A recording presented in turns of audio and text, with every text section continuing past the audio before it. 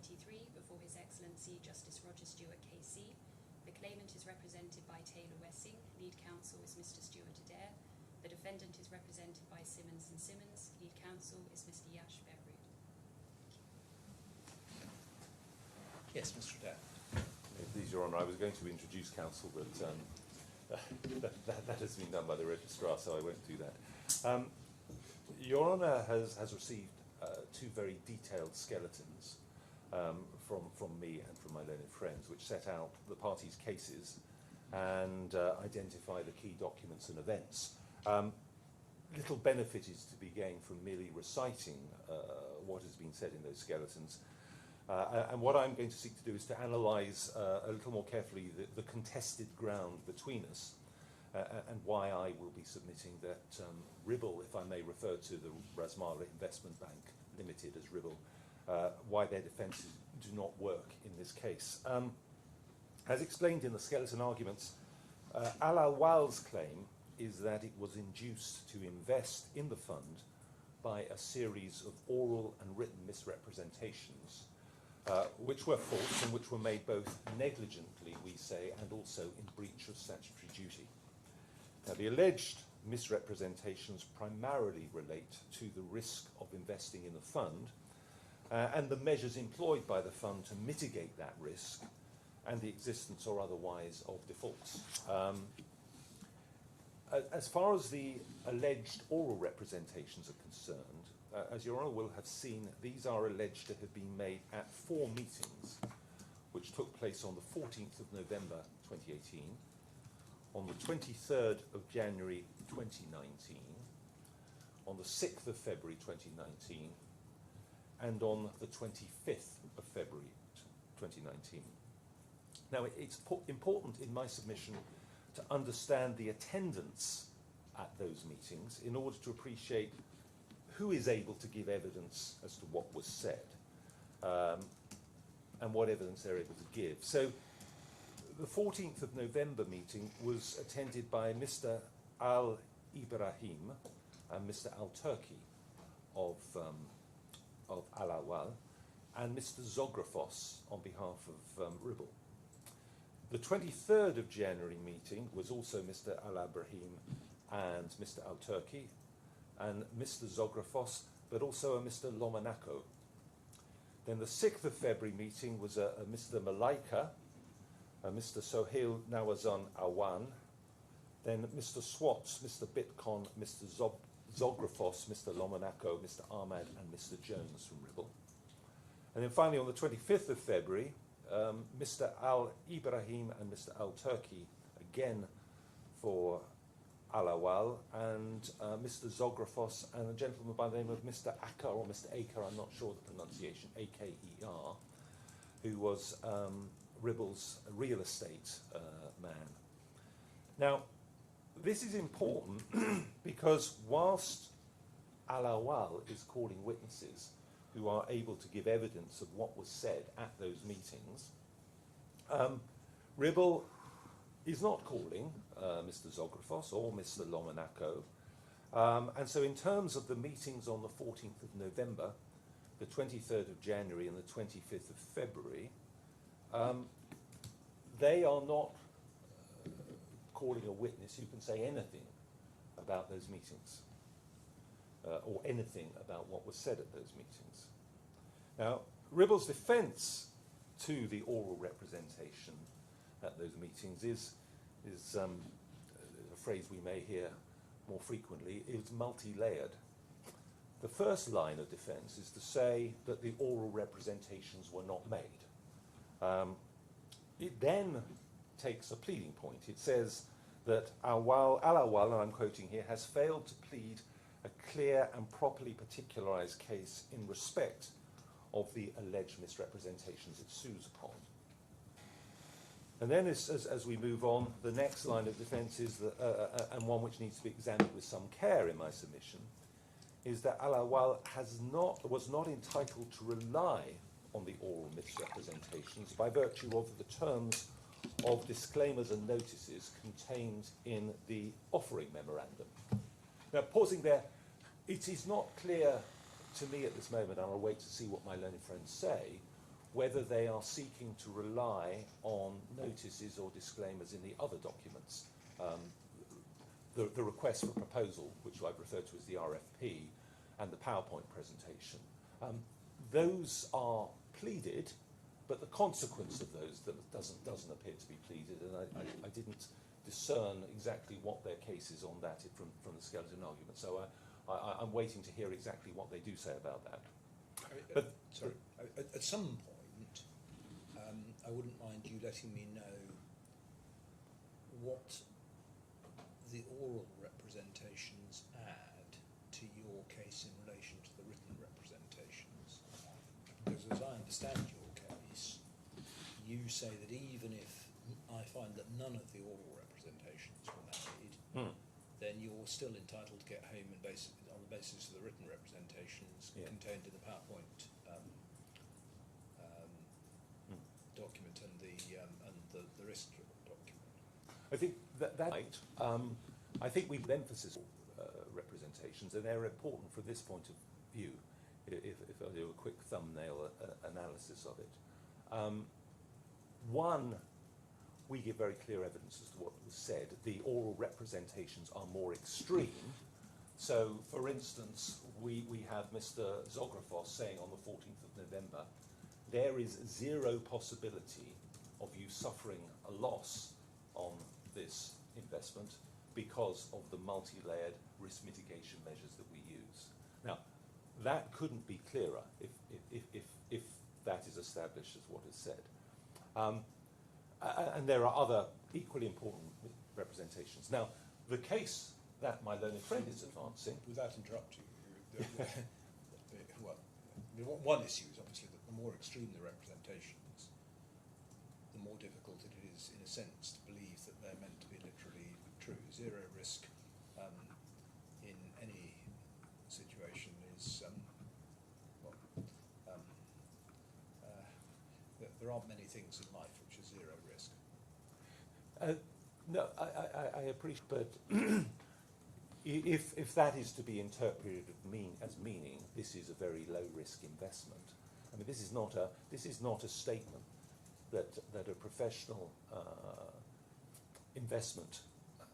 institutional investment manager is making to a client that can be just said, oh, this is mere puff. No, I understand that, and I do get your point about the extremity. I mean, of course, that in a sense has to be read with some of the other documents, and I know you make points in relation to those, but those other documents do of themselves suggest that there wasn't zero risk. I mean, the offering memorandum, and indeed, actually, the PowerPoint presentation, in one sense, are in your favour, because they go against propositions being put forward. On the other hand, they might be said to be inconsistent with zero risk. No, I accept that. I mean, the RFP says in one important passage, refers to the conservative risk profile of the investment, which is effectively a statement that this is a low risk investment. And that, the point I was going to make is you've got these statements that were being made by Mr. Zografos, and the case that is being put against them being made is, oh, he wouldn't have said anything that is inconsistent with the offering memorandum. Well, then when you go and look at their other sales documents, the other documents that were deployed, And just because by that you mean the PowerPoint I presentation. mean, we're essentially dealing with the PowerPoint presentation and the RFP. Yeah. And the RFP is particularly important because you will have seen, you know, the 2nd of January exchange. It's sent in response to a specific, a specific question. request. And so, what is said? Oh, they wouldn't have said that because it's inconsistent with the offering memorandum. And so no one from Ribble would have said that. That is the case. And then you look at these documents, and all prepared by Ribble, which say, if not precisely what the person has said orally, they say pretty much the same thing.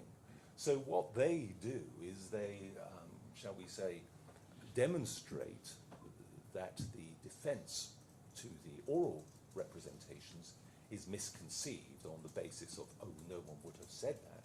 Well, you were saying it in writing is the obvious response.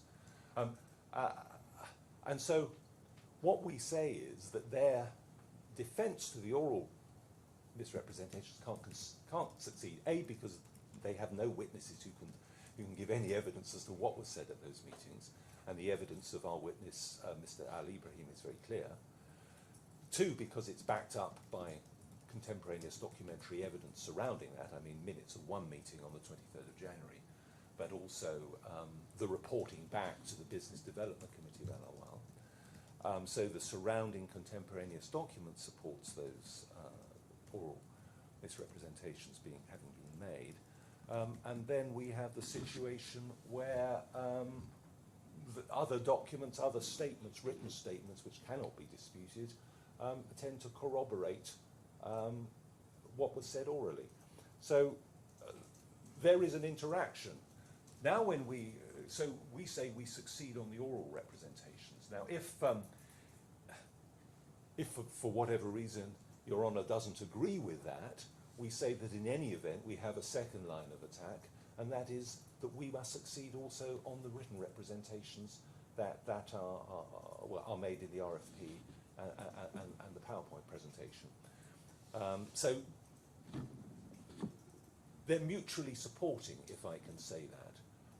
They both, I think, are capable of winning this case, of establishing the misrepresentation and being induced to invest in this fund, in isolation, each of them, but also when they are put together, they support and complement each other. So I think that's why they are both important.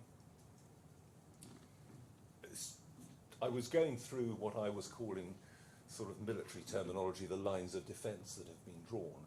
And the next one, the fourth on my list, is that Ribble relies on the alleged terms of what it describes at paragraph 49.3 of the amended defence as the subscription agreement.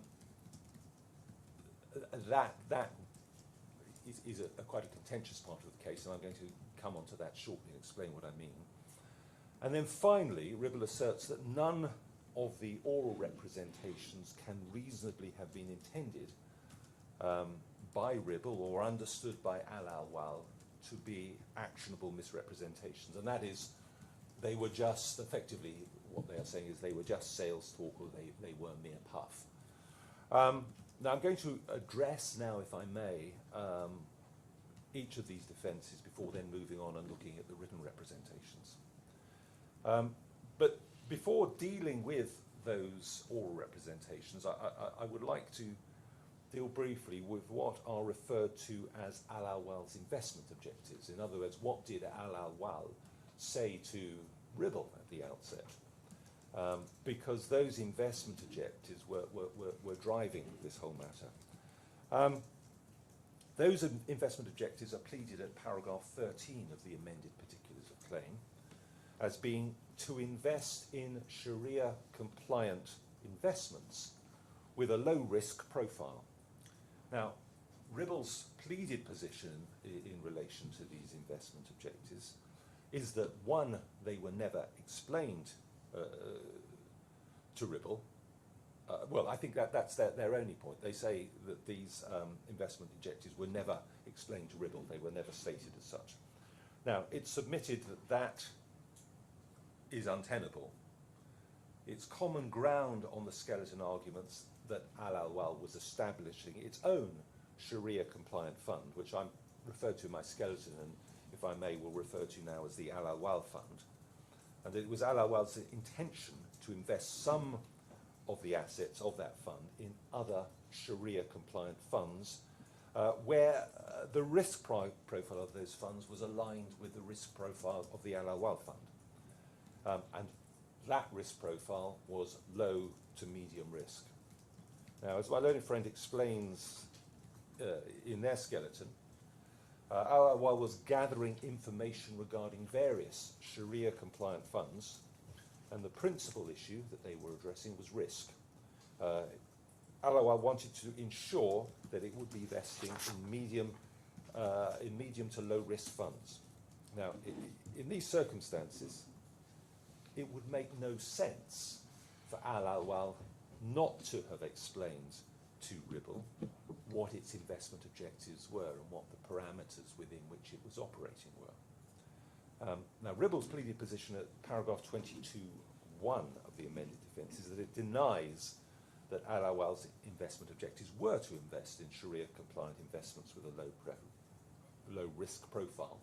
It further denies that such objectives were explained to Ribble, and it takes that position on the sole basis that this would have been inconsistent with the high risk and highly speculative nature of an investment in the fund. Now, in the skeleton argument, that pleaded position appears to have been abandoned.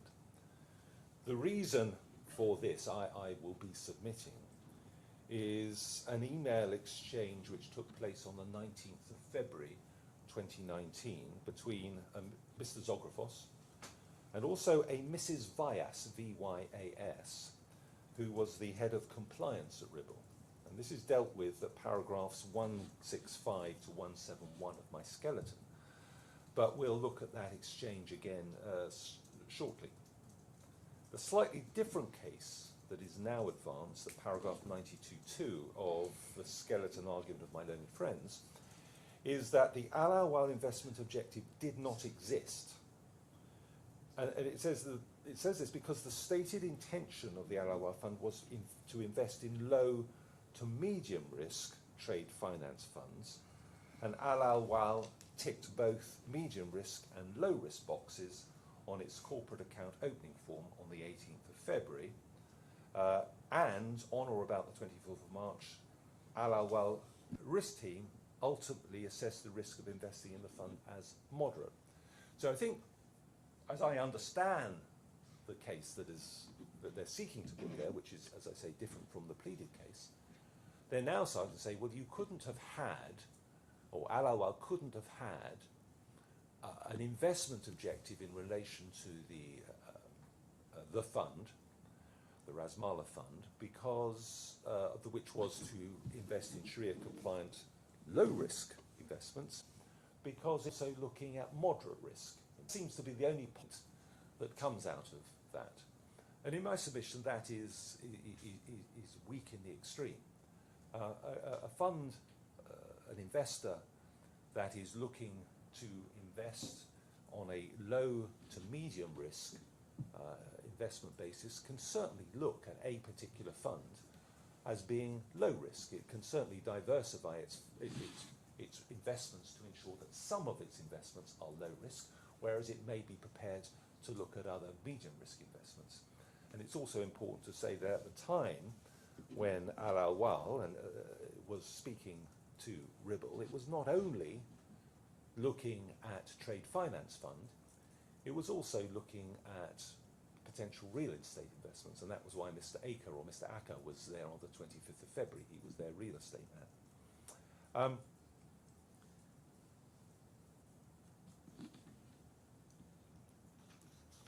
Now, the evidence referred to at paragraph 66 of my skeleton is very clear that in the context of the fund, ALAWWAL was looking to make a low-risk investment. At paragraph 80 of my learned friend's skeleton, they assert that ALAWWAL has failed to plead, I'm moving on now to this second line of defence, has failed to plead a clear and properly particularised misrepresentation claim.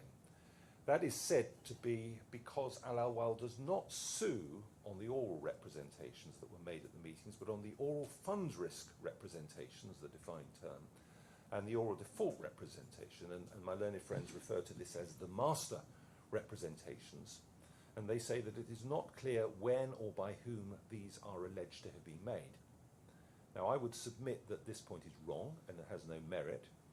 Mr. Zographos, who makes most of the oral representations, the only ones he doesn't make are the ones that are alleged to have been made on the 6th of February, says the same thing on different occasions in slightly different ways at different meetings. The representations made at each meeting are pleaded in full. Now, if I could take your honour to paragraph 28 and 29 of the amended particulars of claim, which is bundle A, tab 2, page 11.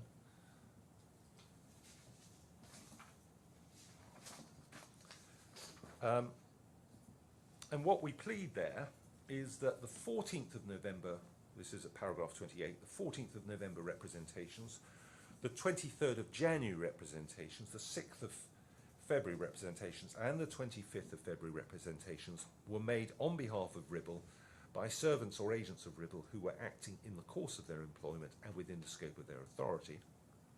And then at 29, whether considered separately or together, and then the same representations, constituted the following oral representations regarding the risks of making an investment in the fund. And then those representations are then pleaded, and some of them are defined and some aren't. Now, if one then follows this through to ensure that one is able to understand it, one goes then to paragraph 14 of the amended particulars claim, which are on page 4.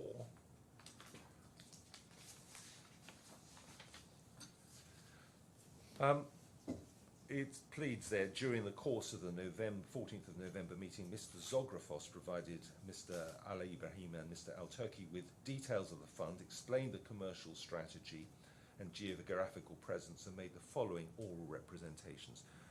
And then there's 3 representations pleaded. The fund was very selective in terms of the clients it transacted with and dealt only with reputable clients with long track records. That's number 1. Number 2, due to the fund's very strict lending policy and many layers of guarantees and risk mitigation measures that it applies to transactions, there is a 0% possibility of making losses.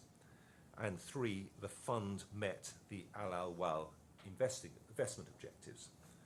We then look and go to paragraph 25 on page 9 to look at what was said on the 23rd of January. I'm just going to focus on paragraph 5 there, because he repeated again, an investment in the fund was appropriate having regard to the ALAWWAL investment objectives. And then if we then go back to paragraph 29 on page 11, and we look at paragraphs 29, 4 and 5, we see, due to the fund's strict lending policy and multi-layered approach to the risk mitigation measures, there was 0 risk of making a loss when investing in the fund. And then at 5, the fund was suitable investment for ALAWWAL having regard to the ALAWWAL investment objectives. So the precise words used at the particular meetings on those dates is absolutely clearly pleaded and can be traced through into those summarized representations and in some cases defined representations pleaded at paragraph 29. Just Yeah. as we're focusing on it, I mean, 5, the fund was a suitable investment for ALAWWAL having regard to the ALAWWAL investment objectives. Yes. That's a statement of opinion, isn't it? Well, in my submission, no, because whether it was Sharia compliant or not was a matter that had been, shall we say, adjudicated upon by their Sharia advisor. And so they had a fatwa, some evidence to say upon which they could rely and say, we have been told that this is Sharia compliant. So that wasn't a statement of opinion by Mr. Zografos. Secondly, the assessment of the risk element of investing in the fund was a matter that Ribble, will also have been assessed. Now, they are saying that this was a highly speculative, high-risk investment. That had clearly been the assessment that their investment professionals had come to. If we look at Mr. Swat's, we will have him giving evidence. Just before we go there, on the face of 5, it looks like in my opinion, obviously adding words, Yeah. an investment in the fund is suitable for ALAWWAL having regard to your investment objectives. Now, that looks like a statement of opinion. If it's a statement of fact, it seems to me that the question is, well, what fact is it that's being stated? Now, I can completely see that if you look at, for example, 6, the fund's risk was adequately covered by risk mitigation measures at all stages of each transaction. There's a factual representation there that before making any investments, risk mitigation measures are put in place. So there's a statement of fact there. But 5 seems to me to, well, rather call out for, well, what is it factually that made it unsuitable for ALAWWAL, having regard to the ALAWWAL investment objectives? In my submission, it's a representation of 2 facts. One, that the investment is Sharia compliant, and 2, that the investment was low risk. Right, okay. So just pausing there, Yeah. put Sharia compliant to one side. Yes. Was low risk, and that's a statement of fact having regard to how monies are invested in the fund. Well, I think it's a statement of fact regarding the assessment that had been made by Ribble investment professionals of the risk associated with that investment. As a matter of compliance procedure, and we'll come on to this in due course, that Ribble had to assess the suitability of the investment for its particular client. So the representation is that it's Sharia compliant, and it has been assessed by our investment professionals as being low risk. Indeed. And there's obviously a third statement of fact, which is an honest belief in each of those statements being true. Indeed, yeah, indeed. But I mean, on the first 2, I don't think there's any dispute that it was Sharia compliant. No one is suggesting otherwise here. Anyway, so that's why. We can forget about that. But the important point is that it is low risk. So that is to be read as, if one was putting in it, by which it was meant to be stated and was understood to be stated that the fund had been assessed as being low risk. Indeed, yeah. Okay. All right. So if we actually carry out that exercise, and Your Honour may well do it in due course, my learned friend may well do it, and we probably will address it in final submissions if necessary. But if we do that exercise on each of the representations that were made, we track through the oral representations. We find that the oral client risk representations were made by Mr. Zografos on the 14th of November and the 23rd of January. We see that the oral multi-layered representation was made by Mr. Zografos on the 14th of November, the 23rd of January and the 25th of February. In other words, he said broadly the same thing in slightly different ways on 3 different occasions. And it was also made by others on the February. The oral lower growth representation was made by Mr. Zografos on the 23rd of January, and that's sort of verbatim. The representation that risk was adequately covered at all stages of the transaction was made by Mr. Zografos on both the 14th of November and again was made by persons at the meeting on the 6th of February. And then the oral default representation was made by Mr. Zografos on the 25th of February and was then also repeated on the 6th of February. Now, I'm going to digress slightly to say a few words about the importance of Mr. Zografos to this case. Now, we have seen that despite the fact that the vast majority of the oral representations were made by him, he is not giving evidence at this trial. The witnesses called by Ribble were not present at the meetings on the 14th of November, 23rd of January or 25th of February. They can give no evidence as to what was said at those meetings. They cannot say that the ALAWWAL investment objectives were not explained to Mr. Zografos. They cannot say that Mr. Zographos did not say the things that he's alleged to have said. And in short, they cannot contradict the evidence of Mr. Al-Ibrahim. So in my submission, Your Honour would be entitled to draw adverse inferences from the failure to call Mr. Zographos as a witness. Well, just on that, what do we know about where he is now and why he hasn't given evidence? So he no longer works, and Mr. Swats deals with this in his witness statement. He no longer works for Ribble. Mr. Swats says, as far as I'm aware, he's left Dubai. That may well be right, but it's our understanding that he remains working in the UAE and is working in Abu Dhabi. Is that in evidence? That's not in evidence now. I would also say that Mr. Bitcon no longer works for Ribble, has no further connection with Ribble according to his witness statement, and is in a different time zone, a very different time zone. I think he's about 11 hours difference from us, and he is giving evidence. So we also do not have Mr. Lomonaco giving evidence. Mr. Lomonaco did attend one of those meetings, and he is still working for Ribble.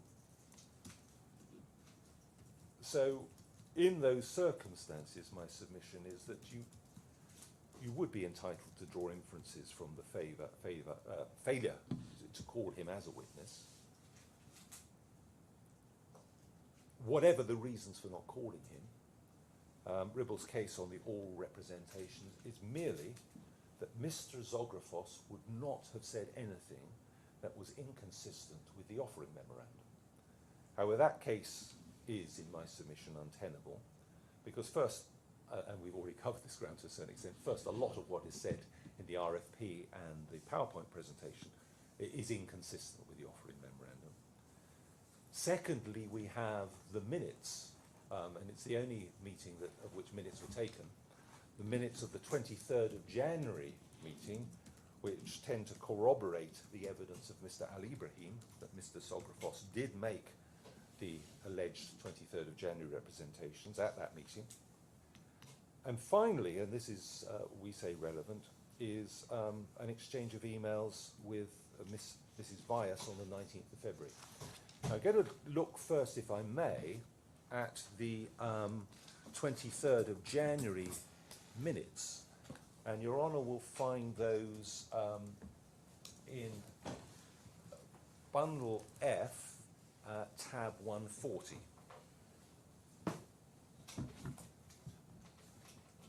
That's volume.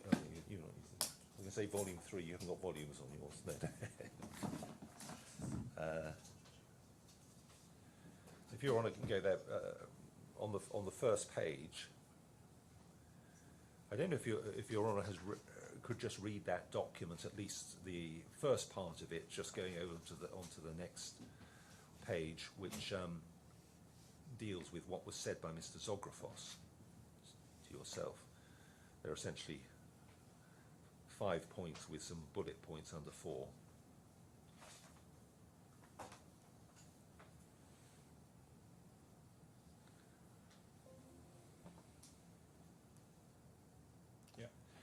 And whilst we are here, it may be worth just looking at the representations that, the recommendations that were made by those attending the meeting to the ALAWWAL Business Development Committee, which effectively represent their understanding of what has been said.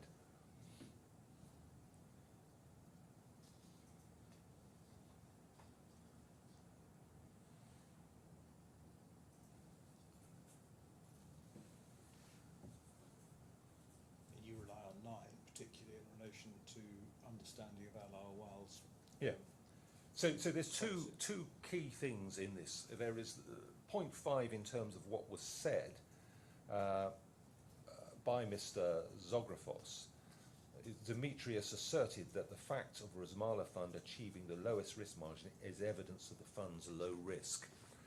And taken with what else he said, it demonstrates not just that he made the representations he is alleged to make on the 23rd of January, but that one,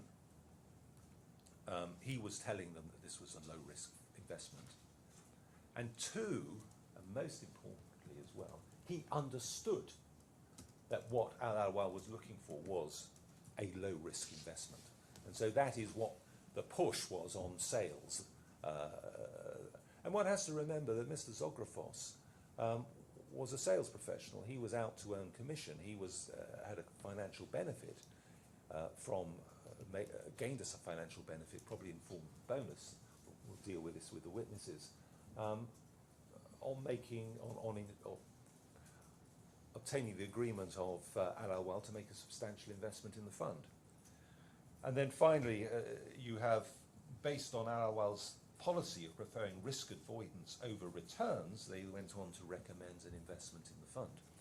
So it corroborates and confirms ALAWWAL's investment objectives, Sharia compliant, low risk. It confirms that Mr. Zografos said the things on the 23rd of January that he is alleged to have said. And it also, and the importance of this will become relevant in a moment, it's also clear that Mr. Zografos understood exactly what the risk tolerance of ALAWWAL was.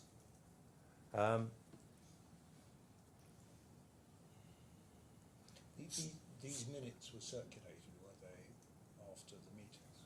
These minutes were not, and my learned friend makes the point in his skeleton, these minutes were not circulated to Mr. Zografos. These were kept internally. So that is obviously a translation, and you have... Yeah, I know this is the Arabic somewhere else. Yeah. And in terms of notes of this meeting, other than these, or indeed any of the meetings, other than this document, There is nothing. no one's produced any notes No, that so- anyone made of any of these meetings. No, that's right. There are no other minutes that were kept by ALAWWAL.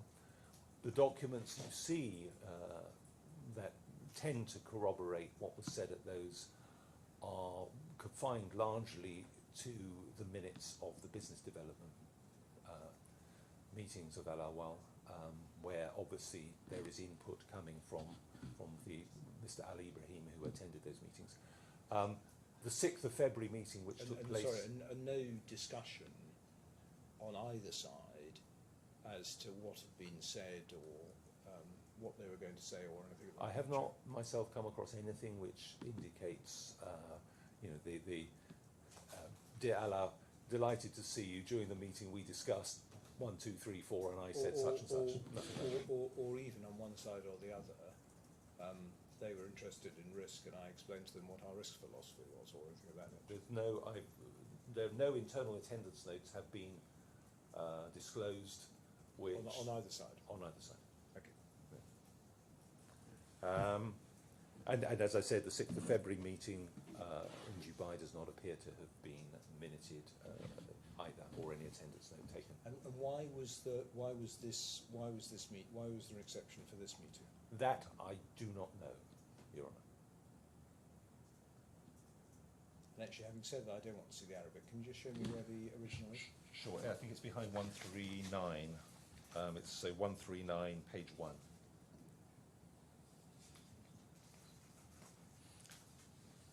There is then a form of translation adjacent to that, which is 139 MT1. I'm looking at it in paper. I'm not sure how that translates to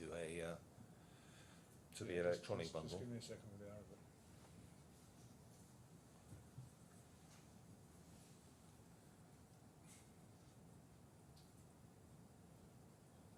And the document at 1391 Yes, is in the form it was originally disclosed. that is my understanding. Yes, I haven't asked that specific question, but that is yes. Okay, all right. Now, my learned friend's skeleton is an admirably thorough trawl through the relevant documents in the case. However, in my submission, it is telling that he admits to refer to this email exchange on the 19th of February. And wonder if Your Honour could go to Bundle F, tab 172, page 172.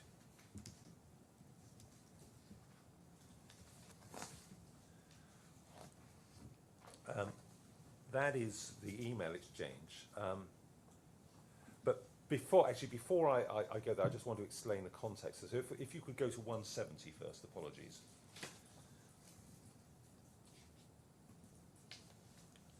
So 170, this is an exchange between Mr. Zographos and someone at ALAWWAL regarding the submission of it's the application form to open an account, a corporate account. And we see at the bottom of page 170 that it had been obviously submitted earlier, 13th of February, or prior to the 13th of February. And Mr. Zographos says, "Dear Zaki, first feedback from compliance. Please note the account opening form has to be fully completing all sections. I cannot accept this form." And then, obviously, ALAWWAL had submitted another form, which complied with the requirements of RIBL's compliance department. And if we go then to tab 171, page 171 in the electronic bundle, we have that account opening form called, I think it's account opening agreement, RASMALA trade mark on it. And it's actually page 6 of this that I would like to go to, if I may.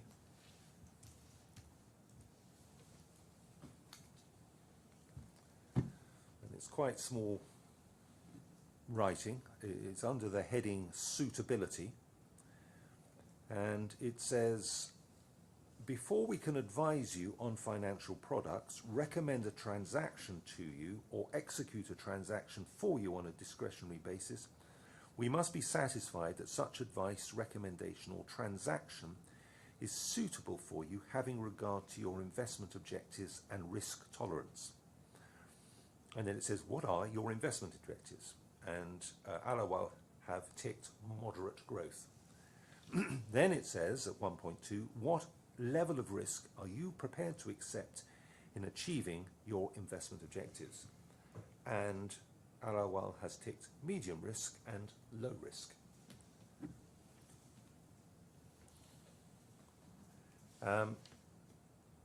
Now if we go back to that exchange of emails, which is at 172,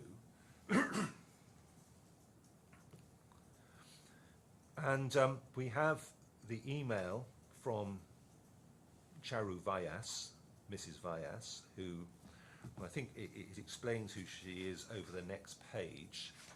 You have her box, Compliance / AML Manager, RASMALA Investment Bank. And she says, "Hi Dimitris," that's Mr. Zographos, "please can you respond to the following questions with regard to ALAWWAL?" And then she sets out a series of nature of relationship, how long you've known, how was the entity introduced, interface with the counterparty accepted. And then it says, the investment objective, if the entity of the entity, typing error, if the entity is moderate growth and risk tolerance is low - medium risk, bearing this in mind, please comment on suitability. Now, how Mr. Zographos has responded, you see his response at the top, he's then written in red what his answers to these various questions are. So he says, in terms of nature relationship with RIBL, looking to invest in trade finance, TF, real estate and freehold, known them for 6 months, direct communication, visited in Jeddah, their CEO visited us in Dubai. And this is where it becomes relevant, because she's referring specifically to moderate growth and risk tolerance being low and medium risk, and assessing suitability. And he says, these are objective, inventing client and proprietary money and generating income and returns. Financial situation very good. And this is the important one, risk tolerance high. Then goes on, very good knowledge and investment experience, understanding of the risks involved, yes. Now, having looked at the minutes of the meeting on the 23rd of January, and when one looks at the broader evidence, etc., and what Mr. Ali Ibrahim says happened at the meetings on the 14th of November, 23rd of January, there is absolutely no way that Mr. Zographos could have believed that ALAWWAL's risk tolerance was high. It just wasn't. And the question arises, why did he say that? And what was the consequence of him saying that? And the only possible conclusion that one can come to is regrettably that Mr. Zographos was misleading the compliance people as regards the risk tolerance of ALAWWAL, because he had no basis whatsoever to believe that what he said in that email was correct.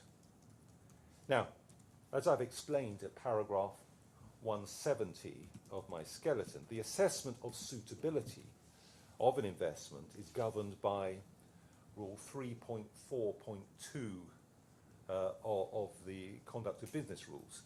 I don't know if Your Honour has our legal authorities. And what you will find that it's bundle E1, it's tab 5 of that.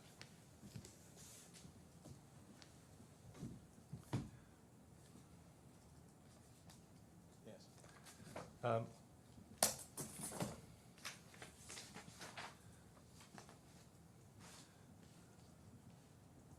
Yes, so, and what that says is, subject to 2, an authorised firm must not... Which rule are we looking at? So I'm looking at 3.4.21. Do you have that? It's on the final page of this extract. Yep. Page 4, I think it is. Subject to 2, an authorised firm must not recommend to a client a financial product or financial service or execute a transaction on a discretionary basis for a client unless the authorised firm has a reasonable basis for considering the recommendation or transaction to be suitable for that particular client. For this purpose, the authorised firm must undertake an appropriate assessment of the particular client's needs and objectives and financial situation, and also to the extent relevant, risk tolerance, knowledge, experience and understandings of the risks involved. Now, those categories, shall we say, coincide exactly with the various questions that Mrs. Vyas asked in her email. So what she was doing there was carrying out her compliance role and asking Mr. Zographos what the answers to all those questions were, including, in particular, risk tolerance. And is there a definition of high, medium and low risk anyway? I don't believe there is. I believe that that is the assessment that is carried out by that, but maybe I'll get back to you later with that, because I'm not aware of it off the top of my head, I'm afraid. And it again goes, and take into account any other relevant requirements and circumstances of the client of which the authorised firm is or ought reasonably to be aware. And then there's an exception at 2 if a specific notice has been served, but I don't think that that is contended for or relied on as far as I'm aware. So what we have is, with direct reference, or with reference to the content of Rule 3.4.2 of COB, Mrs. Vyas has asked about the suitability of the investment for ALAWWAL and has been given a misleading response. Now, I think it possibly here is also might be helpful just to look at what the terms of business were of Ribble, they rely on these terms of business in other respects, but if you could go to bundle F 49,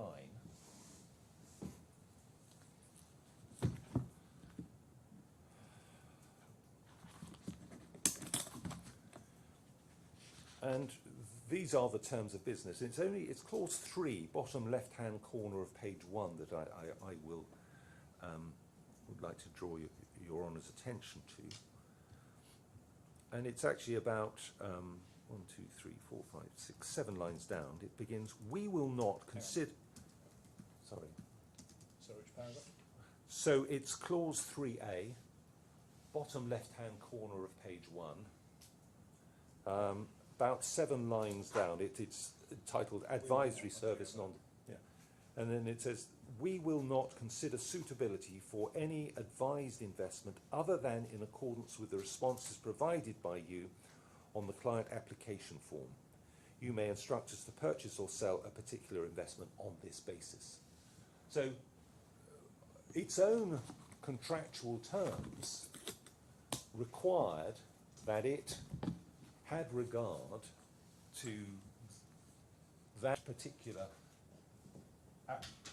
opening form and what was said there, and the ticking of the medium risk, low risk box. That was the basis upon which Ribble agreed that they would assess suitability pursuant to 3.4.21. Mrs. Vyas was doing precisely that.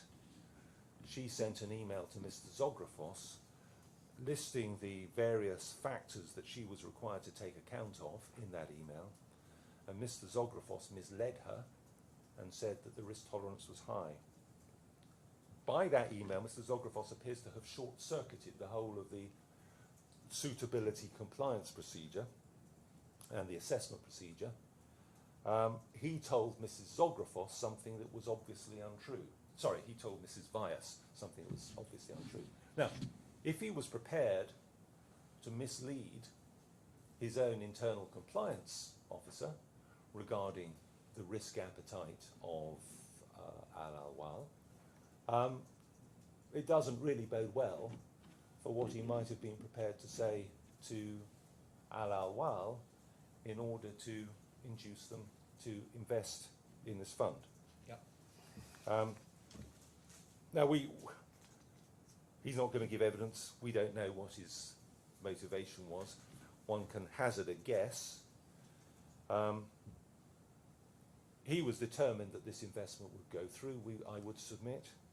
He would be earning commission if it did go through, a substantial amount of commission, one would surmise, and that he was therefore prepared to mislead his own compliance team in order to ensure that he did. And as we say, if he was prepared to mislead his own compliance team, certainly the idea that he would confine what he said to the offering memorandum and the contents thereof goes completely out of the window. I'm now going to go on to consider the reliance placed by Ribble on the notices and disclaimers contained in various documents. I'm conscious I can't see there's usually a clock somewhere. I'm a bit unsure. It's 5 to 11. We need to have breaks every 1.5 hours or thereabouts. So right. I suggest you go on until sometime between 11:15 and 11:30. I'm grateful. And we will be rising for lunch at? 1 o'clock. At 1 o'clock. Or for a break in any event. I'm now going to look at the notices and disclaimers, which are an important part of Ribble's case. Now, Ribble places great reliance on the content of the offering memorandum, and in particular, in its defence at paragraph 29(2)(b. Just before we go there. Yes. Ribble has helpfully identified all the various disclaimers Yes. on which it relies. Yes. think in due course I'm going to want some help as to how to approach not just the wording of these disclaimers, but also their positioning. So that, for example, in the PowerPoint presentation, Yes. I think I'm right in saying that you've got the PowerPoint presentation, which runs for however many pages it does run for. Yes. And then on the last page, in I think a series of unnumbered paragraphs, there are a whole series of Yes. statements. That's and correct. It's from those statements that Yes. RIBL seeks to draw its its disclaimers, and the position I think is the same in relation to the risk memorandum, and I think in relation to the offering memorandum you've got risk factors identified. Yes. Now, there are various authorities which bear upon how you construct or how you construe statements in documents like these. Mm. There's an English Court of Appeal case involving Mr. Thornton, who was a barrister who was being sued in 2023, where the English Court of Appeal adopted a pretty minute analysis of the risk analysis, and where, for reasons you'll understand when you read it, I might not necessarily be entirely enthused by all of the reasoning which is set out in that case. But my point's a more general one, which is that it seems to me that when one looks at documents like these, one needs to look not merely at what the wording says, but where the wording is, how it's to be contrasted with other statements upon which reliance is made, placed by you in the terms of the document, and one needs to do that in order to be able to understand what a reasonable reader of the documents concerned would have understood both the statements upon which you rely by way of representation, because one of the ways that they use these disclaimers is effectively to write down statements which would otherwise be apparent within the documents. In other words, they say, look, you've got to read the documents together. If you read the apparent statement in as it were, the body of the document, by reference to the disclaimers, one can see that that isn't really a representation at all. And then they use them, as I understand it, in a second way as well, which is to say, well, even if it is a statement, we're effectively disclaiming a responsibility for it later on. Mm. And certainly, I think in due course, I would like to be helped Yes. by authorities Yes. from any relevant common law jurisdiction which assist in relation to the correct approach to The construction of that. to the construction, having regard not merely to the words, but to the relative placement of the, on the one hand, the representations which reliance placed upon, on the other hand, the disclaimers. I just, that's probably really a matter for closing, but just so that you Yes, know yes. that it's something about which Yes. I'm interested. I mean, one remembers Lord Denning's Quite. reference to red hands and things like this. Well, quite so. Yeah, But yes. I suspect there might be a bit more, which is There's a bit more. than that. Less dramatic learning on the matter. Yes. Of And- course. And in particular, bear in mind that the law applicable in this jurisdiction is the common law of the Dubai International Financial Centre, which is not, as it was originally, the common law of England and Wales. Mm. It could be found and assisted by the common law of, well, any Australia. reputable, Yeah. common law jurisdiction. No, understood, Your Honour, yes. I mean, I'm going to come on to it. Sorry, that's by way of interruption. No, And that's flag up for both parties. It's very helpful. Something about which I, in due course, am going to be interested. It's very helpful. I mean, it was my intention to deal with that in closings, but I think you've directed me more closely as to Well, what you're thinking. it's a matter for you. I don't expect detailed submissions to be made on it in opening. Yes. But it's plainly in this case Yes. an important aspect Yes. of understanding. I've got to determine what representations were made, which in the case of the written documents is looking at those written Yeah. documents as a whole and construing them. So it's relevant in that context. Obviously, obviously in the case of the oral representations, it's a question of listening to the oral evidence, looking at the surrounding circumstances and so forth. So it's relevant both to what representations were made and if they were made, what their legal effect, if anything, is. Indeed. I'm grateful for that. Yes, I interrupted you. I'm now going to look at the offering memorandum and what is said there. And I'm not going to go into it in the detail or from the perspective that Your Honour is, No. but I'm going to sort of at least look at these for the moment. So what I'd like first, if I may, is to look at the pleading of the defence, which, and it's paragraph 29(2)(b), and Your Honour will find that tab A, bundle A, tab 3, page 15. Yes. And it's at the bottom of that page, and this particular passage appears frequently in the submissions, assertions, etc. The offering memorandum says no person has been authorised to give any information or to make any representation concerning the fund or the offering of the shares other than the information contained in this memorandum, including any supplement to this memorandum, and when published the most recent annual report and accounts of the fund, and if given or made, such information or representation must not be relied on as having been authorised by the fund. Sorry to take you out of your course, Yes. but have you got just where that Well, actually appears in the I'm going to offering? take you there now. Very I just wanted, Yeah. rightly or wrongly, to show No, you that's absolutely fine. So that's what they say. That is, in my submission, a sort of frequent refrain. Yeah. Together with Mr. Zografos would only have communicated the information in the offering memorandum. If we go then to the offering memorandum, which Your Honour will find in bundle F, and it's 17. And if you've got the page. 17, and it's actually 3. So bundle F 17, page 3, I think I'm looking at. Yeah.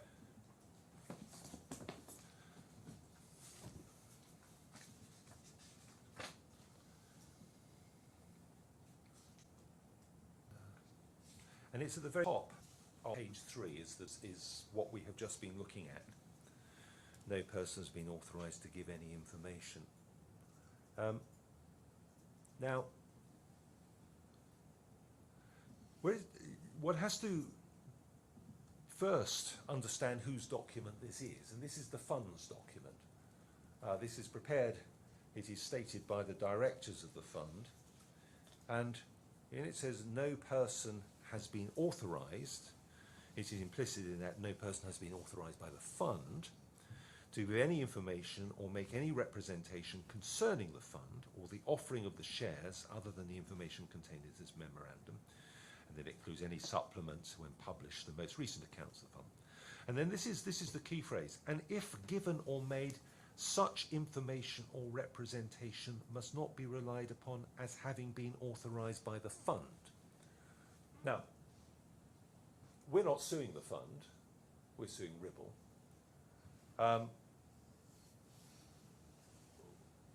If information is given to us by Ribble, that particular passage doesn't say that we can't rely on it. What it says is we can't rely on it for the purposes of effectively imposing liability on the fund for it. So this, in my submission, this oft relied on passage has absolutely no bearing whatsoever on this case, because it doesn't preclude Ribble, for their own purposes, giving us information, and it doesn't preclude us relying on that information. It just prevents us, in theory and subject to a whole lot of other factors, from suing the fund on the basis of that information. Why can't no person refer to Mr. Zografos? So why can't this well, be Mr. Zografos? Yeah, has well, not been so if authorised? Mr. Zobrafos has not been authorised by the fund to give any information on behalf of the fund, that doesn't, in my submission, have any bearing. That would only be relevant if we were suing. That passage would only be relevant. So if we were suing the fund. your point is that doesn't preclude a claim against Ribble. It's as simple as that. short as long. Yeah, absolutely. So yes, whereas it may be an obstacle to a claim against the fund, it may be an insuperable obstacle to a claim against the fund. It is nothing at all as regards a claim against Ribble.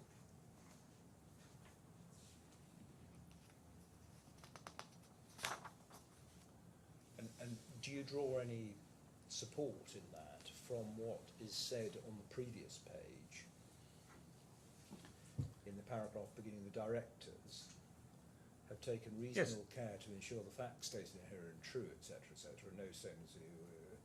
RASMALA Investment Bank Limited is acting for the fund in connection with the proposed placement and will not be responsible to any persons providing best execution, respect or advise you on the suitability for a subscription of shares. So are you taking the point that that effectively distinguishes between the fund on the one hand and RASMALA Investment Bank Limited on the other? Indeed.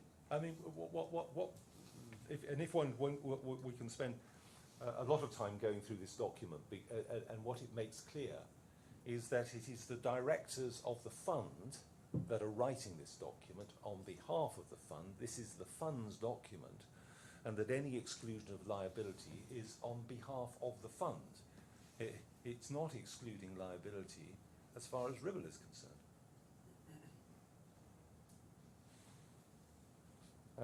The fund is defined in the first sentence on the previous page. Yes. This confidential paragraph, remember, is intended solely for the use of the person to whom it has been delivered by RASMALA Fund, the fund. And that's exactly, for the purpose of this litigation, exactly the phrase that we've used, it is the fund. So there's commonality there. So yes, this is the fund's document. It may help to shield the fund from liability, it may exclude liability, it may be an insuperable obstacle to liability, but it doesn't assist, in my submission, Ribble. Now, in terms of this offering memorandum itself, one knows obviously the origin of placement documents. They originate back with public placement of shares in the 19th century, when you're required, or you were required to set out details of investments. But in the context of a placement of this sort of fund, where it's going to be going to be placed with private investors of some form or other, there's no statutory requirement to issue such a document. It merely follows as a matter of as it were, market practice. Yes, I don't believe there is a requirement to do it. I think if this will be taken, because it has been issued, this is a prospectus, Yeah. and it is governed by all the rules and of this jurisdiction in relation to its But content. its origin comes from, if one likes, custom and practice of placing Indeed, yes. I funds don't believe for the financial purposes investments of by reference to offering memorandum. yes. And the statement that the directors have taken all reasonable care and so forth is what you would ordinarily expect when you have the signing off of an investment with, the signing off of a prospectus with individuals or persons. I don't think we've identifying got that in responsibility. this one. So what you would normally see in shall we say, an English prospectus in relation to shares, etc., with signatures of particular individuals within the company. Or you'd have an express identification of who's taking responsibility for Yes, what. exactly.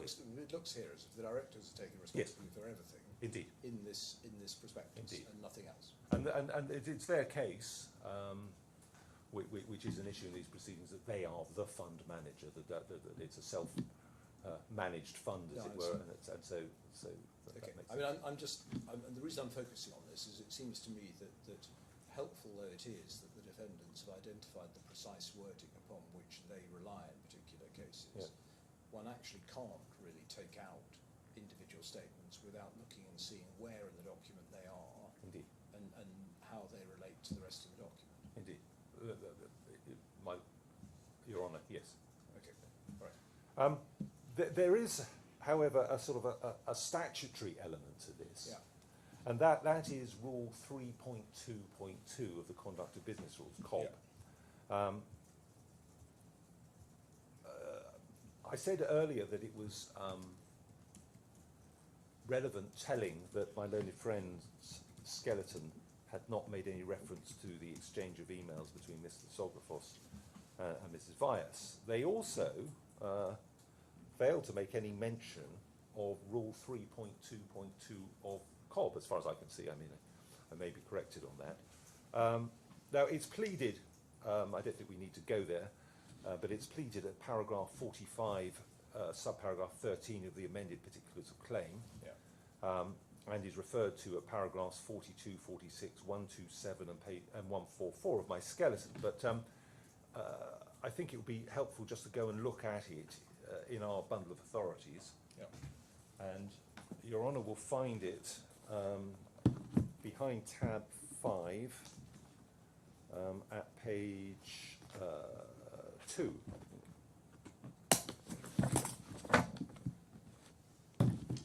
Yeah, this is back to the rule book that we looked at. Indeed, it's back to the rule book, and we're looking, and we might as well look at 3.2.1, which is on the second page of this extract before we then move on. So 3.2.1 says, when communicating information to a person in relation to a financial product or financial service, an authorised firm must take reasonable steps to ensure that the communication is clear, fair and not misleading.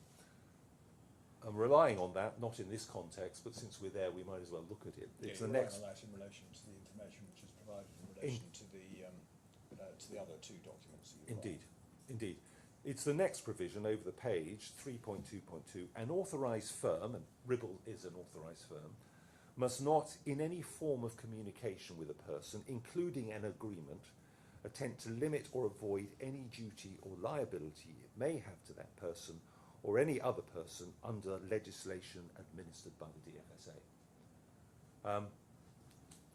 And we say that that effectively precludes, and it governs not just the offering memorandum, but it extends to the RFP and the PowerPoint presentation.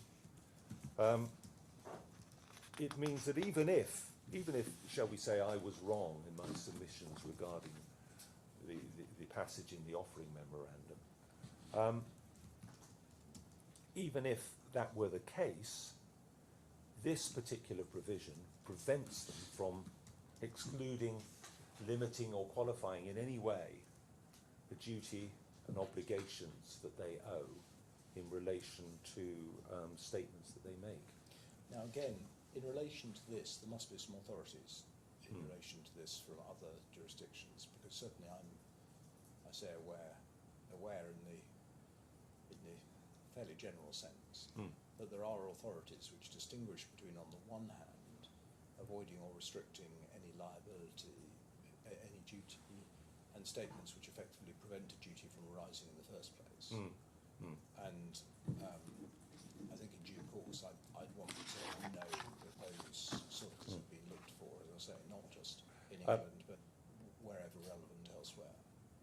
Because this sort of provision, well, I'm certain it's not unique. I'm virtually certain I'm pretty sure that it's got it reflects a provision that we will find in the UK financial services regulations. But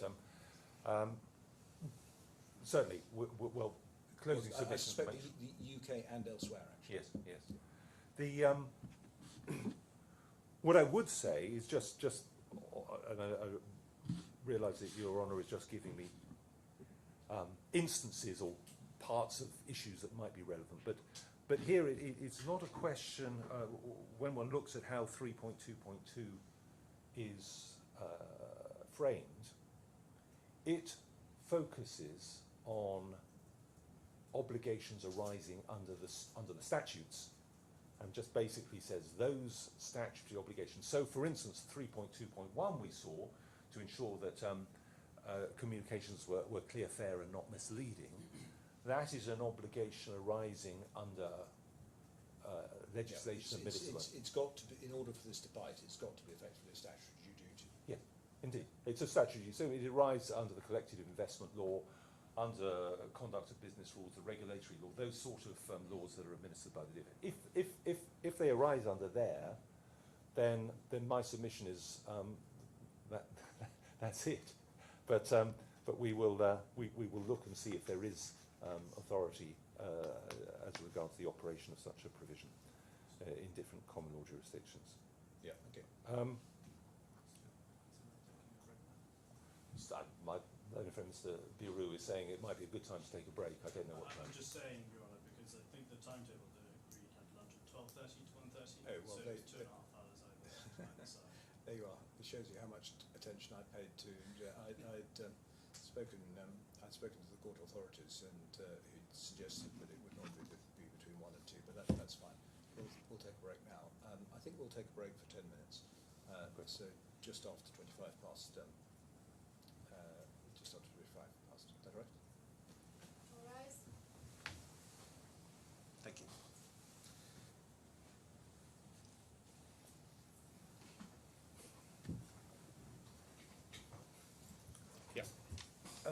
Your Honour, I was just about to move on to deal with the next line of defence, which is these subscription agreements, which I referred to earlier. Now, another method that they seek to exclude their liability by is the terms of the subscription agreements, and they plead that at 49.3 of their defence, and I think it's useful to go and look at that. And Your Honour will find that at Bundle A, tab 3, page 31.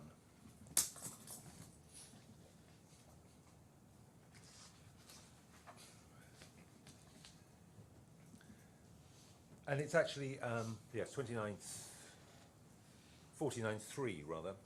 And there they say, in making each of the investments in the fund, ALAWWAL entered into a subscription agreement with the fund, comprised of a written subscription offer submitted on behalf of ALAWWAL to the fund, and a contract note issued by the fund to ALAWWAL, whereby, and then these are all the things that they rely on from that particular agreement, that ALAWWAL acknowledged receipt of the offering memorandum, agreed that its subscription for the relevant shares was subject to the terms of the offering memorandum, and that ALAWWAL undertook and represented and warranted to the fund that it had such knowledge and experience in financial matters that it was capable of evaluating the merits and risks, was aware that the investment in the fund involved a high degree of risk, and that its acquisition of shares was based on the offering memorandum and its own analysis of the benefits of the investment, etc. And then again at Roman numerals 4, it understood that investment was highly speculative and might result in a complete loss. If we could go to that particular, I suppose I should say that on behalf of, because all this argument is revolving around whether they were authorised to enter into this agreement on ALAWWAL's behalf. So RIBL were authorised. Whether RIBL were authorised to do that. And it's ALAWWAL's case that they never knew anything about this. They never saw this. Where's that in your reply? What do you say about So that? actually, it might be worth going to the reply now, while we're in the proceeding. So if you go to, it's paragraph 27 of the reply, which is behind tab 4 in Bundle A, and I think it's at page 26. Sorry, which tab? It's tab 4 of Bundle A, Yeah. page 26, I think is where we need to be. And as you'll see, paragraph 27 says, with regard to paragraph 49, and it's actually, our case begins at subparagraph 4 here. It might be sensible just to let your Honour read that to yourself.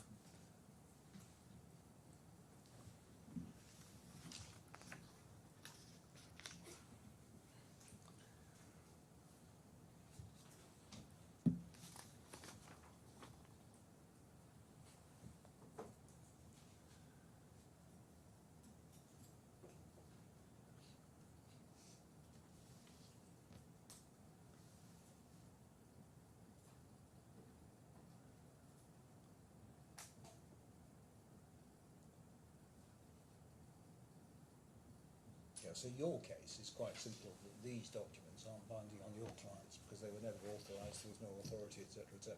Yeah, it's essentially what we say at subparagraph 8A, 8E, purporting to sign a subscription offer document on behalf of ALAWWAL, RASMALA was acting without authority, actions had no contractual effect and were not binding. I think it is also relevant to note that we knew nothing about this contract. We first became aware when it was sent to us on the 21st of November. And you've asked for details on how they said they're authorised and they haven't replied.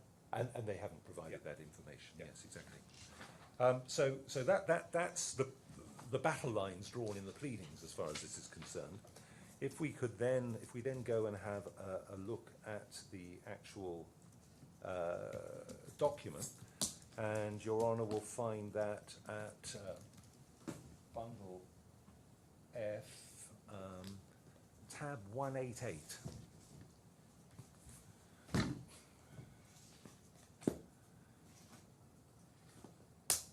So F188. It's 188.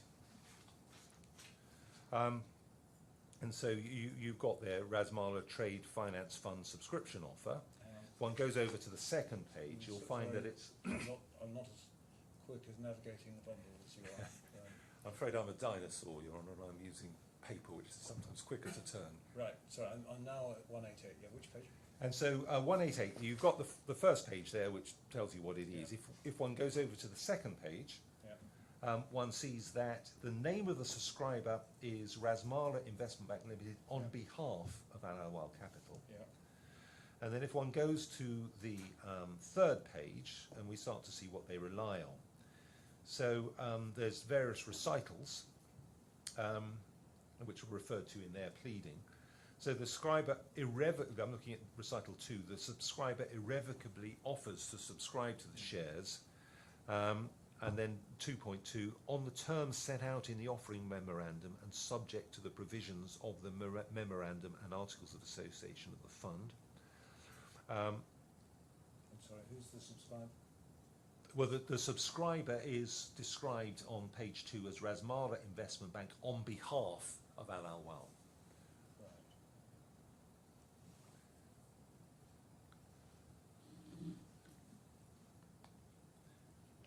So it's an identified agent, okay. Yes.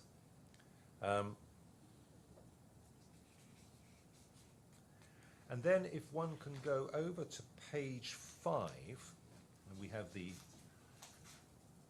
terms of this agreement, and of particular relevance, I mean it's all relevant, but of particular relevance is 1.4. The subscriber is aware that the investment in the fund involves a high degree of risk and is subject to the restrictions under the constitutional documents. 1.5. I mean, just pause in there. Yeah. On one view, that is saying RASMALA is aware that investment in the fund involves a high degree of risk. Well, yes, it is strange. I mean, RASMALA is the identified person. It says that it's on behalf of someone else. Yeah. But nonetheless, the subscriber is RASMALA. Yes, it is. I mean, they would have to have some argument to the effect that their knowledge is imputed in some way, shape, or form to. Well, that might be true vis-à-vis alleged to be their principal. third parties. It's a bit more difficult as between you and them. Yes, exactly.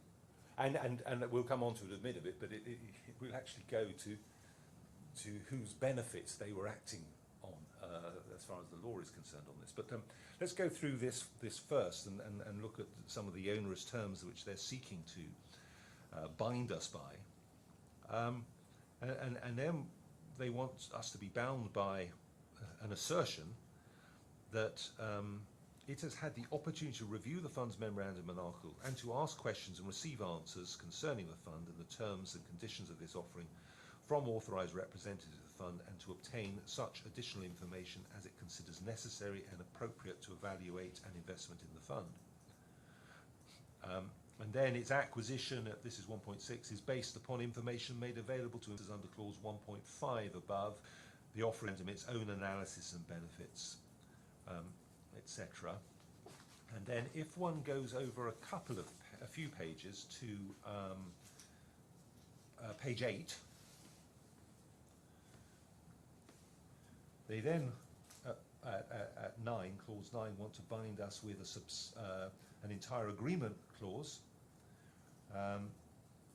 And then at 13, the subscriber hereby agrees to indemnify and keep indemnified the fund, the administrator, itself, the investment manager, and their directors, and their respective... Sorry, which way are you reading? I'm looking at 13, Your Honour, on page 8.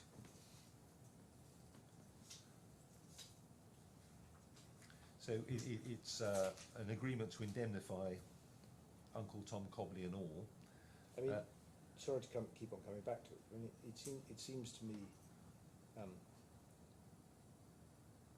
that their case on this respect would be better if the subscriber was ALAWWAL acting through its agent Ribble, not Ribble acting for or on behalf of someone else. Now, some of these don't work with Ribble because the economic, saying that the economic benefit of the shares is to be provided, etc., etc. Anyway, because I mean, somewhat allied to that is, and it's something that I'm not entirely clear on, and perhaps when my learned friend gets on his feet, he will clarify this. Who actually was the shareholder as a consequence of this? well, presumably we can find that out from the. Well, we perhaps can. From the members. There must be a register of members somewhere. Because as far as there was an issue, and Your Honour may remember that as we approached the PTR, there was an issue as to whether we would need expert evidence. And that was because we would have to give credit for any remaining interests we had in the fund, if, for instance, we were successful and Your Honour were to award damages, but we retained some interest in the fund, that we may be able to derive money. So we would have to give credit for that. And everyone accepted that. And so we said, well, that's fine, we'll just assign our shares back to you and that'll deal with it. But the understanding was, and to be frank, I didn't get that closely involved in it myself, that it wasn't actually an assignment of shares, it was assignment of some rights relating to shares. So whether that is because we never actually were the shareholder, or not, I don't know. There must presumably be something equivalent to a register of members, yes. which identifies who the shareholders were. Indeed. No, there must be, and it's somewhat remiss of me to come into court without having looked at that. But when you make that point, it arose as something that may be of relevance. Let's park that for them. Yes. So yes, so that is. There are onerous, and then 14 there is an agreement for data to be shared and moved around jurisdictions, etc., etc. So what their case is that all of those provisions, including the recitals, are binding on ALAWWAL and effectively exclude any liability that, or their effect would be to exclude any liability that Ribble would otherwise have had in relation to any misrepresentations. And whose is the signature on page? So that's Mr. Swatt's. Well, there's two of them, and one of them, having looked at the witness statements, the first, or the one on the left-hand side, is Mr. Swatt's. I don't know who the other one is. So it was signed by. So presumably, people with authority to sign on behalf of Ribble. Yes, I mean, Mr. Swatt's was then, as I understand it, the CEO all I mean is that those therefore look as if they're signatures which are being made by two individuals who are authorised to bind Ribble. That is my understanding, yes. And Mr. Swatt's was also a director of the fund at the time as well. So he was signing on behalf of Ribble.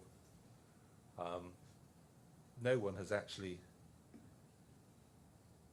he can't be signing on behalf of the fund.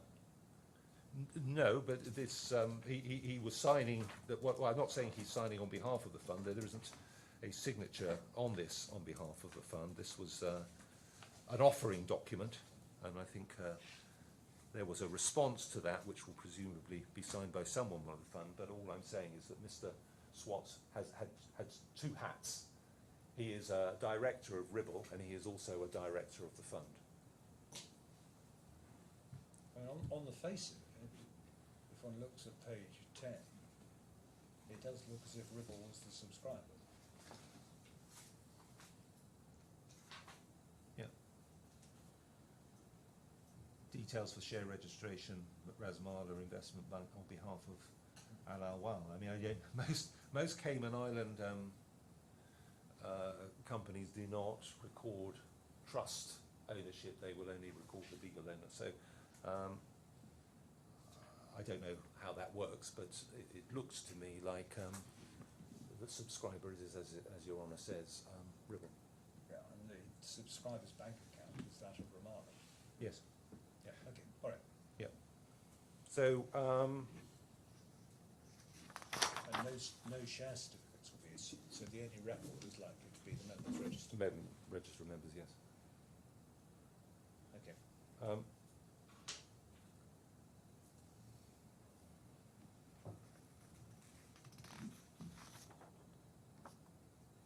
Yeah, I think what it is important to understand is what Ribble is seeking to do here, in the argument that it is advancing both in its pleaded defence and in the skeleton argument. This is not an innocent third party seeking to rely on... No, I've got the point that in order for this to work, they've got to show that this binds you. This might well affect your relations with external parties, but Yes. as between you and them, Yeah. they've got to show that you authorised them to sign this and are bound by it. Indeed, but it goes a little bit beyond that as well, because this is not them. This is not a third party relying on something they've done in good faith. This is the agent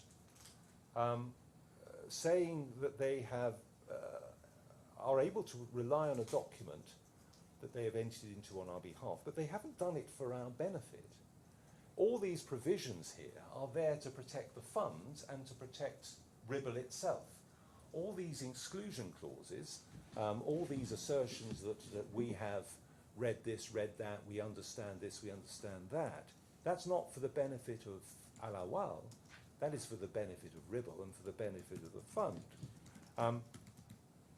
And Ribble is seeking to rely on that for its own benefit. So this is an entirely self-serving document, an entirely self-serving agreement.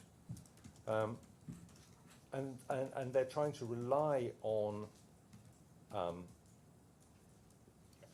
provisions that were never ever drawn to the attention of Ribble. Now there's some law on this which is relevant. And has that reached in our authorities bundle, it was introduced slightly later, so I was just checking that it had actually got to Your Honour's bundle. There is at 5.2, I think it is described as, an extract from Bousted and Reynolds on agency. And it is the 7th page of that, Article 23, that I'll just draw to Your Honour's attention. Sorry, which where's Bousted? So have you found Bousted? Yeah, It's 5.2, yeah, I think it's the 7th page of that extract. If Your Honour is able to scroll through it. Yeah. And then it should say at the top of the page, Article 23. Yeah. No authority to act other than for the principal's benefit. Authority to act as an agent includes only authority to act honestly in pursuit of the interests of the principal. Yeah. And then at 3... Yeah, it's qualified by less dealing with innocent parties, so the Yes. position may be different when you're dealing with third parties, but as between you and the principal. Yeah. Yes, and then it refers to a case of called Lysact and Falk,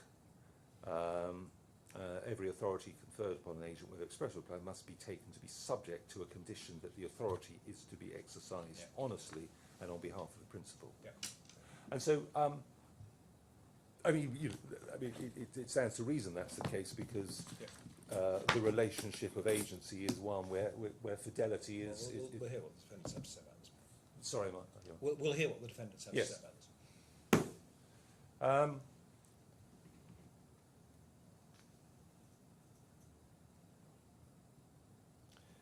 Now, I think it's useful then just to look at the terms of business. The reason I'm going to do this, actually, I skipped over it. It may be that we need to look at it because they set out their case in more detail. There is a letter that was sent by Simmons and Simmons, which is dated the 20th of February 2023. And Your Honour will find that in the bundle H, the correspondence bundle,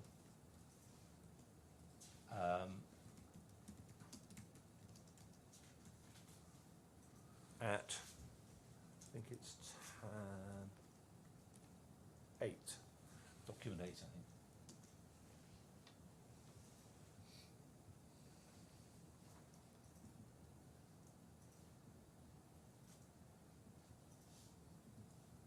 If you bear with me, I think I have to log back onto this. It's because I haven't been using it.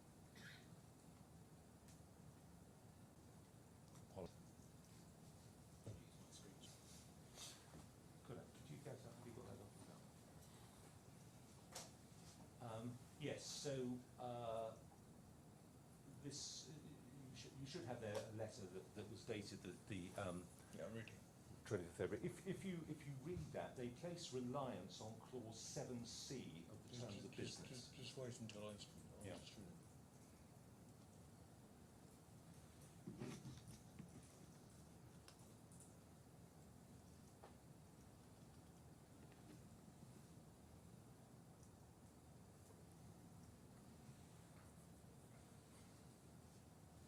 Yeah, so their case is subscriber means ALAWWAL, not RASMALA. Yeah. And so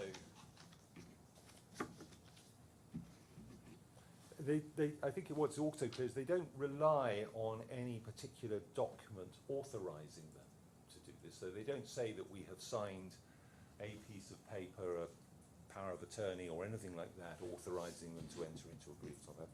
They're relying on clause 7C of their terms of business. Did you want to see that? yeah, and your point, presumably in relation to that, is that may authorise them to buy and sell. It doesn't authorise them to sign up to all sorts of things which are adverse to you and which you had no knowledge of. I was going to take you to that because that's all it does. 7C just says we authorise you to buy and sell investments, etc. Yeah. It doesn't say you can sign us up to agreements regarding the use of our data, cause us to grant indemnities, etc., etc. Yeah. So I think I don't need to go there. That's our point. The other point that they rely on is the subscription order, and that Your Honour will find at tab 192 of bundle F. Just wait a second, I'll just make a note.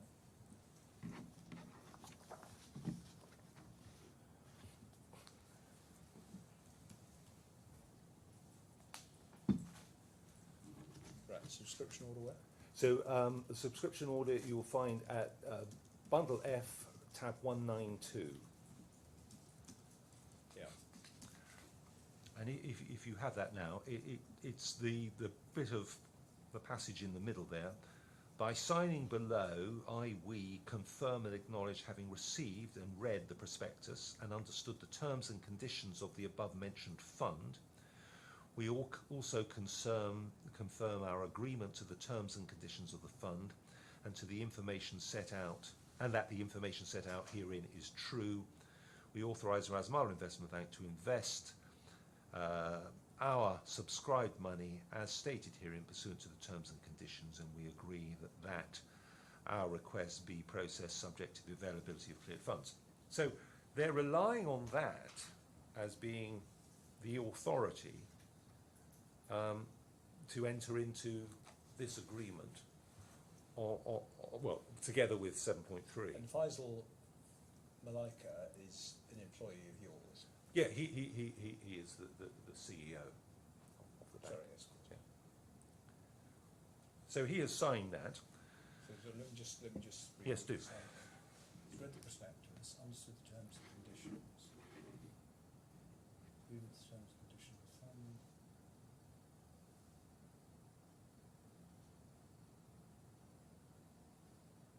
And what are the terms and conditions of the above mentioned fund? Well, the terms and conditions of the above memory fund are essentially to be found, and the offering memorandum tells us that. We can go and look at it, but it says the memorandum articles of the fund. So, I mean, so they're the memonarts of the fund. That's Yeah. what's meant. yes, and well, what it says is the memorandum and articles and the material contracts. The material contracts is the defined term in the offering memorandum, and it is the investment management agreement and the administration agreement. Okay. Now, none of those contracts are relevant. None of those, Yeah. whether the memorandum is relevant to this at all. Yeah. So none of them give anyone the authority to enter into agreement on our behalf. Yeah.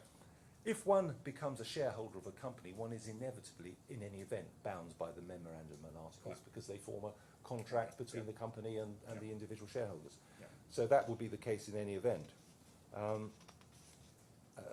I don't think I need to take you, if in due course, on final submissions, we may need to go to the information memorandum, but it just makes that clear.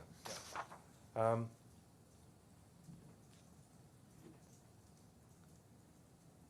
So, and the final point is that you looked at Rule 3.2.2 of COB, of the Conduct of Business Rules, and that actually, when was saying you can't exclude limited liability arising under legislation administered by the DFSA, said you couldn't do that by agreements as well.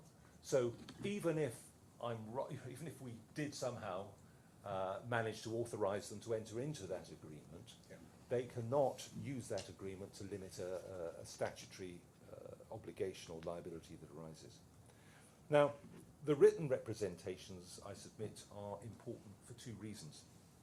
First and foremost, they are representations in their own right, and ALAWWAL was encouraged to rely on them because it was being encouraged to invest, to be persuaded to invest in the fund. Secondly, they negate Ribble's pleaded case that Mr. Zographos would not have made the alleged oral representations because he would not have said anything that was inconsistent with the offering memorandum.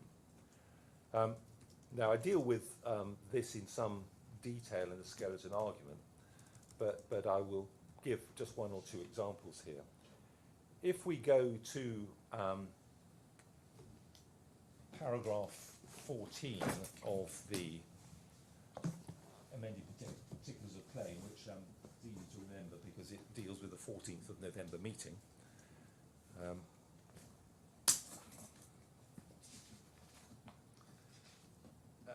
Your Honour will find that on page 4, tab 2 of bundle A.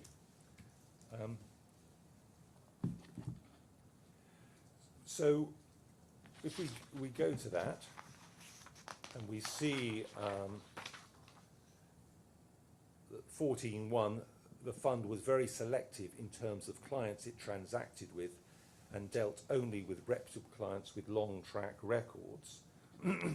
And then 2, due to the fund's very strict lending policy and many layers of guarantees and risk mitigation measures that it applies to, there is a 0% possibility of making losses. Then if we go to paragraph 23 of the amended defence, which your Honour will find at tab 3, page 11,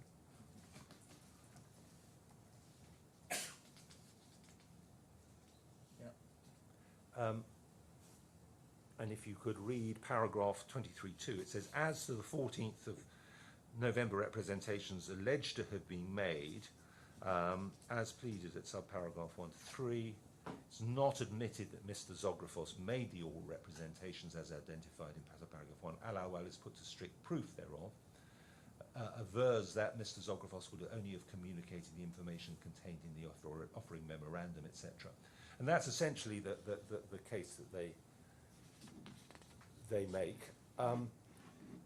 The offering memorandum says that the fund is high risk and highly speculative. And for your note, at least, if we were to go to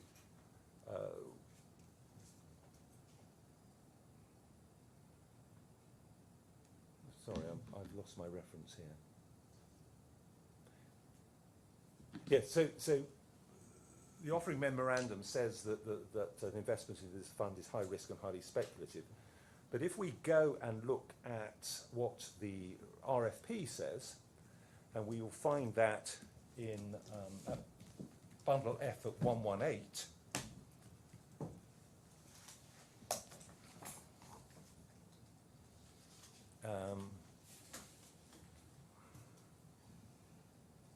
page 7,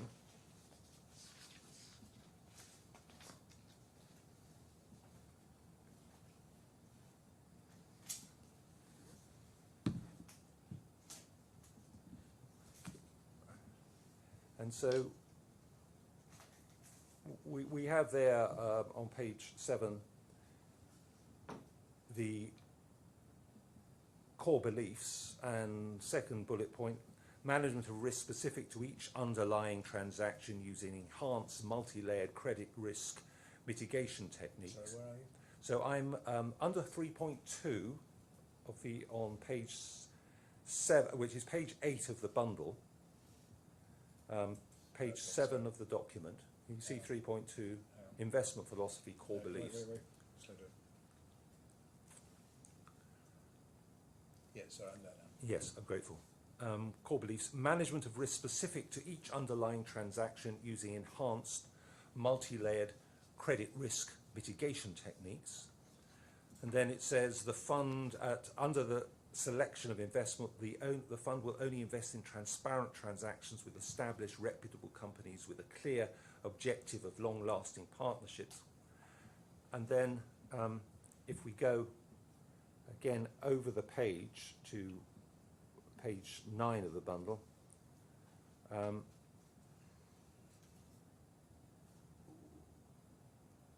we have a bullet point which is sort of under investment universe. The third bullet point is securities and credit enhancements typically used in the fund include but are not limited to, and then you have a whole list of the risk mitigation techniques that they used, or said that they are stating that were used. And effectively, you're seeing in the documents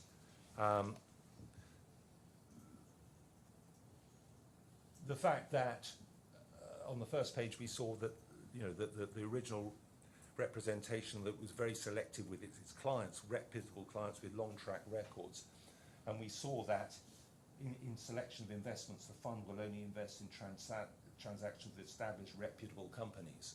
So we see precisely what Mr. Zografos is alleged to have said at 14.1 of the particulars of claim. We see that on page 8 of this bundle, page 7 of the RFP, under selection of investments. It's exactly the same representation being made.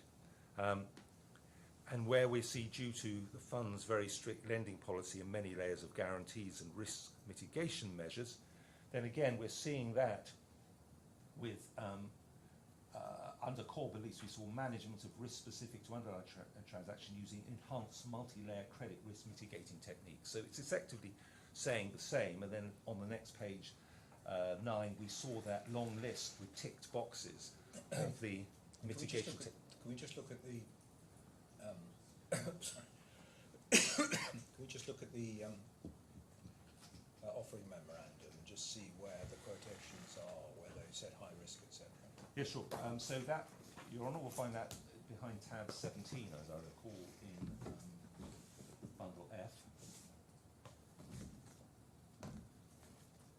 So the first of them was at subparagraph 3. Sorry, little page 3. sorry, your lordship is going, your honour is going to, So page 4, that Roman investment numerals in the for. shares, yes, involves significant risks. So that's the first significant risk.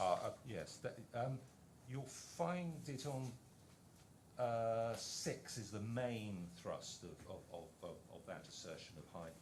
So on, if you go to page, it's actually page 12 of the bundle, and you have a title, Risk Management, towards the bottom of the page. And at the bottom of that paragraph, it says, notwithstanding these characteristics, investing in the fund is highly speculative and involves substantial risks as detailed within this memorandum. So, Ribble's case is, Mr. Zographos wouldn't have said anything that was inconsistent with that. And we see that he's saying this was... So that's the second one. And where's the third one they rely on? Is this in their pleading? In their pleading, they relied on little 3.6 in another one. Let me just... can't remember.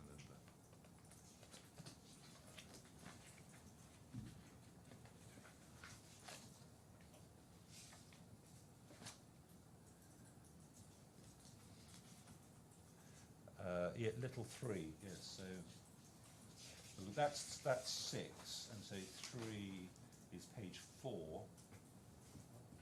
That's the one we looked at before. So are those the only two they relied on? They rely on page 3, and then they rely on 6 we just looked at, and then page 31. Internal numbering 31, so that is...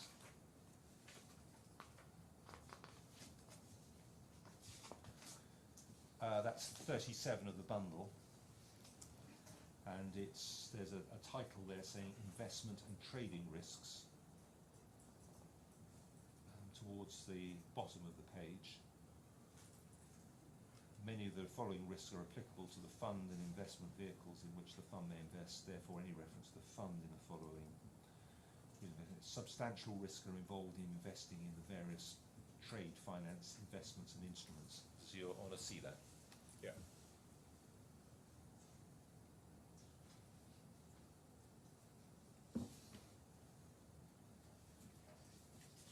So how do you say that one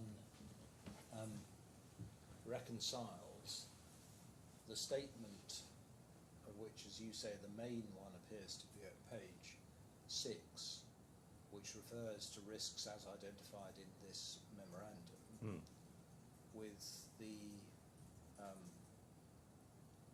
written and oral representations which you say, well, the written documents which are there to be read and the oral statements that you say were made at the 4 meetings which you rely on. How does one as the investor square the statements in the OM with the statements which you say were made? What we say is that we asked specific questions at the meetings and sought clarification so that we would properly understand the risks of investing in the fund, and we were, in answer to that, given oral answers which are pleaded in the representations made at the various meetings, and that in particular on the 2nd of January we asked for specific information regarding the risk mitigation techniques and policy, or I think the word was used as policies and procedures that were applied. And Mr. Ahmad, who was the head of their sales and marketing department, said, these are in the RFP, have you got a copy, and then arranged for a copy to be sent. Now, it may be that this is properly the subject of cross-examination, so but how, in general terms, do you say that the statement that there's zero risk, which is one of the oral representations you rely on, squares with the substantial high risk which are referred to in the OM? Well, it doesn't square with it. I'm not going to pretend that you can say that they are somehow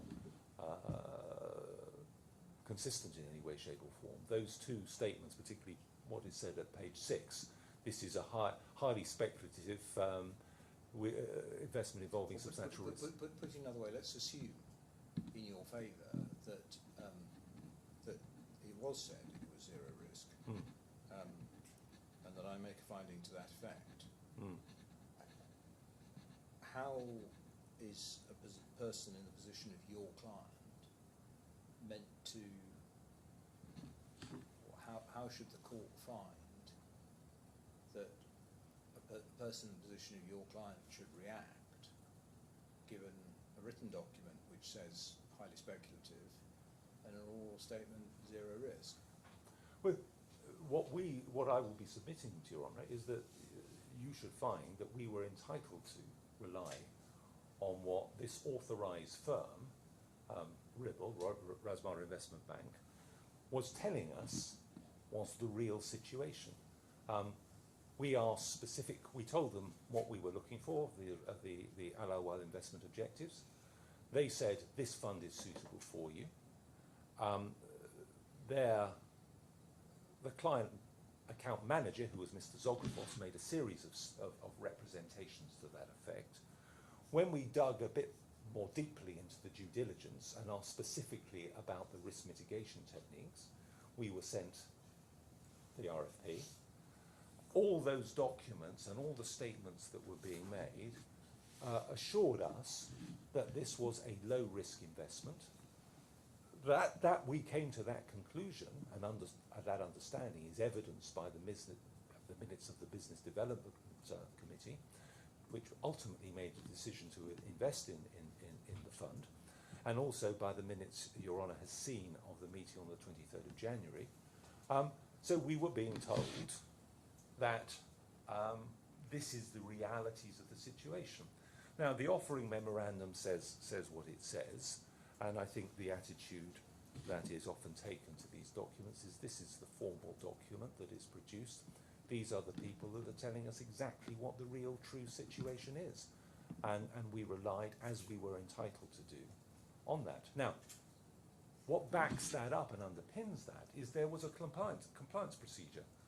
Okay, just before you go there, I mean, an alternative possible way of looking at it would be to say that, I haven't got the statement right in front of me, but that the most material statement, which is the one at page, I think, 6, which says there are significant or high risks, highly speculative, as identified in this document. Yes. Means you have to look elsewhere to see what the risks are. Yes. And that you were entitled then to say, well, what are the risks, where are the risk management, and go. Yeah. Now, I mean, I'm not. This is probably a matter for closing, but it just seems to me that it may, I'll put it no higher than that, it may be possible to reconcile the irreconcilable in some way like that, in a way which you were saying, well, I don't suggest you can reconcile. Anyway, something you used to think about. Perhaps. Well, I think in our pleaded case, we plead on a number of occasions that such and such a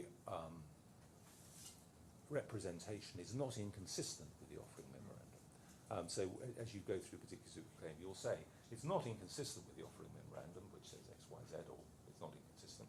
And in any event, in the RFP and the PowerPoint presentation, it says this, which is consistent with it. And so there are things that are said that are not inconsistent with what is said in the offering memorandum, and there is no task to be undertaken. The point is zero risk and highly speculative are quite difficult to reconcile. But I think what is right is that this document, the offering memorandum, is extremely opaque, in that if you've got to wade through however many pages this is, and I don't know, 50 odd pages, and you have in one part of the document, it says it doesn't actually say high risk, it says highly speculative, and it says substantial risk detailed in the rest of this document. And if you go through that document, it's very difficult to understand precisely what those risks are. And so what people have done is said, what ALAWWAL have done is said, tell us what the risks are, so we understand the risks, and particularly tell us the risk mitigation measures are, because the risk mitigation measures are alluded to in the offering memorandum, but they're not clarified in any detail. When you go to the RFP and the PowerPoint presentation, they tell you in great detail these are multi-layered risk mitigation techniques. So I think there is a way in which the two can be aligned and are not inconsistent. There are potential inconsistencies, but the offering memorandum is so opaque that I think anyone trying to read it is entitled to say, tell us what the situation is, and that is what happened. All right.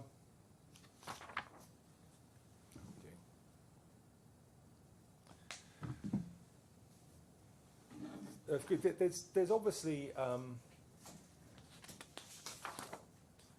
no dispute as to whether the written representations are made.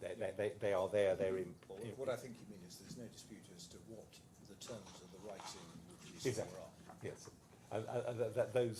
and that they appeared in those documents. The 3 points that they raise are whether we were entitled and whether the document was intended to be relied on,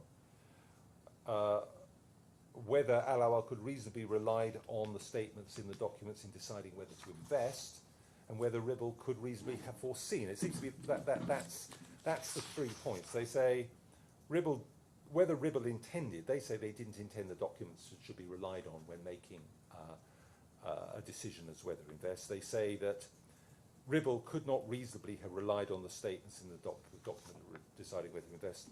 And that also, finally, they say that Ribble could not reasonably have foreseen that ALAWWAL would rely on them, on the content of the documents.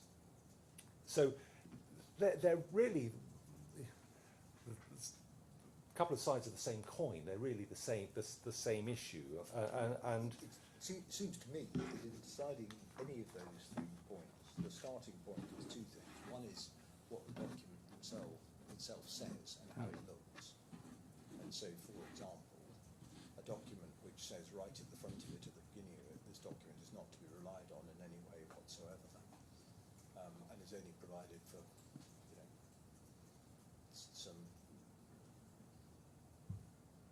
assistance, might be treated rather differently from one which doesn't have that at the beginning, but has a whole load of what looks like boilerplate at the back, by way of example. yes, no, and that is right. And also, we say, and incidentally, none of these documents fall into the former category. They all fall into the latter category. So the latter category being the ones which have the small print at the bottom, etc., the boilerplate clauses that one sees in all documents.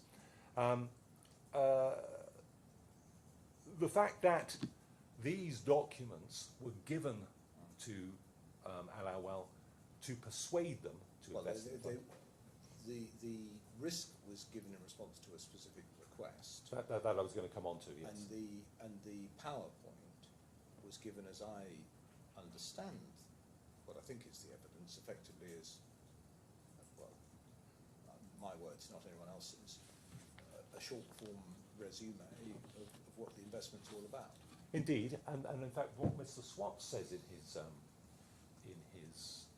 witness statement, and we'll obviously will be a matter for cross-examination in due course, but what he says is, look, the questions asked by prospective investors followed a set pattern. We knew what they were going to ask and what they were interested in, so we framed the PowerPoint presentation to answer those questions that we were anticipating.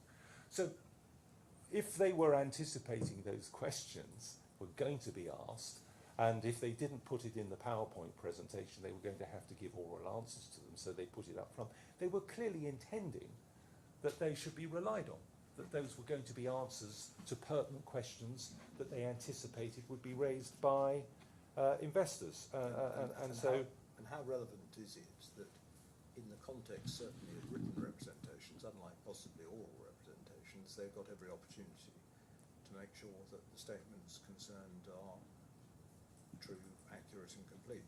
Well, but, Your Honour, it's extremely important because their case rests on this. Oh, we wouldn't have said anything, our representative wouldn't have said anything that wasn't in the offering memorandum. That's their case on the oral representations. They have written, Ribble wrote the offering memorandum. Ribble, sorry, I'm making a slightly different point, which is right. that if you're buying, they're selling. Yeah. Caveat emptor. Yes. You go into a meeting, you've got someone who you know is a salesman, who you probably know is going to be getting commission. Yeah. If he slightly overstates the position by reference to the written documents, there's a very real question as to whether or not you can actually rely on what he said and what the written documents said, because everyone's had the opportunity to do that. People get carried away with themselves, say something which is slightly over the top, are you Yes. really intended to be able to rely on that? Yeah. There's a difference between that I and a agree. document Yeah. which, as it were, is handed out to the sales force to go and say, look, you can safely put this out, we've looked at this, etc. The considerations applicable to intention to rely seem to me to be rather different, even if Yes. the actual words which you say were spoken were in fact spoken. Yeah. Your Honour, I entirely agree. These documents have been prepared by professionals, prepared specifically by reference to the fund, and they will have been proofread and carefully. And you know, any authorised firm has a duty to ensure that it does not make misleading statements. So when these were prepared, they would have had, would or ought to certainly have been thinking about their obligations under Rule 3.2.1 of COB, which we looked at briefly, not to say anything that was misleading. Yeah. And so that would have been prepared in the context of that statutory duty.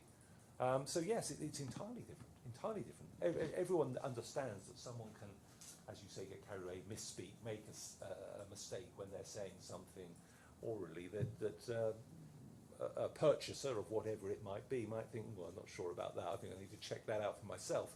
But when you're actually when you ask a question and you're sent a written document, then in my submission, it's entirely different. You can or you're intended to rely on that. And they have a chance to ensure that everything is correct in it, or certainly should have done. Anyway. Okay.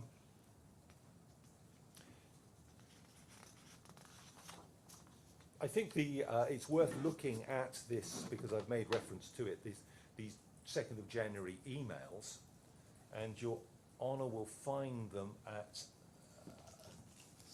tab 110 of the F bundles.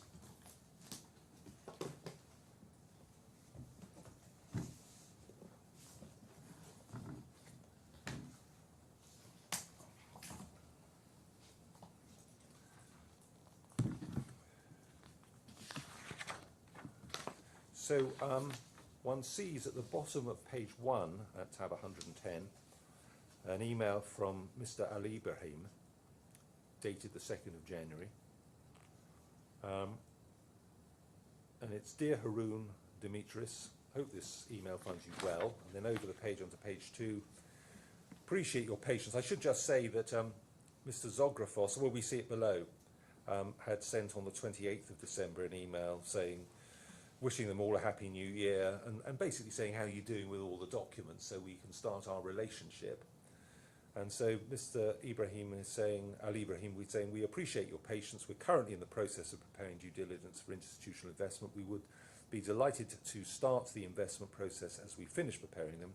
For now, we kindly request the following: copy of business license, copy of trade finance funds approval, latest financial statements of the fund, and then point 4, information relating to the company's risk management policies and procedures and controls. That was the question, and then if we go back to page 1, we see the response comes from Mr. Ahmad, Haroon Ahmad. Dear Allah, please see the attached PPM certificates of incorporation and registration. I will send through the latest Sharia approval. We will need to sign an NDA to send through the latest financial statements. Let me send you our standard NDA to sign. Our risk management policies are included in our RFP. Have you got a copy of that? Yeah. And then it was subsequently sent. Yeah. So in my submission, it couldn't be clearer that the RFP was provided in response to a specific request for information Yeah. about the risk mitigation policies, the risk mitigation techniques. Yeah. And in those circumstances, my submission is that would negate any notice at the back of the RFP saying you can't rely on it, because Mr. Ahmad is telling him to rely on it. Mr. Ali Ibrahim has asked a specific question, ALAWWAL has asked a specific question, and the answer is given, look in the RFP, that gives you all the information you want. So in my submission, in that context, Ribble cannot now say that it didn't intend ALAWWAL to rely on it, Yeah. or that it didn't foresee that ALAWWAL would rely on it. I mean, that was the whole import of the exchange. Now, the content of the PowerPoint presentation is very similar and sometimes identical. The same words are used, I think. In the RFP talks about multi-layered risk mitigation techniques. Sorry, the content of the PowerPoint and the RFP are very similar. Very, very similar. Yeah. Sometimes they're identical. Sometimes it talks about Yeah. risk mitigants, and other times it talks about Yeah. risk mitigation techniques. But essentially, it's the same. That was provided to ALAWWAL at the outset, and then at the meeting on the 6th of February, they went through it orally. So it's actually orally presented. So they orally read out all the slides and explained those slides. They cannot, in those circumstances, say, one, that they didn't intend those documents to be relied on, two, that ALAWWAL wasn't entitled to rely on them, and three, that they didn't foresee that ALAWWAL would rely on them. Yeah. I've been taking up quite a lot of your time. Yes. It's 25 past. I suggest you go on until half past. We will, I think, take an hour for lunch or for a break, and we'll stop promptly at 4. If it turns out that you have to finish off tomorrow morning, so be it. We've got plenty of time. I'm not encouraging either of you to go on, Well, but I am conscious that there have been a fair number of judicial interventions of one sort or another, and I suspect it will be the same for you. So if we have to take up half an hour tomorrow, we'll take up half an hour tomorrow. I'm grateful, because I was looking at how I might prune what I was going to say Well, to me. I'm not Discourage discouraging you. you. I'm not discouraging you from pruning. No. But equally, I'm not going to say that it's half past and no further. I'm grateful. That's, Well, why don't you use that next 5 minutes or so and see where we go? I will do.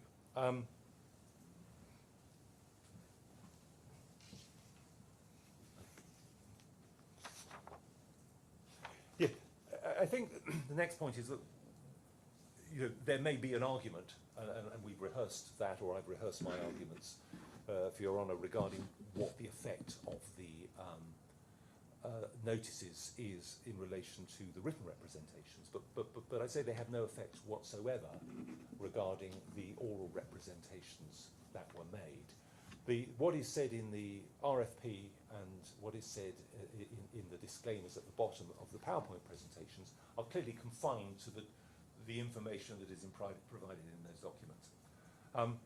We've dealt with the offering memorandum, which is clearly just dealing from the position of the fund, has nothing to say or do in my submission about anything that Ribble happens to say. So the point is that none of those disclaimers or notices have any relevance to the oral representations that were made in my submission. Yeah, I mean, you've got the point which I've already made to you, but which I'm going to certainly require some persuasion, that in the context of purely oral representations, it seems to me the defendants are in a much better position to say that your clients could not reasonably have been expected to be relying on purely oral representations. And, by way of example, if they really wanted that, then an email afterwards saying, look, you told us in the meeting today X, that's right, because we're relying on it, is the sort of thing which might be said to be expected. And so contrast, I take your point that you've got to read the notices for what they are, Yeah. but particularly in the case of oral statements made at meetings which aren't subsequently confirmed, it seems to me the defendants are in a better position to say, well, there wouldn't have been an intention that such statements would be relied on in the context of selling shares like this. Just so you've got the point. I've got the point. I understand what I have to persuade you of in due course. I mean, I will say that we've looked at 3.2.2 of conduct of business rules. Also relevant is Article 37 of the implied terms in contracts and unfair terms, or which is effectively UCTA in the DIFC. And we find that in our legal authorities bundle, behind tab 3,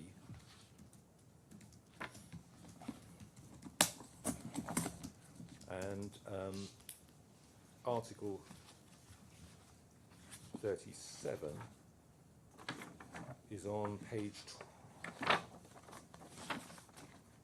not quite sure, to be honest. I'm sorry, I don't. Oh, yes, 15.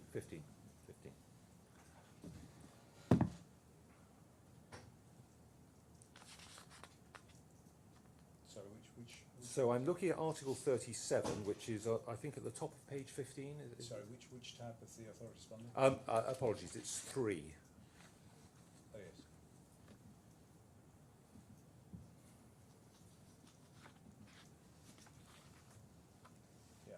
Yeah. And so,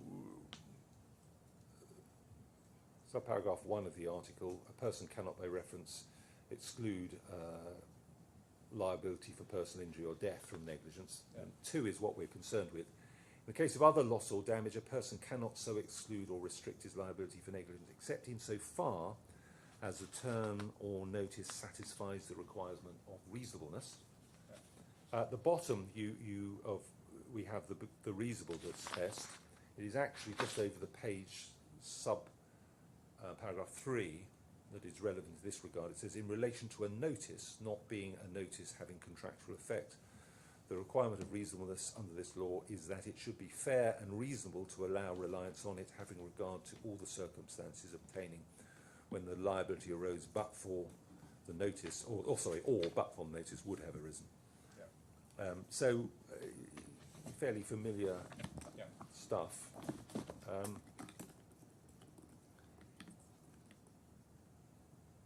So the circumstances, we say, would include the 2nd of January emails, exchange of emails, where we Yeah. specifically asked for information. Also relevant while we're looking at it is the law of obligations, because we are making a claim in negligence, and you will find that behind tab 2 of our authorities bundle. And we need to go first to Article 17, which I think is on page 10.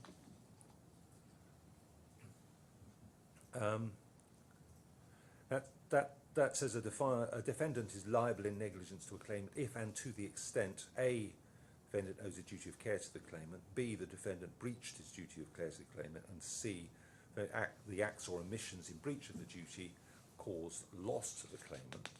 But we're sort of cut across a little bit, because at Article 20 there is a specific provision dealing with economic loss, and that says where a claimant has suffered only pure economic loss as a result of the defendant's conduct, the defendant only owes a duty of care if the requirements of Article 17 are met, the defendant assumes a responsibility to the claimant, and the claimant relies on the defendant, and it's reasonable for the claimant to rely on the defendant.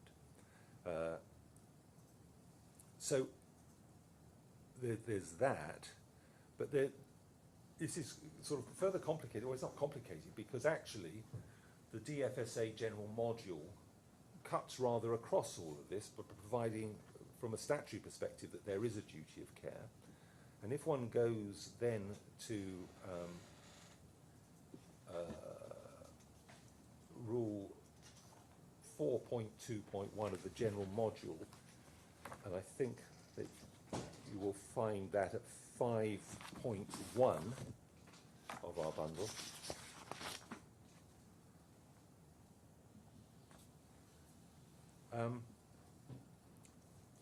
So it should be on the second page of there. So 4.2.1 says an authorised firm must observe high standards of integrity and fair dealing. And Principle 2, due skill, care and diligence, says at 4.2.2, in conducting its business activities, an authorised firm must act with due skill, care and diligence. So in my submission, 4.2.2 basically says there is a duty of care owed. There is a statutory duty of care. So it sort of cuts across what the law of obligations is saying. We're looking to see if various requirements are satisfied. And in my skeleton argument, I've dealt with the assumption of responsibility, and I've provided a copy of White and Jones as being a relevant authority on that. but here I say it is actually quite simple, because the general module provides that in dealing with clients carrying out its authorised business, RIBL owed a duty of care by virtue of that particular provision. And it can't exclude that duty of care, because that is, the general module is legislation administered by the DFSA, and so Rule 3.2.2 applies and says that it can't exclude, limit or modify that obligation. Okay, I mean, it's the obvious point that that may not encompass the owing of a duty of care, but we can deal with that in due course. How much longer do you think you're going to be? I started off with sort of 24 pages of notes. I've got about 3 left. Right, so 20 minutes or so, I would have thought. I would think so, yes. Okay. Yeah. Well, we'll break now. We'll break until 25 to 2, and it follows you will have. Well, I don't see why you shouldn't have within reason as long as you need. But it seems to me likely that you'll be finishing off your opening tomorrow morning. But we'll see how we go, and then we'll go on to the others. Yes, that would work. I had estimated around 2 hours, 2.5 hours, so that may take me just Fine. Well, I mean, the anticipation had been that you both have the morning, but as I say, as you will have seen, I've made some interventions. It may be that you won't need to deal with them all, but if you need to go into tomorrow, we'll go into tomorrow. Good. All right. 25 to 2. All rise.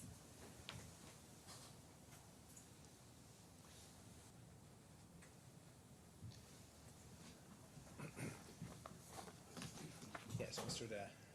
Your Honour, I was, I think, just saying that having looked at the law of obligations, I'd said that Rule 4.2.2 of the general module sort of cut across it all and imposed a duty of care on RIBL in relation to its conduct as an authorised firm. Now, because of that, I say it's not necessary to look at whether there had been an assumption of responsibility, but I think it would be helpful to look at that. And I've got in my bundle of authorities a copy of White and Jones. You don't need to take me to White and Jones. No, I'm sure I don't.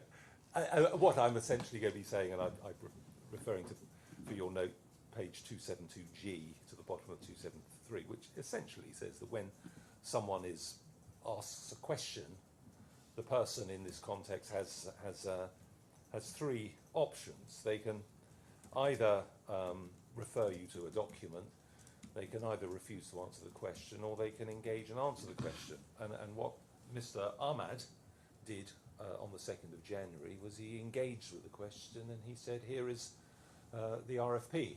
You go and look in there, that's got the answer to it. And that, in my submission, was an assumption of responsibility. Now, we say that the statutory claim is unanswerable. And if I can just go and demonstrate how that works, if I could take up the legal authorities bundle again, and if I could go first to tab 1 of that, which is the regulatory law. And it's actually Article 94 of that I want to go to first, if I may. And that is at page 96, I think, of the... Sorry, the regulatory law. The regulatory law. It should be at tab 1 of our authorities bundle. Oh, yes, all right, wrong.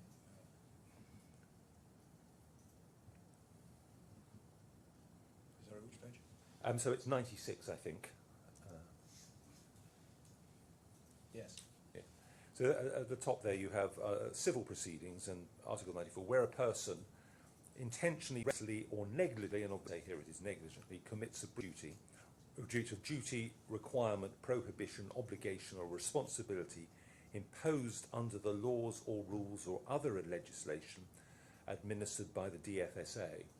And so you have us, just pausing there briefly, you have a parallel here with the exclusion or Rule 3.2.2 of COB, which refers to duties arising under legislation administered by the DFSA. You can't exclude those obligations. This is referring to those obligations or prohibitions arising from legislation administered by the DFSA. There's a certain symmetry there.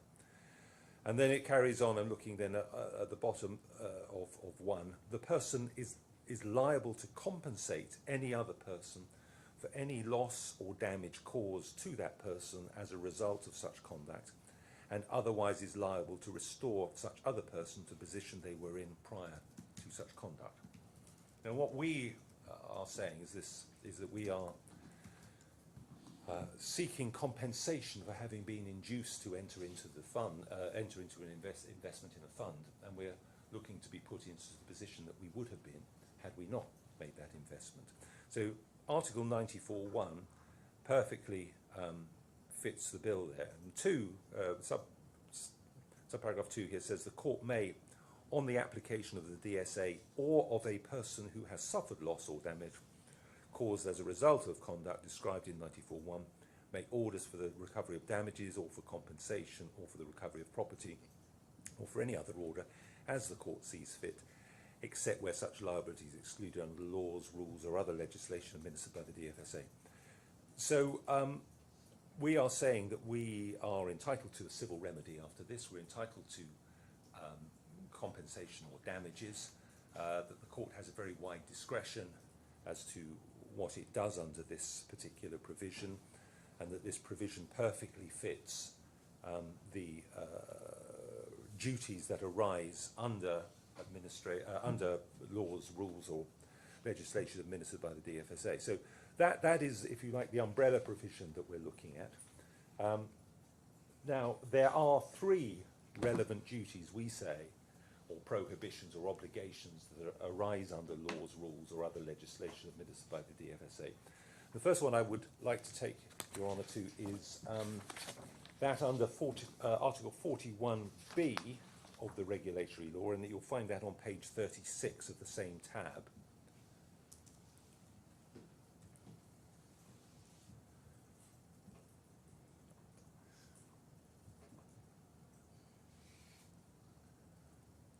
Has your honour found that? Yeah. Yeah. So 41B, general prohibition against misconduct. A person must not, in or from the DIFC, engage in conduct in connection with a financial product or a financial service that is misleading or deceptive or likely to mislead or deceive, fraudulent or dishonest. We are relying on A. We say that it was misleading or was likely to mislead or deceive. We say that that covers the communications made orally and the communications set out in the RFP and also in the PowerPoint presentation. Just for the sake of completeness, a financial product referred to in 41B is defined at Rule 2A. I'm sorry, Sorry. 41B1, that applies, does it, to negligent misstatements? Well, it applies to any statement or communication which is misleading. So to come in within this particular provision, I don't think Your Honour has to make any finding to the effect that it was. Okay. I mean, the reason in all the other ones, Yeah. dishonest, fraudulent, Yeah. deceptive, likely to mislead or deceive, seem to me to involve some form of guilty state of mind. Yes. And it just seems a bit odd in that context that misleading on your case, Yeah. but I think misleading on your case would involve an innocent misrepresentation which was in fact misleading. It wouldn't even need to be negligent. I think that's right. Something could be misleading innocently or misleading negligently. Yeah. And misleading it doesn't, in my submission, have connotations of fraud. Yeah. Okay. Well, I mean, in due course, Yes. I might want to think about that. Think some about more, that, of so course. Yes.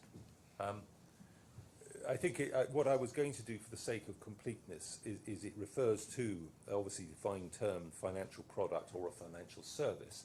And so for the sake of completeness, a financial product is actually defined at in the general module, and I think that's a Just give me the reference. yeah, it's 5.1 of our authorities bundle, and Don't worry, unless I need to look at it now. oh, okay. Well, then it's at 2A.1.1 of the general module, Yeah. and that defines what an investment is. And then if you go to Appendix 2, it says that basically that includes a share or a unit, and we're concerned here with the sale, the purchase of shares or units in a fund, shares in a company. So basically, I'm saying that those financial product and financial services is covered, and so 41B does apply in these circumstances. Then the next provision is in the collective investment law, and it's 56.2, and Your Honour will find that behind tab 4 and at page 36.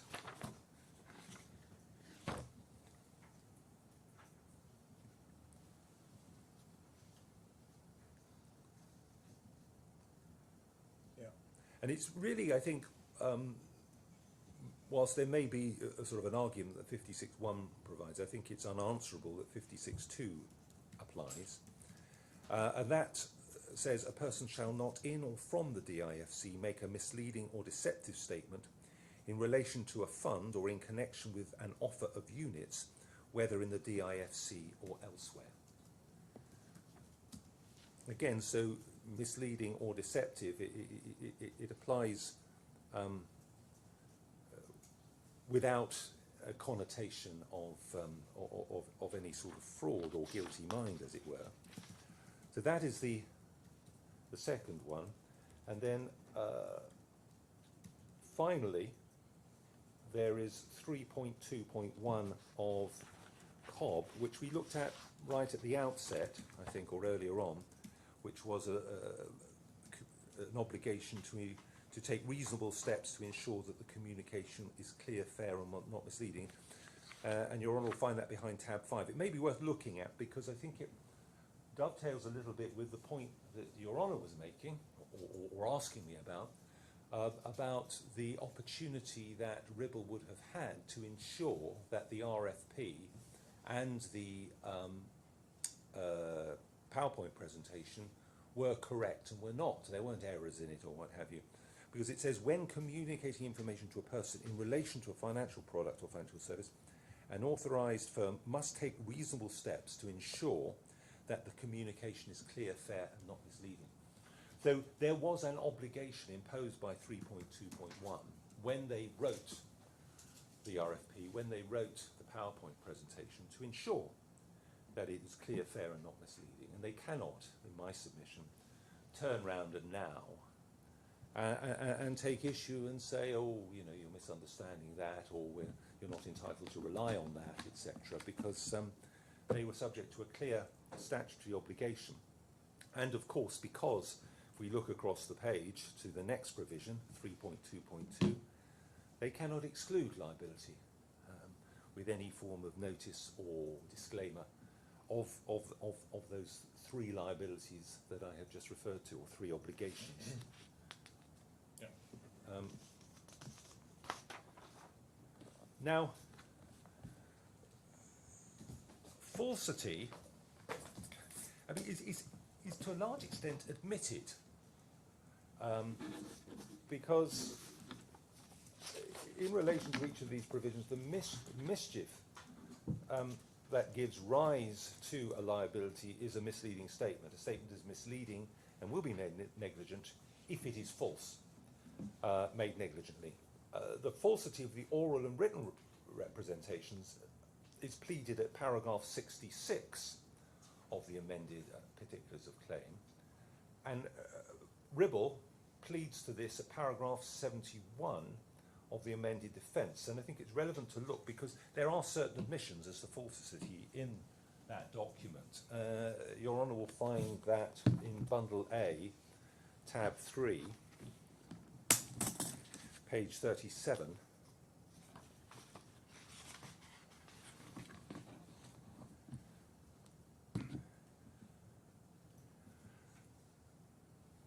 And essentially in each of these cases they're saying, we didn't make these representations, but if they were made, then they were false. We accept that they were false. So 71.2a says it's denied that the oral multi-layered representation and the written multi-layered representation were made by Ribble to ALAWWAL. Paragraphs 37.3 and 44.3 above are repeated. Without prejudice to the contention, it's admitted that the fund did not apply each of the risk mitigation measures referred to in respect of each transaction undertaken by the fund. So in other words, the representation was false. If we then look at paragraph 71.3, which is over the page 38, so it is denied that the oral 0% risk representation and the written low risk representation were made by Ribble to ALAWWAL, and then it then says at B, it's admitted that if any such representations were made, which they were not, they were untrue. So you have an admission there in relation to the falsity. And finally, just by way of example, if we go to 71.5 at the bottom of that page, it is denied that the oral default representation was made to Ribble, made by Ribble to ALAWWAL, but at B over the page, it is admitted that if any such representation was made, which it was not, it was untrue. So we have a number of actually admissions that that this was false. Now looking back, it's worth just checking those against. So going back to 71.2a, and they're denying the written multi-layered representation, denied that it was made and but admitted that it, if made, was false. If we actually go to bundle F, tab 118, which is the RFP document, and to page 8,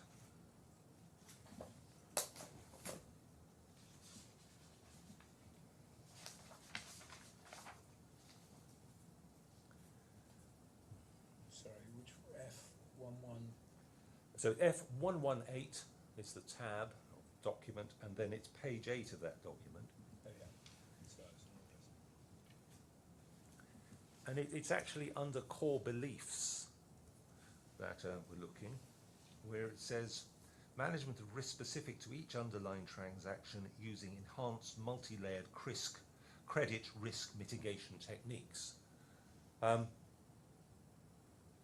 That is the written multi-layered representation that we're referring to, which they're effectively admitting was false, and it is made there. So provided that their liability is an exclusion in some way, and we say it can't be, we have an admission of the falsity of a representation made in writing in one of the documents.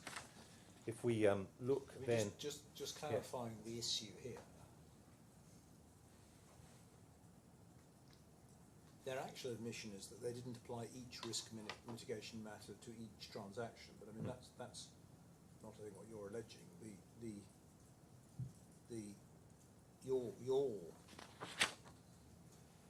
Your point is that every transaction was assessed using risk management techniques, not that every part of the risk management was applied to every transaction. So at the moment I'm proceeding on the basis that that is what is being admitted, that every transaction was not assessed by reference to the enhanced multi-layered risk mitigating techniques. Yeah. Anyway. Yeah. My submission, and we can look at it in more detail and track it through. I'm conscious of time, which is meaning I'm not going to go through each stage of this process. I just wanted to check that I'm understanding what the case is. You're not saying every one of these was applied to every transaction. You're saying that the strategy was applied to each transaction. Yes, indeed. Yeah. And then looking at 71.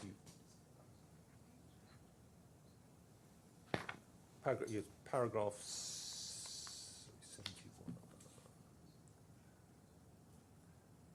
So the paragraph 71.3, they deny or admit that the written low risk representation was false. if we then, staying in looking at the RFP, if we then go to page 7 of that, and we look at under differentiating characteristics, page 7 of the RFP, it says the fund focuses on capital preservation and uses risk mitigating factors including over collateralization and credit insurance in order to reduce volatility, maximize returns within the strategy's conservative risk profile. And we say that is a representation, a written representation that an investment in the fund was low risk. That is there.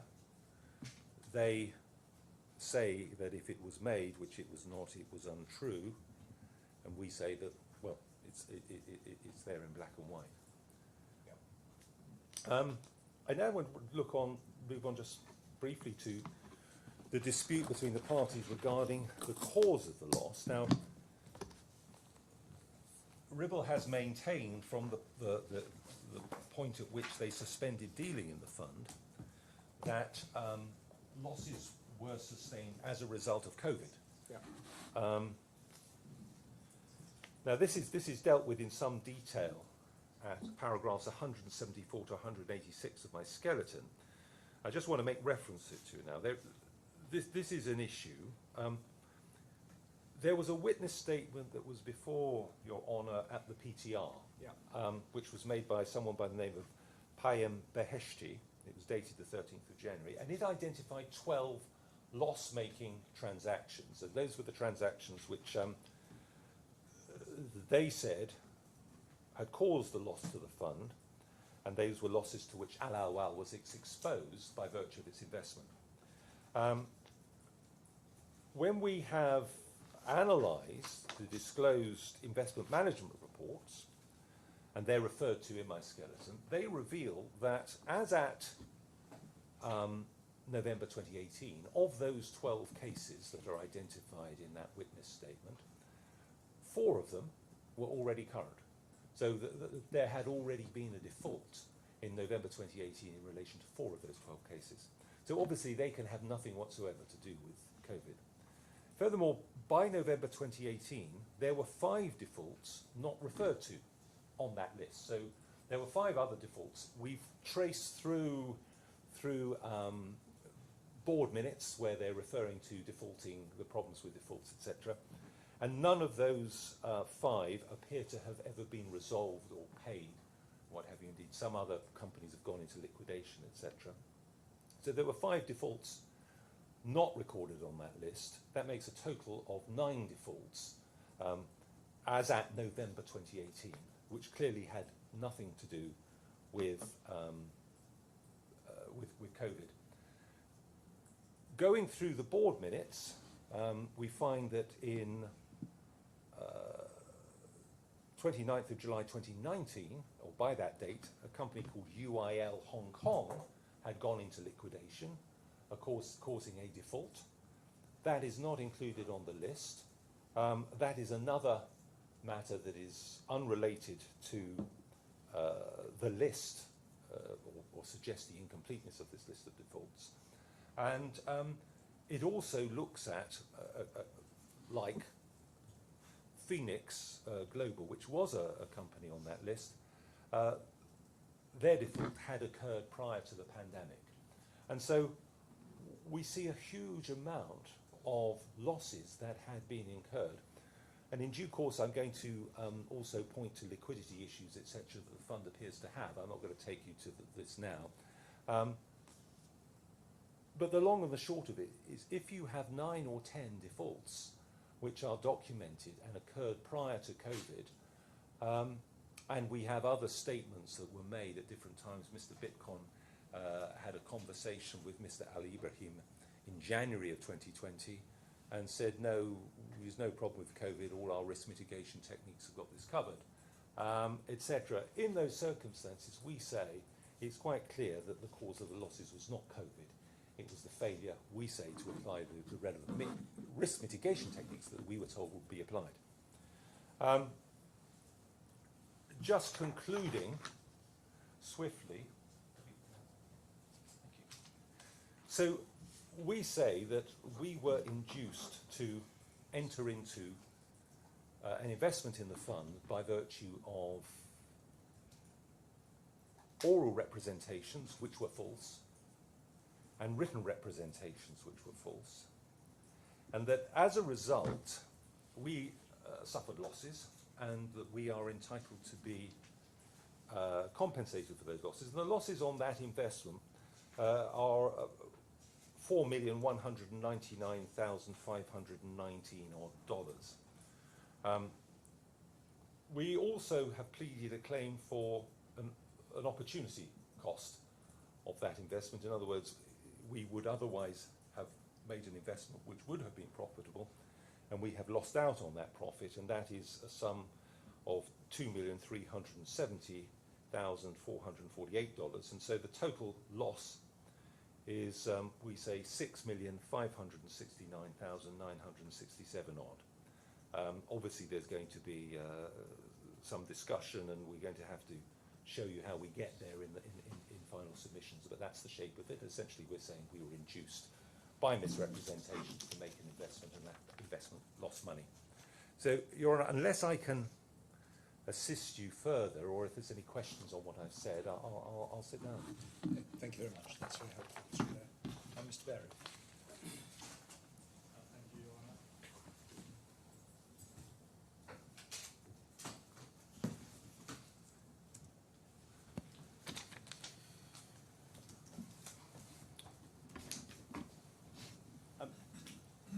Your Honour, good afternoon.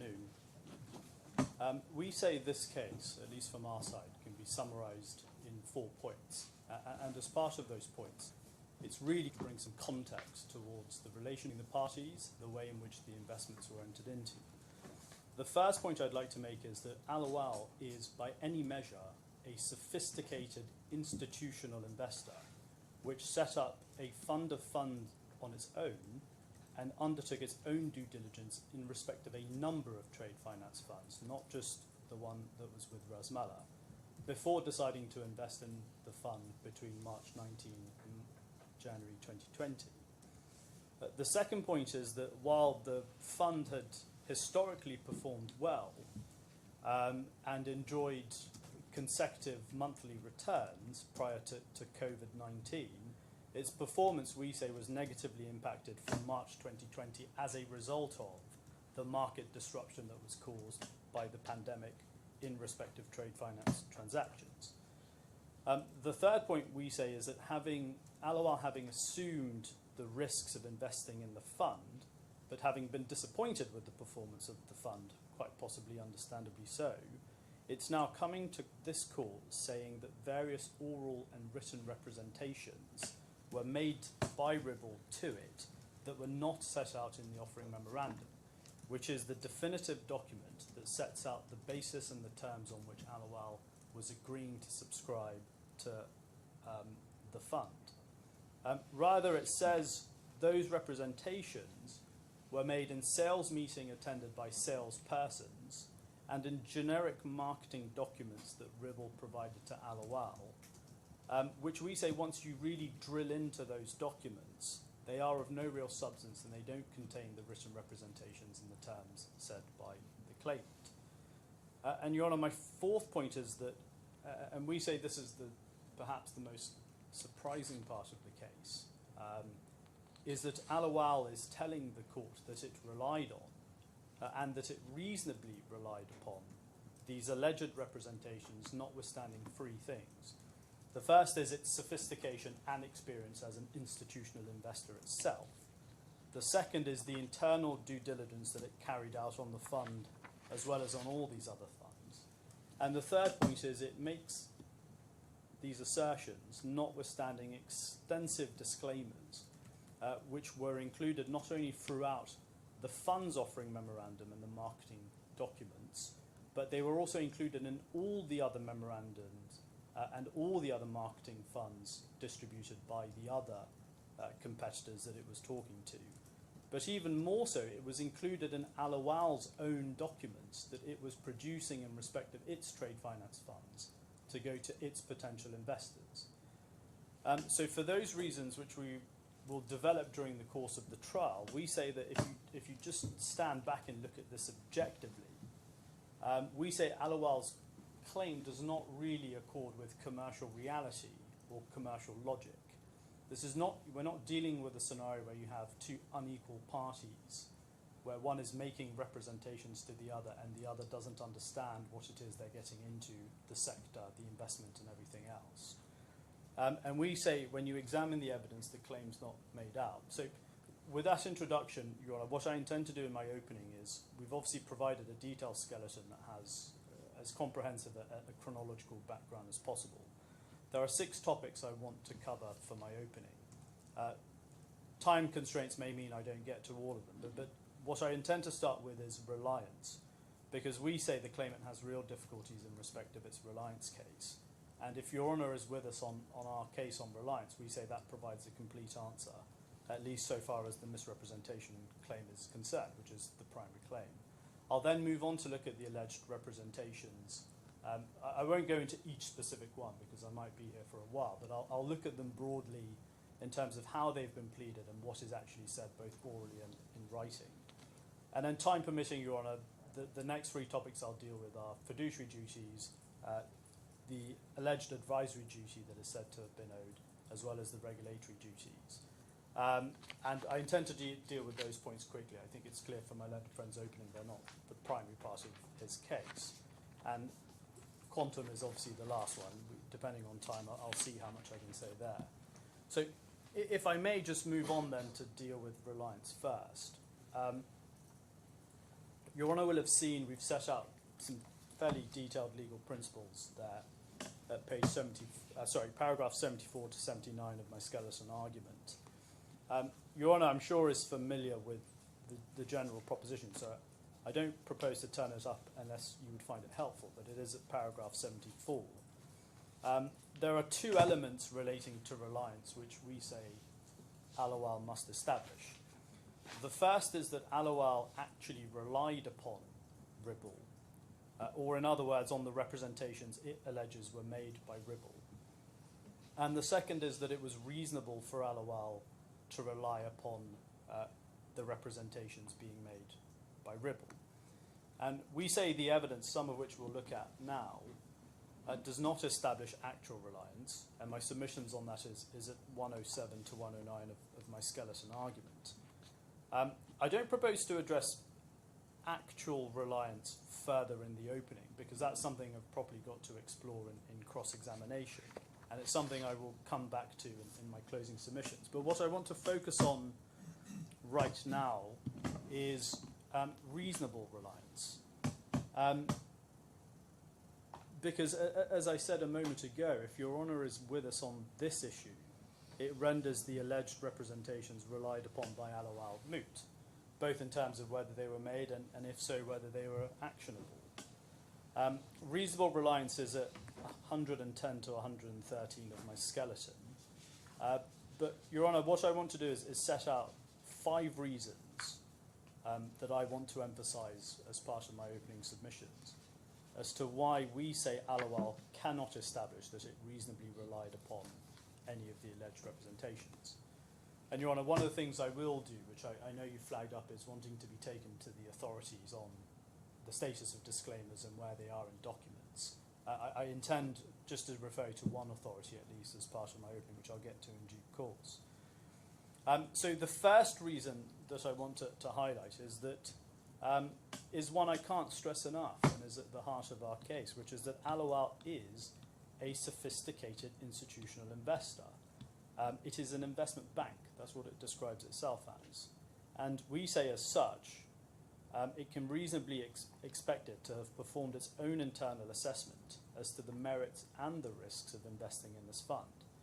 And there are three points in respect of that. The first is that it's common ground between my learned friend and I that ALAWWAL was a sophisticated institutional investor. They accept that in their pleading. Just for Your Honour's reference, it's the reply, paragraph 22.2, at A4, page 24. I don't propose to bring it up, but the reference is on the transcript. The second point, which is an important one, is Your Honour can get a good sense of just how sophisticated an investor we're talking about here from ALAWWAL's own internal documents, which demonstrates that this is not just a company being run by one individual who's had some involvement in investments. It typifies what is a sophisticated institutional investor that is in the business of serious investing. If I may show you one example, Your Honour, it's at G 2253, G2253.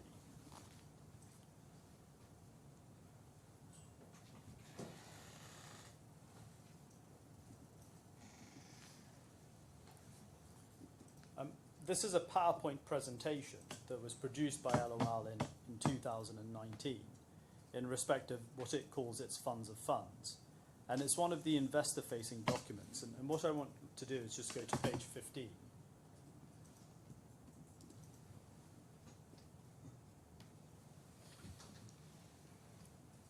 And Your Honour, this really gives us an idea as to exactly how sophisticated ALAWWAL was as an investor. So we can see this is a presentation it's giving on in respect of itself. It has over 1.3 billion Saudi riyals of assets under management.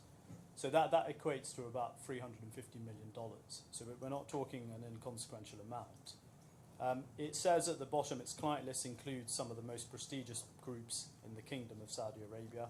It talks about the fact it's launched more than 43 funds since its inception. And as at the date of this document, it had 5 public funds and 14 portfolios under its management. And that leads me on to my third point, Your Honour, which is ALAWWAL's sophistication, in my submission, is highly relevant. And it's an important part of the context which Your Honour needs to consider the issue of reasonable reliance against. It's not a case of a retail investor coming to court and saying, I didn't understand anything. Misrepresentations were made to me in meetings or in documents, and I had no prior knowledge or experience, so therefore I relied on it. It's a sophisticated, highly experienced commercial investment bank who itself is in the business of launching and operating funds, which is telling the court that it reasonably relied upon alleged representations made by another commercial entity in relation to a fund.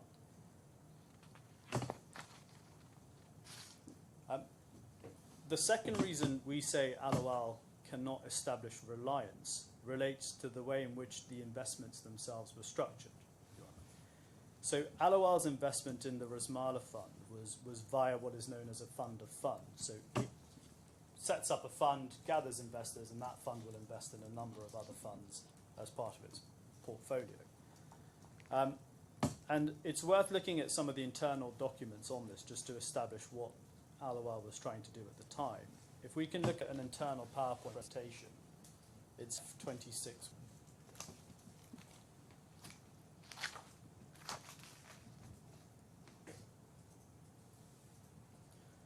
So this is a presentation that was put together, I believe, by Mr. Ali Ibrahim internally for the use by the Business Development Committee at ALAWWAL. And on the right-hand side, Your Honour may have to zoom in. We can see that the fund that ALAWWAL established, which ultimately invested in the RASMALA fund, that's the ALAWWAL USD Trade Finance Fund. And if you look at the second blue circle, we can see that it was intended to be a fund that would invest the vast majority of its capital, up to 95%, in Islamic trade finance funds.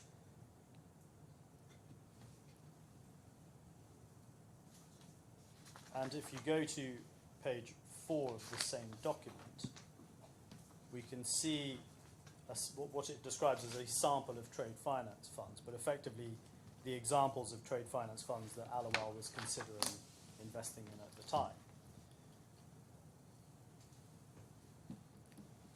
Now, Your Honour may have the obvious question, which is, well, why is the structure of ALAWWAL's investment relevant to the issue of reasonable reliance?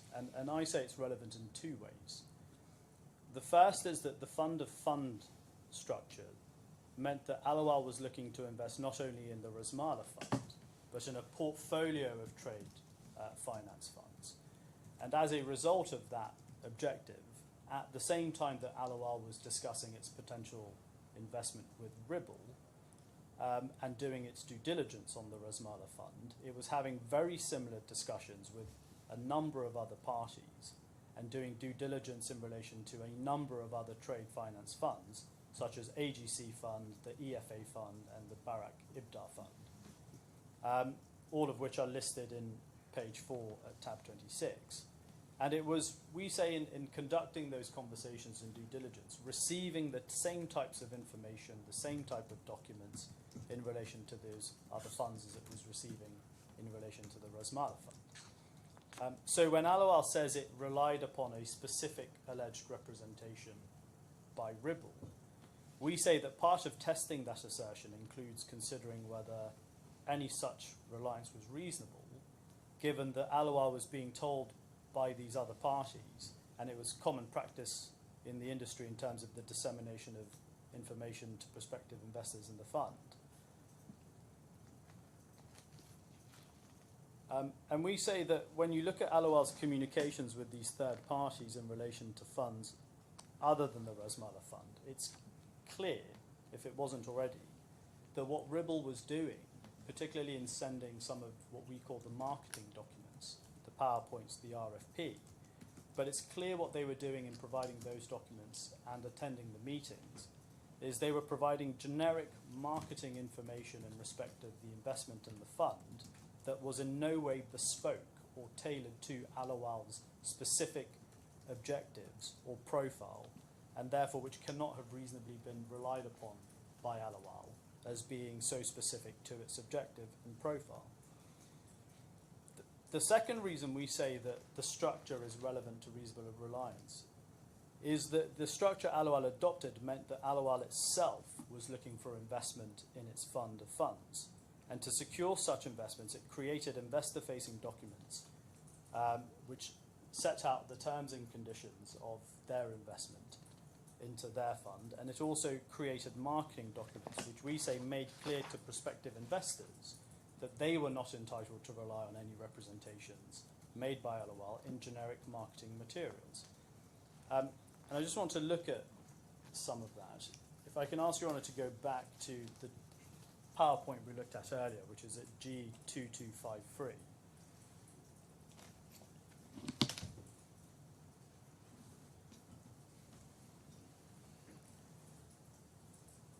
If Your Honour could scroll down to page 18, which is the disclaimer.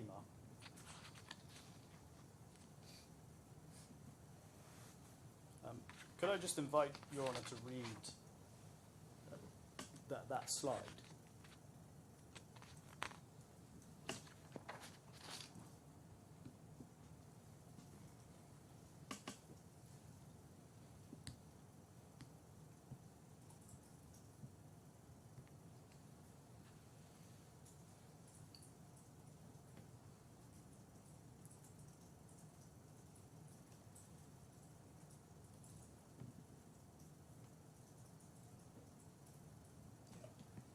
I'm grateful, Your Honour. This is just one example of ALAWWAL's investor-facing documents, and we can see the language in there is fairly familiar and contained in a lot of the material that we are likely to explore during cross-examination with the ALAWWAL witnesses.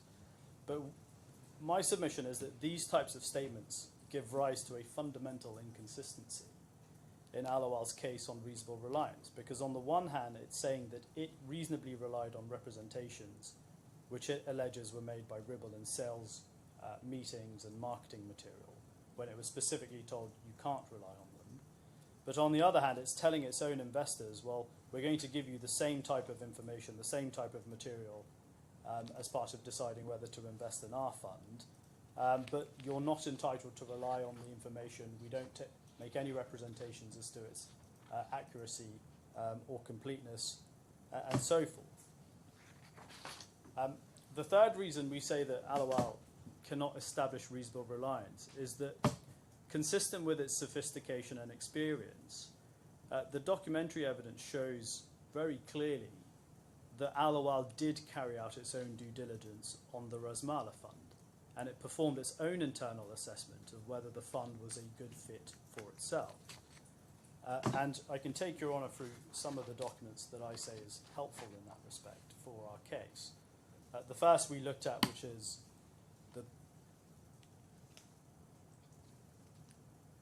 the November 2018 PowerPoint, which is F26.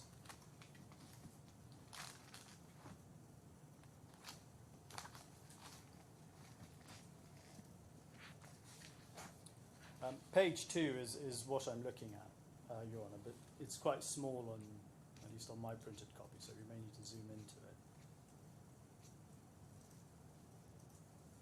But what this does is set out the investment process, i.e. this is ALAWWAL's internal document saying the way in which it was going to go about identifying potential trade finance investors and what it was going to do as part of its ultimate decision to invest.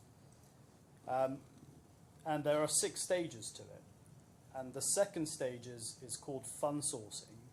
And what this includes is receiving presentations, fact sheets, PPMs, which is the other word for offering memorandums, audited financial statements and due diligence questionnaires. There are then 2 further stages of due diligence, both involving both assessment of the fund and its investment manager and legal due diligence. And if one tracks through the documents that's on the record, which show what actually happened, ALAWWAL carried out their due diligence more or less in accordance with what is set out here in this process. And we can see the starting example of that, which is at F69.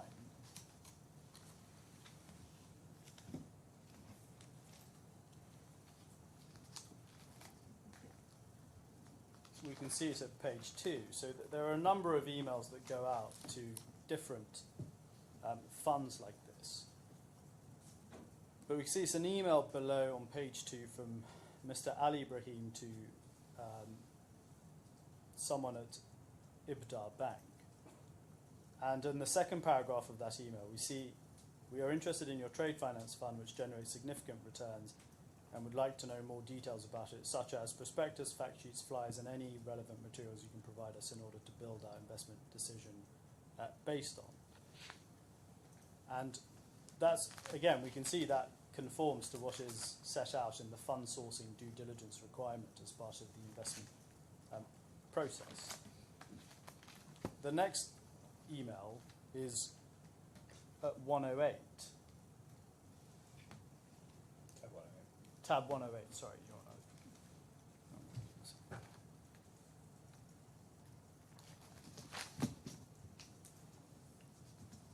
And it's the email of 2nd of January, which is an important email in this case that I'm sure we'll come back to, but it's the email from Mr. Ali Ibrahim to Mr. Zografos and Mr. Haroon at Ribble.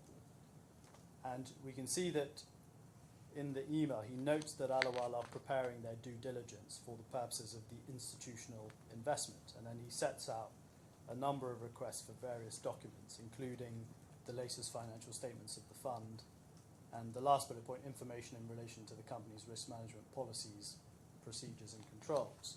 Now, I'll come back to that final bullet point.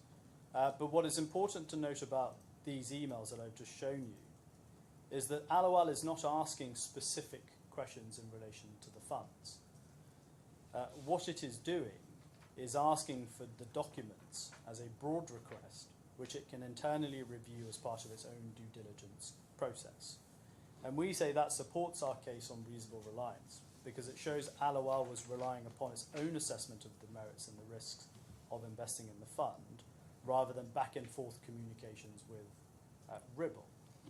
And it's an example I'll come back to, Your Honour, but if we look at the latest financial statement for the fund, now the relevance of that document in this case, on ALAWWAL's case, is that you provided this document to us upon our request, but you buried all the information in the back about defaults, and therefore you made a false representation to us that there were no defaults and no legal actions in the fund.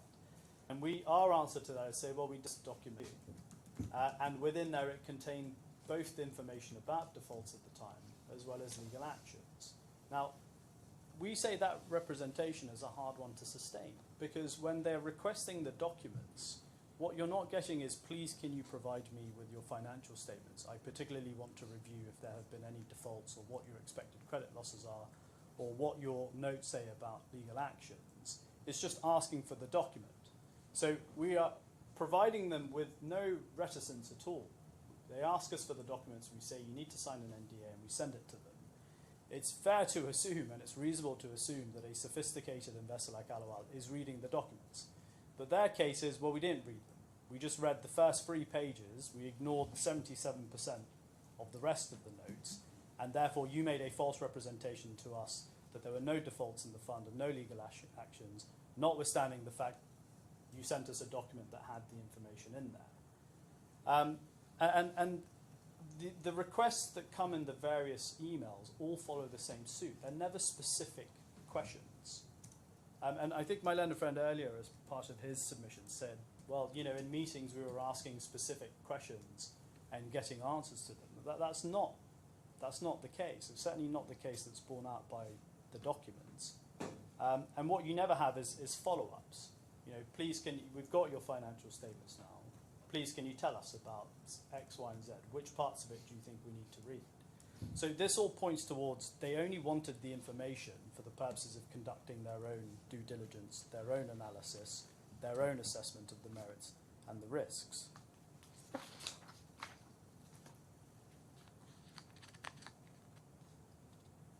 mean, it's not impossible for there to be both due diligence and reliance on representations. It's not impossible, Your Honour, I accept that. I think that what is the sequence of events here is important. If your decision to invest in the fund has already been made, i.e. I have reviewed these documents myself, I have decided to invest in the fund, my decision has been made, and then you continue with due diligence just to make sure it's everything that you think it's going to be. There's a difference there about what's induced you into actually making the investment in the fund, and that's the question that we're asking you. There's also a difference, I would say, in asking the specific questions. We're not mind readers. Ribble is not a mind reader. When you're being asked to provide, for example, financial statements, it's difficult for us to say, well, we're going to give you statements or make representations in respect of whether there have been defaults, and we're expected to know that just because you're asking us for financial statements. Financial statements cover a broad range of things, so we don't know what it is they're relying on it for. We're just giving them what they're asking for. And the better point may be on the last bullet of that email, which is information in relation to the company's risk management policies and procedures and controls. Now, what my learned friend says in respect of that is we were specifically asking you for representations on the risk mitigation techniques that would be applied in respect of each and every transaction that was undertaken by the fund. So specific. They rely on it to say that was us asking you about risk mitigation techniques. If you look at it, that's not what it's about. It's much broader. And actually, the genesis of this email is a copy and paste of a template email from someone else at ALAWWAL who said, these are a template of due diligence questions you need to ask. I can take you, just for completeness. So if you look at tab 102 of the F bundle, Your Honour.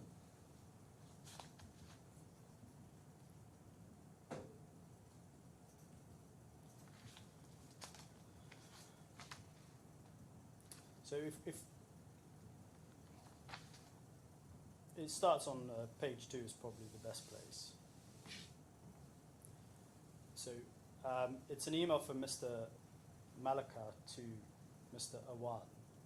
Dear Sale, to prepare the scope of work required for the counterparty DD for our 2 coming funds, trade finance and multi-asset, share with us scope of legal DD so that we can send it out to the various legal counsels who can perform it for us. And if we look further up, it starts on page 1. There's an email from Mr.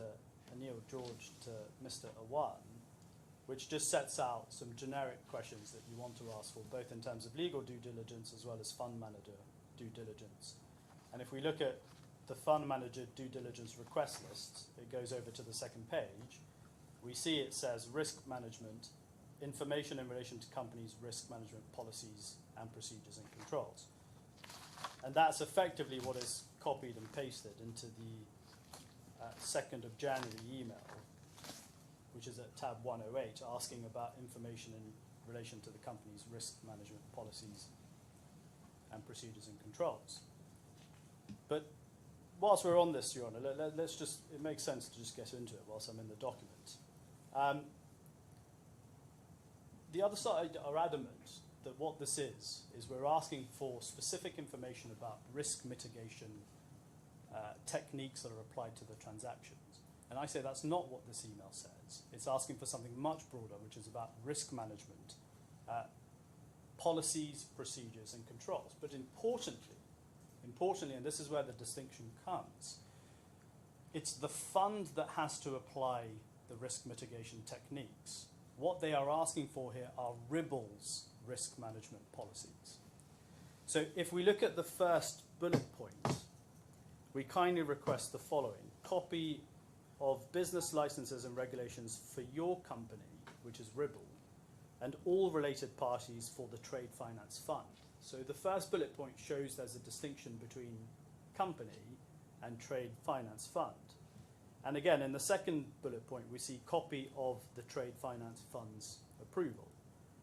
And then the latest financial statements for the fund. And then fourth bullet point, information in relation to the company's risk management policies and procedures and controls. So that is not a specific question about risk mitigation techniques applied by the firm in respect of its investments for the purposes of minimizing the potential for loss. It's a general and broad request for RIBL's risk management policies and procedures and controls. And if we go to 118, Your Honour, just in bundle F, whilst we're here, it saves me coming back to it later. This is the RFP that was sent. It's a document that's, in my submission, plainly about RIBL. Because if you look at, for example, section 1 that starts at page 3, it's all about RIBL and RIBL's organisations and its ultimate holding. And if you look at section 7 of this, which starts at page 23, this is what is known as, or what was called, the control and operational risk section. And then it goes on, 7.1, please describe your company's risk management process. And this entire section has in it a number of information, a number of points relating to RIBL's risk management process, which is a very broad concept. There's a lot of things that fall under risk management: operational management, legal management, compliance, AML, all the usual things.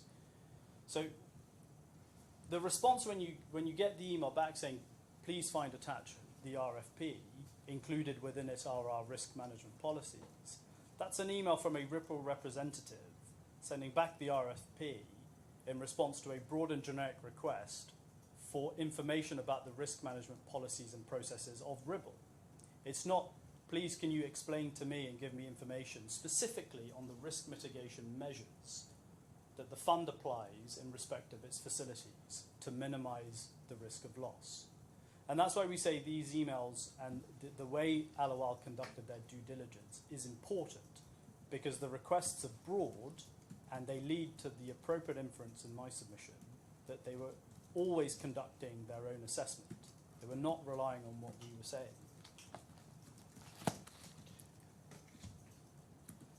The fourth reason, coming back to my list of 5, that we say ALAWWAL can't establish reasonable reliance, relates to the nature of some of the alleged representations.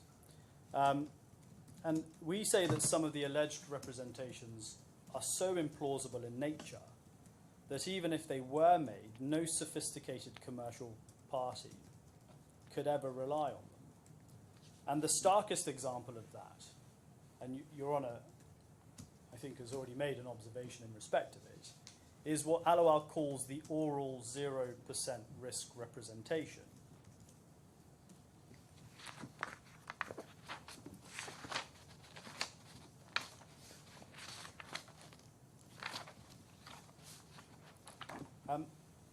If we can just turn that up, please. It's in the amended particulars of claim at paragraph 29.4.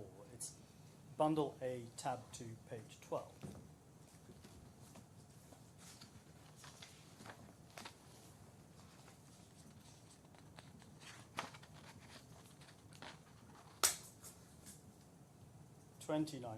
Due to the fund's strict lending policy and multi-layered approach to risk mitigation measures, there was a 0% chance of making a loss when investing in the fund. Just stepping that and considering that if it were actually made, that would be an astonishing representation. And Your Honour has rightly observed that nothing in life is 0% risk-free, but what certainly is never risk-free is non-capitated investments. It's well known. It's well known to those who aren't even sophisticated institutional entities that if you make an investment that isn't capital guaranteed, there's a risk that you may lose all of your money. Now, if that representation, as I say, were made to a naive retail investor, they may be forgiven for thinking they'd stumbled upon the deal of a lifetime. Well, I mean, just breaking this back. Yes.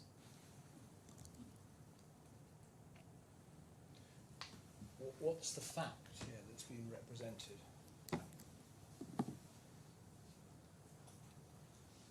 Well, I think that's a question for my learned friend to answer.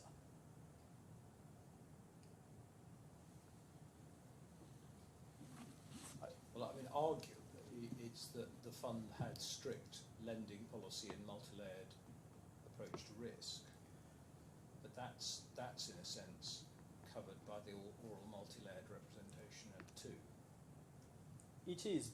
They're pleaded differently, though, Your Honour, and the language of subparagraph 4 is not the fund has strict lending policies, a multi-layered approach to risk mitigation.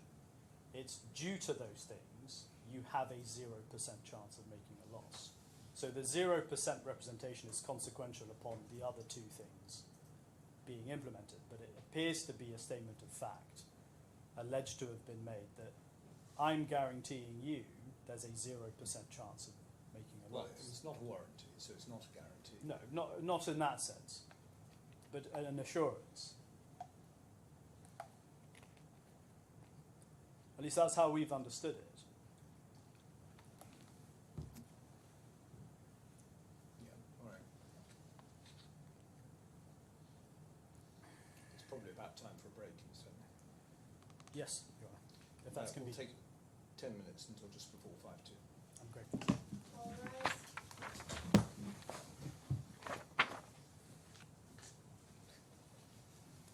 Yes, Mr. Barron. Thank you, Your Honour. So, Your Honour, I was moving on to my fifth and final reason on the reasonable reliance point. For the reason why we say ALAWWAL really is going to struggle in my submission to establish reasonable reliance in this case. And that relates to the disclaimers, which, as we say, it's littered in all of the documents on this case, in our documents, and other funds' documents, and ALAWWAL's own documents. But there's 2 points I want to make on the disclaimers. The first is a point of law, and in my submission it's well established that these types of disclaimers can mean both that no representation is being made or no responsibility is being assumed for a particular statement, but also that another party cannot reasonably rely on any statement that they would otherwise be entitled to rely upon. Yeah. And what I'd like to do is because Your Honour raised it earlier, is look at the Court of Appeals decision in Taberner and Selskabert. I have referred to it at paragraph 78 of my skeleton argument, just for Your Honour's reference, but it's at E tab 12, starting on page 1. I've got it online, thank you.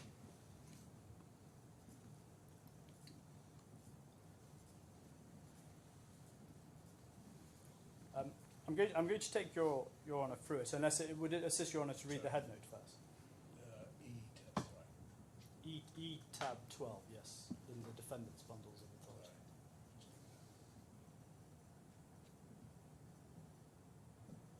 Yeah, no, I don't need to read that out of this. Yep. So in this case, in Taberna, what happened is the claimant purchased loan notes issued by the defendant on the secondary market, having reviewed an investor presentation that was contained on the defendant's website. And that presentation contained a disclaimer at the back. When no payments were made under the loan notes that the claimant purchased, then it sought damages from the defendant as part of a claim for misrepresentation. And the court at first instance found, amongst other things, that the defendant could not rely on any part of the disclaimer in the presentation to limit its liability. However, the Court of Appeal overturned this and held that the defendant was entitled to rely on the disclaimer as an answer to the claimant's claim. So what I'm going to do, Your Honour, is just take you through some of the key paragraphs. The first one's probably paragraph 13 at page 12. This sets out the disclaimer that was in issue in this case. It is fully set out at paragraph 5, as his Lordship, Lord Justice Morbeck says here, but these were the 6 paragraphs that were particularly an issue. If I can just invite Your Honour to read that.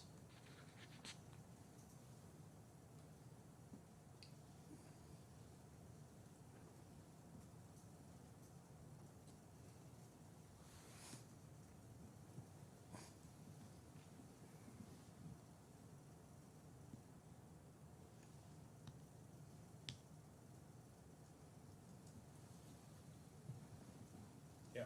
And then the next one's paragraph 16 at page 30.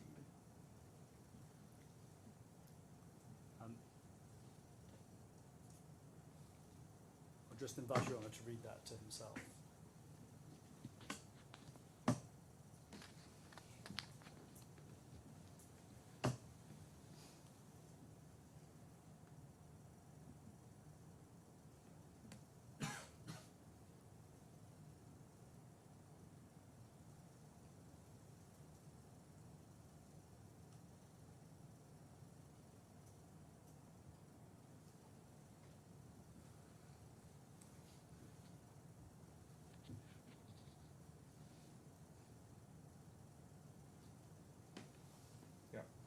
And we say that's important because it broadly reflects the issue in this case, because what the Court of Appeal and his Lordship is doing there is rejecting a submission that just because you have small print at the back of the presentation, that's tucked away.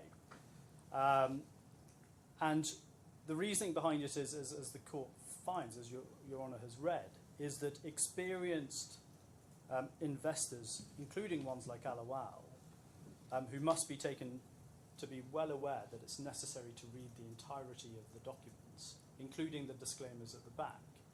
And this goes back to the context point I made right at the start. An institution like ALAWWAL is not only aware of the nature of these disclaimers, it's going to be within its knowledge that they are likely there, they are likely at the back, and what the terms are likely to be.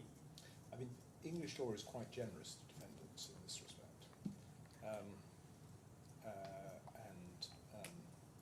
There are other cases which illustrate the breadth of that generosity. I really repeat what I said to Mr. Adair, that influential though an English Court of Appeal decision is, it's not binding on this court, and it would be, well, I would find it interesting to see whether the approach is the same in other, well, call us respectable common law jurisdictions. But I mean, that's I accept what you say in relation to the English law position. Well, if misrepresentation cases teach us anything, Your Honour, we've got to define what respectable means before we start trawling. I'm not going to define. I take Your Honour's point. We will, of course, look at that as well. Yeah. And I accept this authority is not one that's binding on this court. No. But I would say it's one that's generally persuasive. No, well, I mean, I understand. Yes. I mean, I understand the logic of the reasoning which is being put forward there by Lord Justice Morbeck. His point, and the point you're making, is that people like ALAWWAL will know full well that there are likely to be disclaimers and so forth. Yes. Well, The contrary point is, well, they're asking for information who else are they going to get it from? I mean, Yes, and I will come on to deal with that, Your Honour. If I may just refer to a few more paragraphs in sure. this. So I'm not cutting you short. I'm looking. Of course, no, of course. This is always helpful, Your Honour. Paragraph 18 is the next one. Yeah. And before you say, I can tell you that my proposition coming off of this is that what the court is finding here, what Lord Justice Morbeck has held, is that a person can make clear by a notice that he is not willing to accept liability for statements contained in a document of which the notice formed parts of, and limit the scope of or exclude altogether what would otherwise amount to a representation on which reliance might be placed. And that's, again, I'll invite your Lordship to read that. But we say that it's a similar point here, and that looks at Section 2 of UCTA. Yeah. And the next relevant paragraph is paragraph 20, which deals with Section 3 of the Misrepresentation Act, but it's Your Honour may find it particularly helpful in respect of non-contractual notice from D in the margin onwards. If I can this is picking up what Toulson said in IFE funds. Yes. Yeah. Yeah. I mean, this is a area of law which I'm relatively experienced. As I say, if you look at the Thornhill decision, you'll see why. Yes. This is a trapped over this ground. Yes. And then, possibly more for interest than other, Your Honour, I'm not inviting you to read it, but paragraph 23 deals with a contra profrenium rule that Mr. Lord Casey in that case tried to invoke. I don't propose to turn it up, but what the court found is there was no applicability of that rule, where the language of the disclaimer is sufficiently clear and there's no ambiguity. So, for Your Honour's convenience, what we have done, and credit specifically to Mr. Jackson for this, is Annex B of our skeleton argument has the various disclaimers which are found in the documents in the case, and we've tried to cross-refer that to the bundles to make it an easier exercise. It's very helpful. As I said, the point I was making to Mr. Adair is still one which I think is relevant, which is that one needs to look at those words in the context in which they appear. Absolutely. So what I want to do... Well, perhaps I can do this, Your Honour, because my learned friend's taken you to some of the documents. If I can take you to Annex B of my skeleton, just to refer to it, and then if it's helpful to go to the main document, then I'll do so. It's D, the skeleton's at D tab 7. I think it's been added as a document by itself. That's what I mean, it's an independent document at tab 7. Yes, Annex B. Thank you. So is it Annex B you've got this? Annex B, yeah. It's tab 7 of bundle D. No, this is very helpful having walked that out. It was Mr. Jackson's genius idea, Your Honour. It certainly saved me some time. If I can look at where I want to start is page 5, Your Honour, which is the offering memorandum, and rows 13 to 17, really, which sets out disclaimers contained in that document for the fund. And we say those disclaimers themselves are particularly important because the offering memorandum is the definitive document which sets out the terms on which any investor, including ALAWWAL, is going to invest in the fund. And the disclaimer at row 14, we say is particularly significant because it confirms that no person has been authorised to make any representation concerning the fund or an offering of shares in the fund other than the information contained in the offering memorandum, any supplement to that offering memorandum, and the most recent annual report and accounts of the fund. Leaving aside all the other disclaimers, we say that this fundamentally undermines ALAWWAL's case that it was entitled to rely on any representations outside of the specific documents listed here in respect of what are the risks associated with the fund. What do you say about his point that this only deals with the fund, not So it's a new point that's raised in my learned friend's skeleton. But in my submission, that argument isn't supported by the wording of the disclaimer itself. If Your Honour would like to see it in the offering memorandum, it is F17, page 3. Don't worry, I saw it there this morning, so. Yes.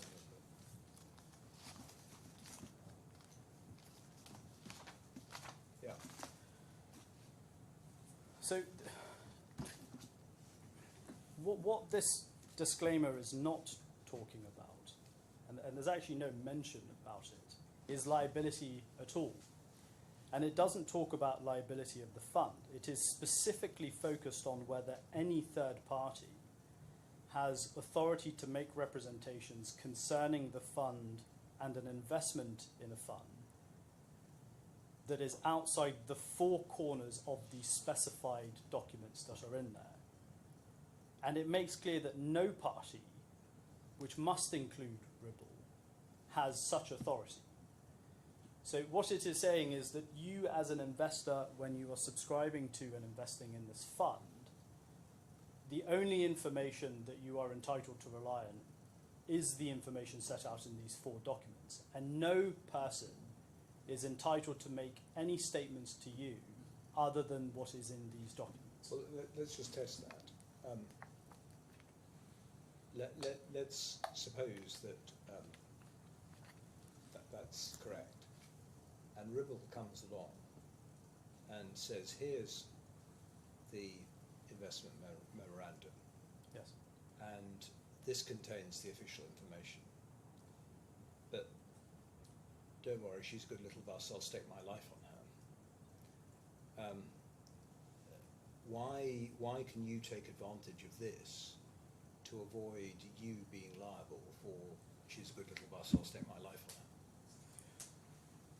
Well, it depends who's saying that. If a salesman is turning up in a sales pitch and it's your first meeting, the first time you've ever met them, and you have no information about the fund, and they're coming to try and say, I'm going to pitch to you this fund and all the great benefits and highlights of it, and he or she makes that statement, but then they say, what you need, and in fact what you're already aware of, you need is the offering memorandum, because that's the document.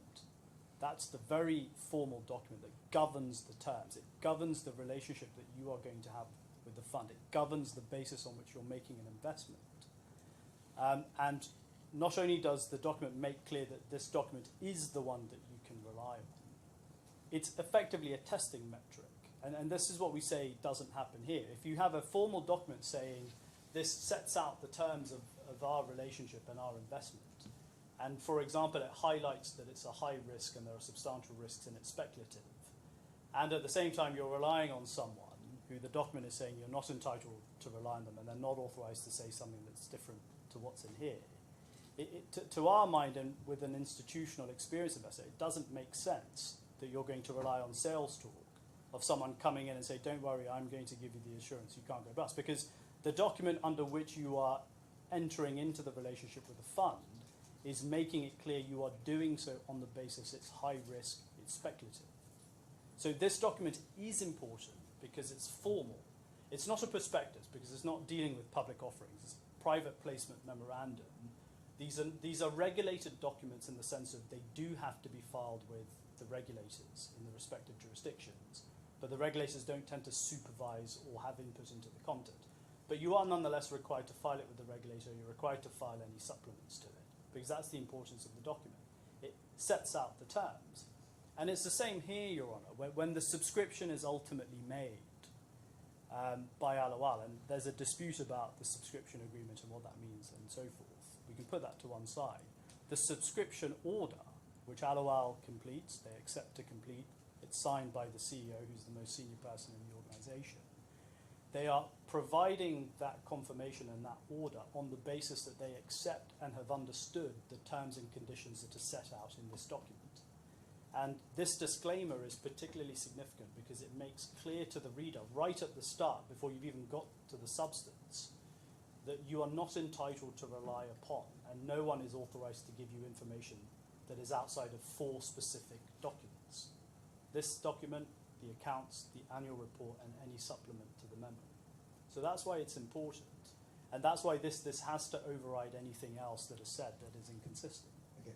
But what you don't have in this case, Ron, what you won't find in the evidence, and we say it is a problem, is that at no point when all of these alleged representations are said to have been made or interpreted as it may be the case, there's never a pushback, which is, well, you're telling us we have to contract with you on these terms, but you're telling us something different. So can you explain to us what the inconsistency, what's happened, what's going on? Why is what you're saying not matching up with what's in here? And my learned friend made the point earlier about the risks. Well, the risks are all, it just mentions risks here, high risk, substantial risks, and then it's in all the other documents. It's just not true. If you go to page 30 onwards, for about 8 pages, it lists all of the various risks that are associated with investing in a fund. If we can look at it, it starts at page 30.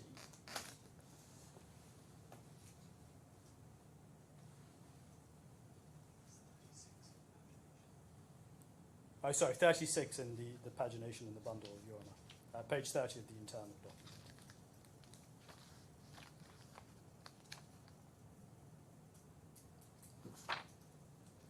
We obviously have the disclaimer at the top, but we can just see it goes through all of them. Assets may not be diversified, key individuals, risk, clients of underlying managers, lack of public available information with assets, possibility of misappropriation, regulation. Page 31, investment general. There are substantial risks involved in investing in various trade finance investments and investments the fund intends to purchase and sells. It talks about how the price can be influenced.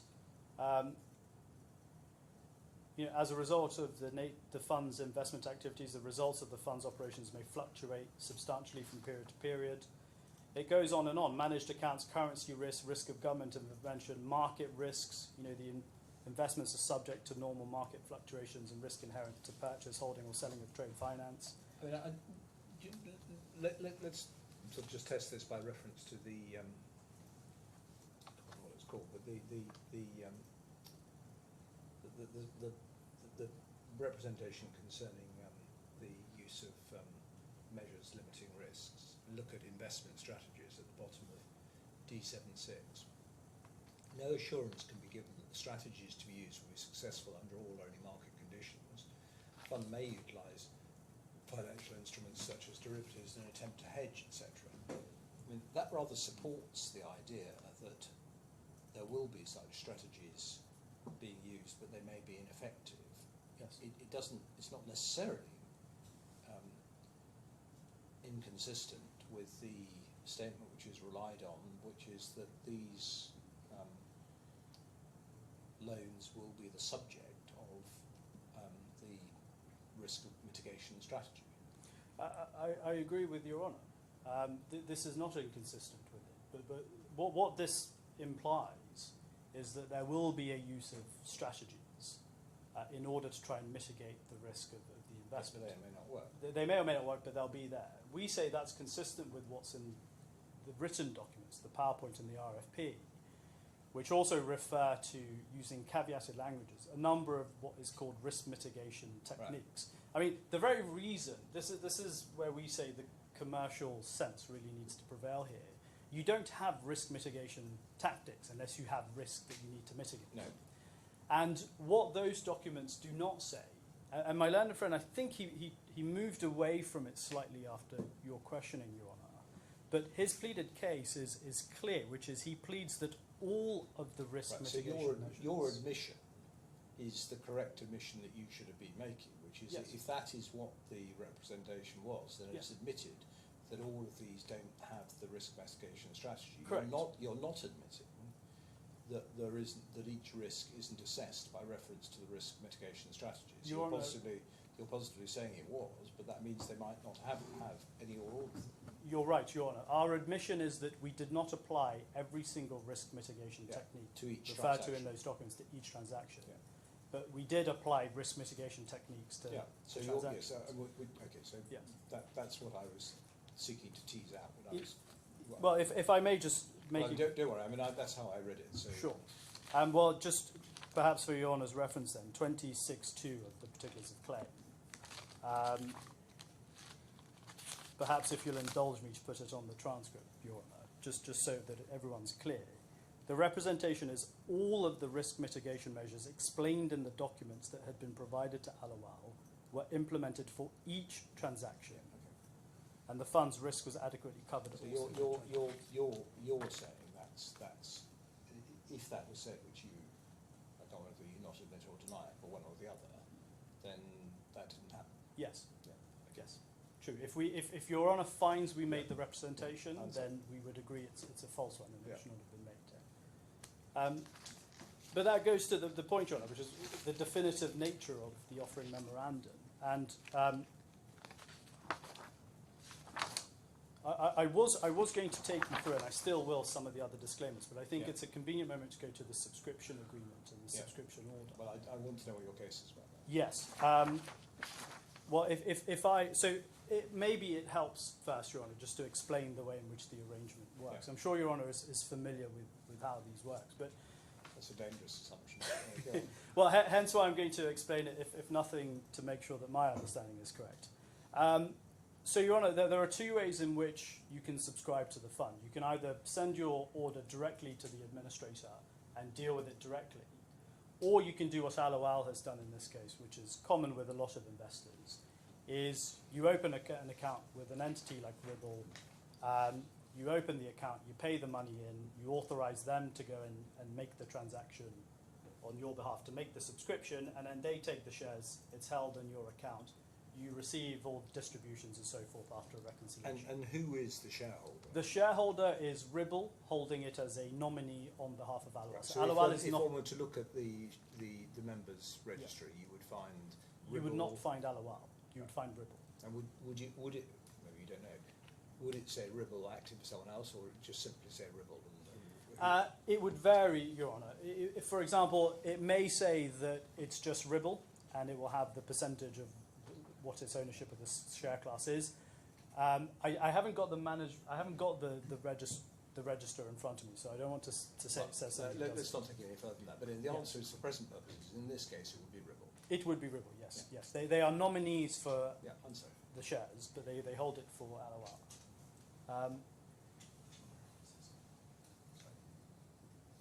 Yes, I'm reminded, but Your Honour is already aware, it says Ribble on behalf of ALAWWAL on the agreements. Yeah. But where we're at here is ALAWWAL chose to make the investment in this way, which is through Ribble, not of its own motion, which it could have done. So it opens the account, it pays it in, it then authorises Ribble to go and make the subscription on his behalf. Now, the first part of the process, and actually this is the important part of the process, is the subscription order. And if I can ask Your Honour to go to the first one, the example. We only need to go to one. It's at 192 of Bundle F. Bundle F, tab 192.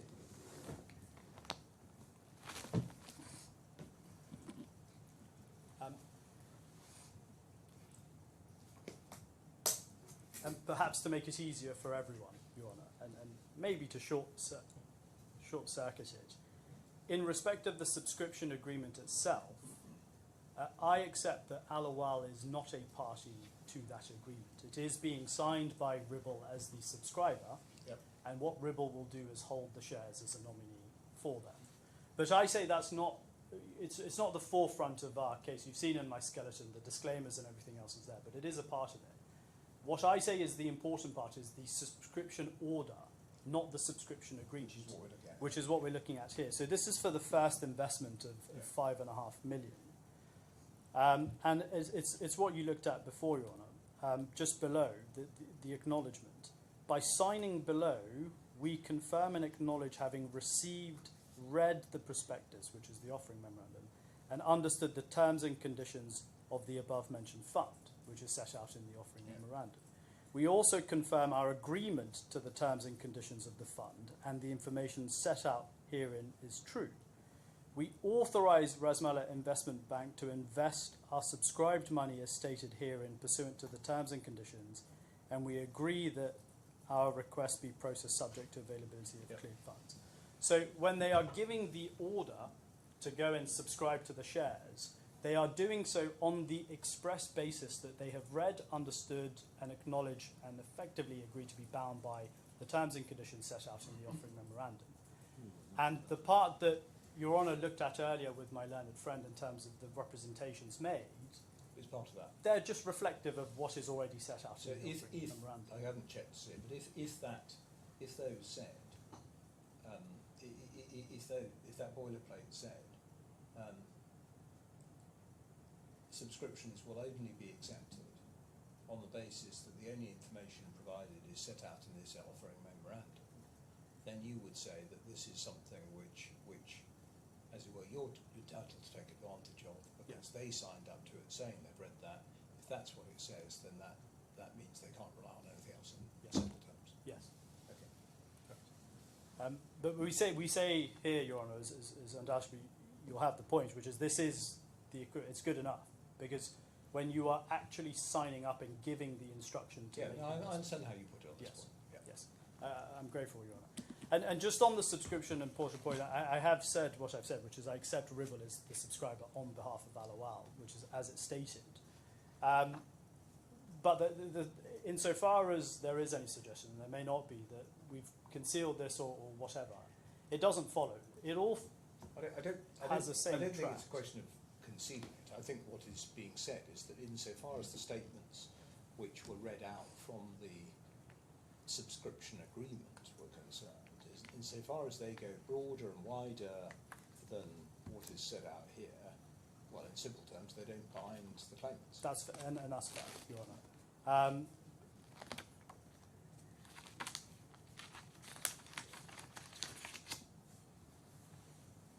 But yeah, that's fair, Your Honour. But as I say, I rely on the order, which is the acknowledgement of the terms, and section 1 of the agreement we say is basically no more than So a this confirmation. points directly towards the OM. Yes, Yeah. it does. And if I can then, apologies for jumping around, Your Honour, if I can move back to the disclaimers. Yeah. In my skeleton, Annex B, D7, page 7, I'm going to look at row 21, which is the disclaimer in the PowerPoint. Yeah. 21. 21, yes, please. Row 21, page 7, right at the bottom. So this is what's included in the PowerPoint. If I can invite your Lordship just to read that.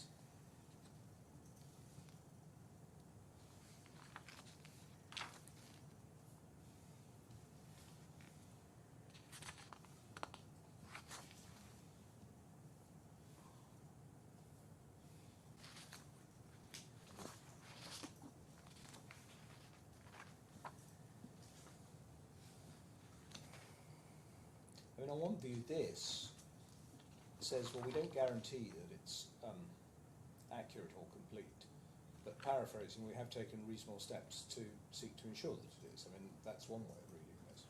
Yes, it's one way of reading it, Your Honour, but it also does go on, as you read, to say there's no representations that are being made in this document.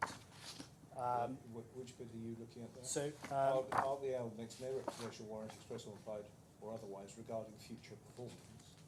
sorry.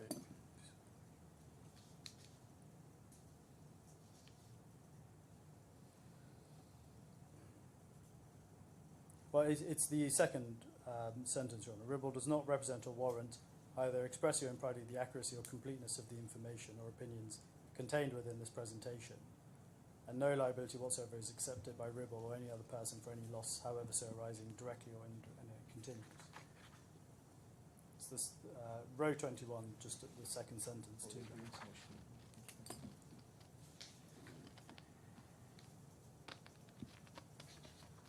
So how does that work? Suppose that the information in the presentation hasn't been obtained from sources, or that Ribble doesn't believe those sources to be reliable, either of those two. Are you still saying the effect of this is that there's no representation? Yes, I think what's happening is Ribble is expressing a belief that the information is reliable, but it's confirming that they have not taken steps to independently verify. Yeah, sorry, I mean, and therefore the point I'm just testing is this. I mean, on the face of it, that's a representation of present fact that Ribble has, well, two things. One is that Ribble has obtained the information from sources it believes to be reliable. yes, And normally there would be an implied representation that it's taken reasonable steps to achieve that. So yes, let's suppose that that's incorrect, that it hasn't taken reasonable steps to achieve that. Do you still say that we couldn't, that the claimant couldn't sue on such a misrepresentation, or is your point that this limits the scope of the representation? On the wording of this, I would say that the claimant can't sue. But it could conceivably be both, Your Honour, because what Ribble is doing at the start of this is expressing its belief, its opinion, that the information in here is reliable. It's effectively, on the face of it, expressing a reasonable and honest belief Yes. that the information is reliable. That's Yes. what it's doing. Sorry, Your Honour.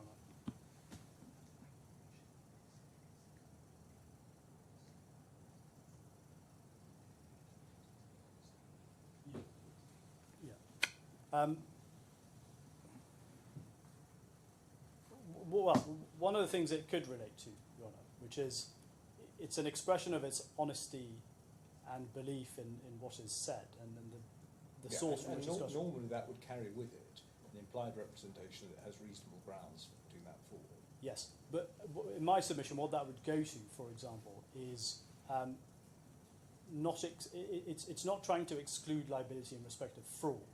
And I think that's what it's caught towards, which is if you have no honest belief in what you have said. No, well, I mean, this plainly wouldn't exclude liability Yes. for fraud. There's no Yes. doubt about that. But I'm actually slightly more interested in the reasonable belief, because normally, if you say, I believe this to be reliable, you obviously are expressly stating a fact as your belief, and if Yes. that's not true, it's fraud. Yes. But you're also normally impliedly saying, and I've got reasonable grounds for that belief. Yes. And you could make that negligently, but not fraudulently. Yes. Yes, I take Your Honour's point. I still think the language of the disclaimer becomes important there, because whilst you are, and Your Honour's right, you're expressing a belief in the correctness of or the reliability of the information you're connecting. The reason why you're seeking to limit the scope by the language that follows it is because of that. It's a belief that it's true, but it may not be, and therefore you're not seeking to make a representation of fact based on the belief that you've held. You may have taken steps, reasonable steps, in order to try and verify the information.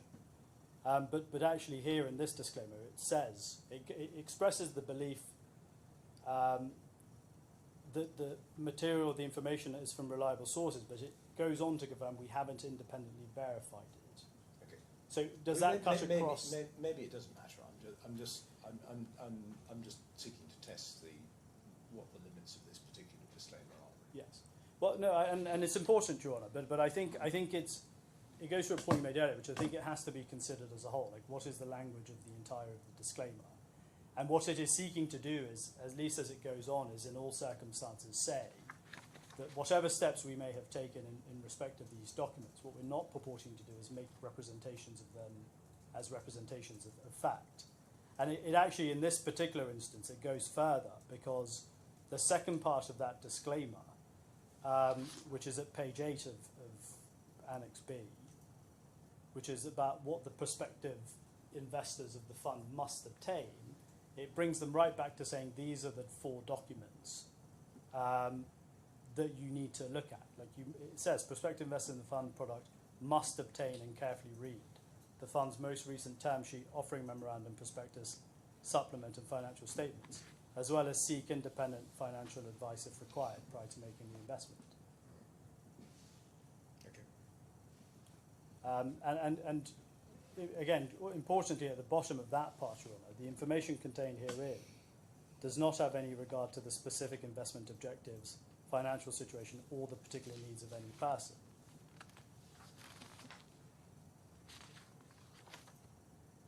Well, I mean, I read that as simply saying this hasn't been tailored to you.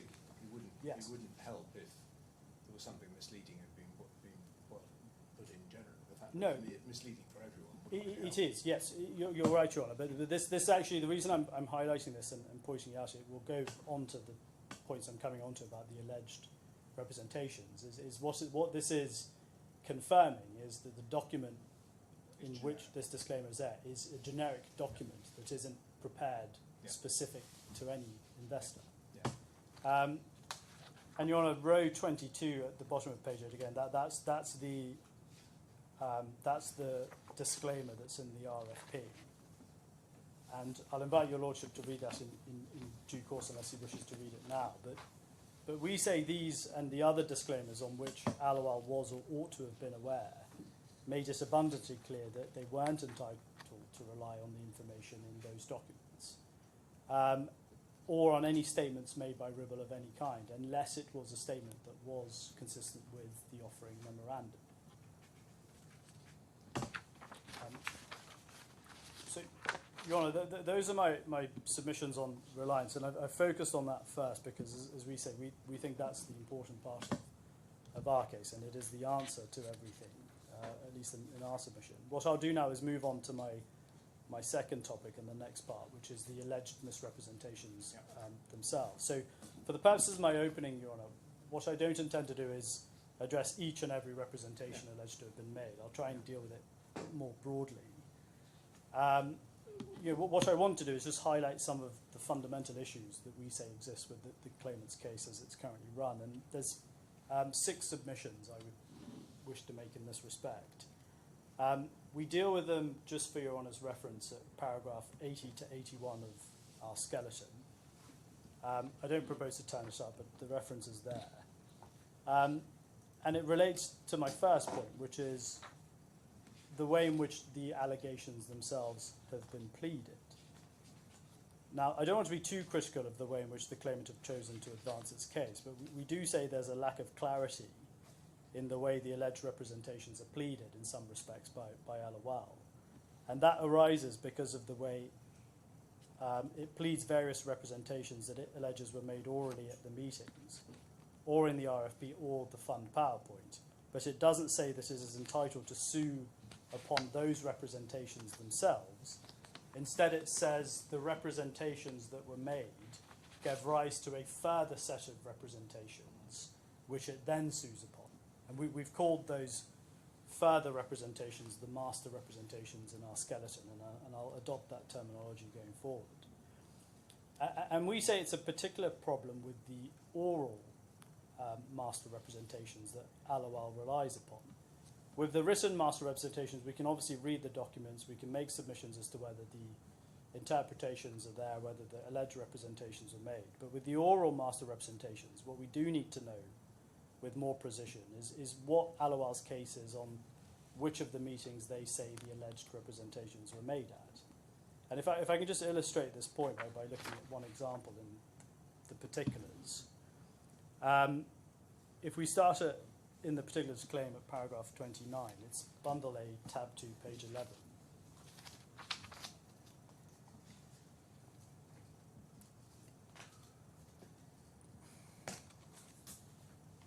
So, as Your Honour can see, ALAWWAL pleads that the 14th of November, 23rd of January, 6th of February and 25th of February representations, whether considered separately or together, constitute the oral fund risk representations. Now, the problem with that is that the alleged representations which are referred to by reference to the meeting dates total 21 different oral representations, allegedly made over 4 different meetings between Ribble and Al. And that makes it difficult to represent to constitute each of the oral fund risk representations. And we can see that if we look at one of the oral fund risk representations at 29.6. This is possibly the best example of it, at page 12. ALAWWAL in subparagraph 6 pleads that the oral, ALAWWAL pleads that the oral fund risk representations included a representation at subparagraph 6 that the fund's risk was adequately covered by risk mitigation measures at all stages of the transactions. Now, if one tracks that back to the 6th of February representation, there is a representation pleaded that all of the risk mitigation measures explained in the documents provided by Ribble were implemented for each of those transactions. It's the one we looked at earlier. Yeah. So that's at page 10. So it may be that ALAWWAL's case is limited to saying that the adequate coverage representation was made at the 6th of February meeting, which is this 26 subparagraph 2. But if we then look at the 25th of February representation, it, in my submission, becomes unclear whether that's actually their case. So if we look at paragraph 27, 1 to 3, which are the representations said to have been made at the 25th of February 2019 meeting, if I invite your Honour just to read subparagraphs 1 to 3.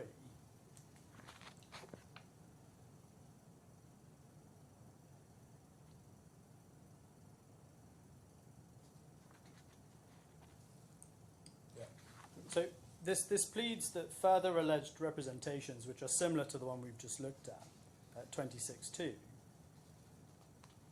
in that they relate to risk mitigation measures being implemented for each transaction and the effect that they had on the risk of an investment in the fund. So it's possible that ALAWWAL's case is that the alleged representations also give rise to the alleged representation that the fund's risk was adequately covered by risk mitigation measures at all stages of the transaction. So it's not clear to us which of the representations in which of the meetings are said to form part of a master representation, which is then the actionable representation that is sued upon, as opposed to bringing a claim on the actual representations as they are said to have been made. Yeah. And we have set out, just so that there's clarity and on the assumptions that we have adopted going forward.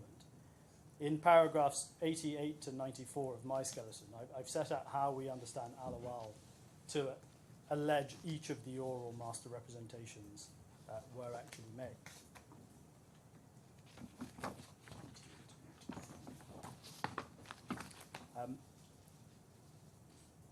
So I don't propose to take Your Honour through that. I've set it out in detail in my skeleton expressly so that it's in writing, so that it's clear for everyone.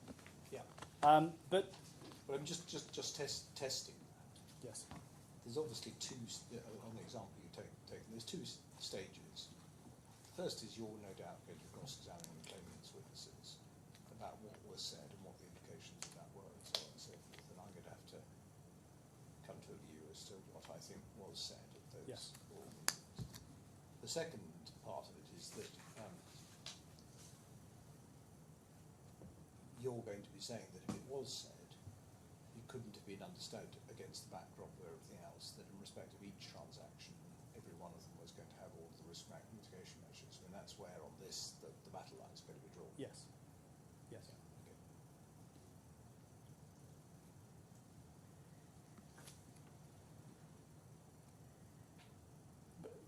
Where it becomes an issue, Your Honour, and I suppose there'll be, or one would hope there'd be more clarity as the case progresses and as we get to closing submissions. And I'll come to it on some point because I think the claimant's case has slightly moved from some of the representations as pleaded. But it's not for us as the defendant to draw inferences or to make assumptions about how... Now, you're entitled to know what's Exactly, we need to know with precision. Now, the second point I wanted to deal with here arises from my learned friend's skeleton argument, and Your Honour touched upon it earlier. It's paragraph 117, but I'll just say what my learned friend says there, which is he says, for obvious reasons, the dispute does not relate to the terms of the written representations or as to whether they were made. That's at page 117. With respect, that's difficult to follow because it's clear on the face of the pleadings that in respect of the vast majority of the written master representations, we do dispute that they were made, partly because the claimants apply a particular construction or interpretation to what is said, and we say that's not right if you look at the language of it. Yeah. So there is a dispute as to whether they were made, and if they were, the terms on which they were made. Yeah, what's not in dispute is what the documents say. What is Yes. in dispute Yes. is what you can draw from that. Correct. Your Honour's absolutely right. Well, that is somewhat, in fairness to my learned friend, that's acknowledged in his skeleton, because in paragraph 122 he specifically sets out what we deny, effectively. So the third point in respect of the alleged misrepresentations is that there is a suggestion in my learned friend's skeleton that our case on whether the alleged representations were made at the 14th of November, 23rd of January and 25th of February meetings is untenable because, among other things, our witnesses did not attend those meetings. Our witnesses being Mr. Swats and Mr. Bitcoin. Sorry, Bitcon. I'm afraid I'll make that mistake a few times. So we don't dispute that our witnesses didn't attend those meetings. Of course we don't. However, in my submission, the argument put forward by the claimant is an unnecessarily high bar one. And it reflects, in my submission, a misunderstanding as to the burden of proof. Because the burden of proof lies on ALAWWAL to prove that the alleged representations were made at those meetings. And in the usual way, Your Honour, your duty will be to consider whether it's discharged that burden by reference to the documentary record, but also the inherent probabilities of such statements having been made and the credibility of the witnesses And what speaking. records there exist of the meetings, etc. Yes. And this is a point I'll develop most likely in my closing submission, but it's an important one. It must be borne in mind that we're dealing with events that are 6 to 7 years ago. So Your Honour will be familiar, I'm sure, with Gassman and Ashley and Kogan and everything else, which talks about the reliability of witness recollection. Now, the fourth point in respect of this topic, the alleged misrepresentation, is the context in which ALAWWAL alleges the representations were made. And we say that's highly important because it undermines ALAWWAL's case that any of the alleged representations were in fact actionable under law.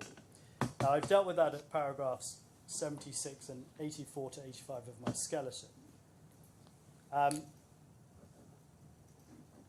But Your Honour, I'm sure, will be familiar with the proposition, and I'm not sure it's in dispute, which is, as a matter of law, if a statement is made which merely constitutes sales talk or is not sufficiently clear, then that does not constitute an actionable representation. And what I do is rely on Cartwright on misrepresentation for it. Perhaps it's convenient to take Your Honour to E2 tab 10.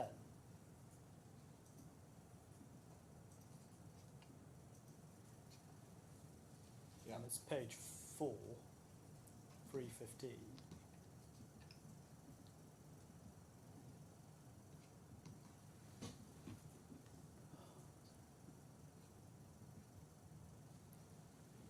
So Your Honour can see this sets out the principle I've just described, and it explains that. I'm not there. I'm so sorry. It's E2 tab 10, Your Honour, page 4. Yeah, no, that. So which page? At page 4, it's paragraph 350. Yeah.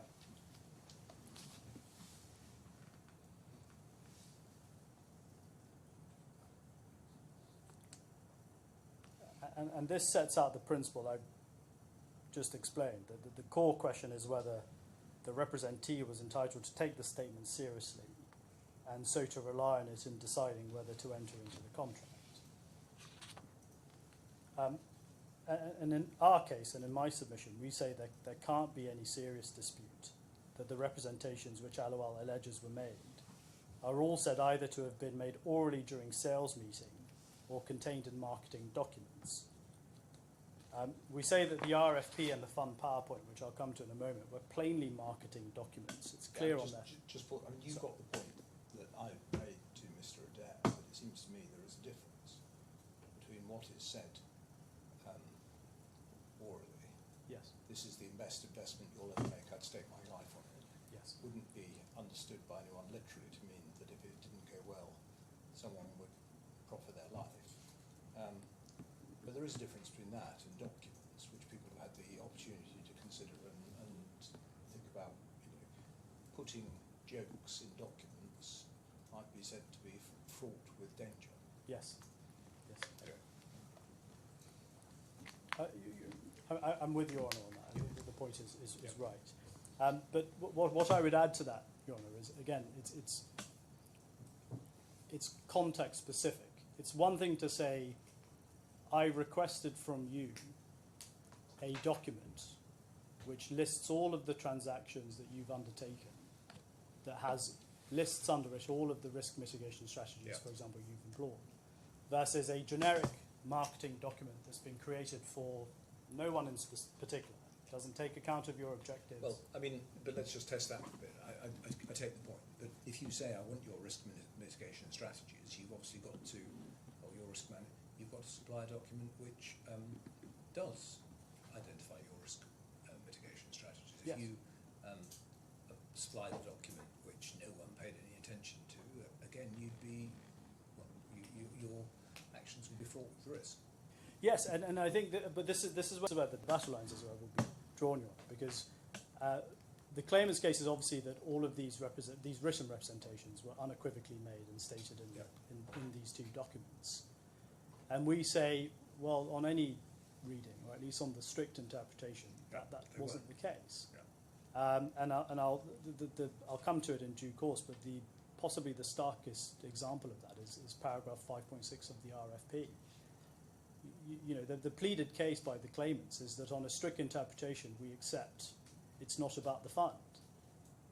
But what other basis is there to interpret the clear words that this is talking about defaults of Ribble? Legal actions of Ribble.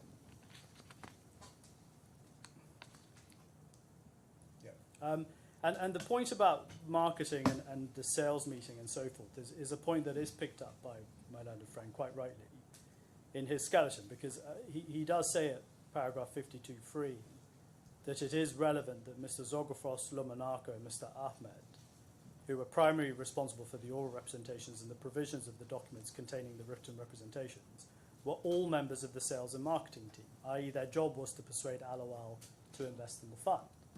And we say, well, that just highlights further. You are a sophisticated investor who is involved in structuring and setting up your own funds. You know what to rely on. You know the offering memorandum is the document setting out the terms. And they accept that these were sales meetings and marketing personnel that were talking to them at meetings and sending them the documents, which we say are all generic. They are sales talk, they are marketing documents. There's nothing that's intended to be actionable in there. So if one takes that as a starting point, that all the representations are alleged to have been made in what was sales or marketing context, that is, in my submission, a very strong factor against the alleged representations being actionable statements upon which ALAWWAL was entitled to rely. And we say that position is compounded where the offering memorandum, as the formal document setting out the terms on which the investment would be made, also made clear that information outside of specifically identified documents were not authorised to be made or passed on to prospective investors, and they shouldn't rely on such information. The fifth point, Your Honour, that I turn to on the alleged misrepresentation is that when one looks at the alleged representations that ALAWWAL relies upon, it's clear that some of them are just, they defy commercial sense or commercial logic, and therefore they are untenable and unsustainable. And I'm not going to go through each one of them, as I said, but if I can just highlight 5 of what I say are the key examples as to why we say they're untenable.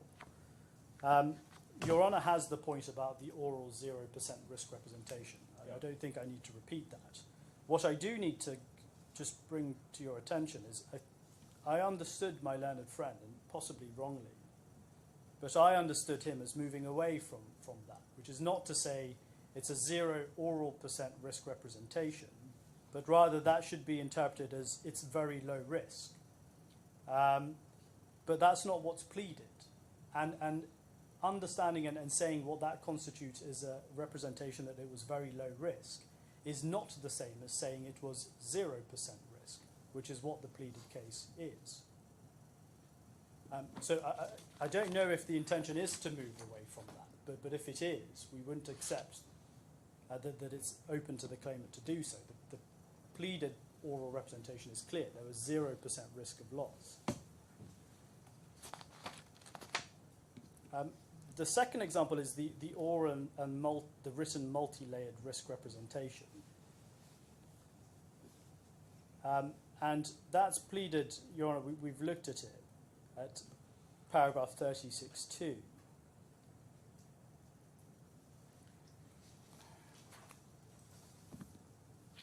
Yeah. Your Honour just bears with me.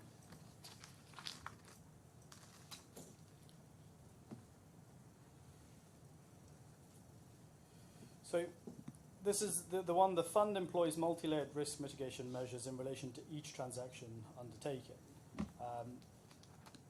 which is true. And then 26.2 is that it applies the same risk mitigation techniques in these documents to each and every transaction.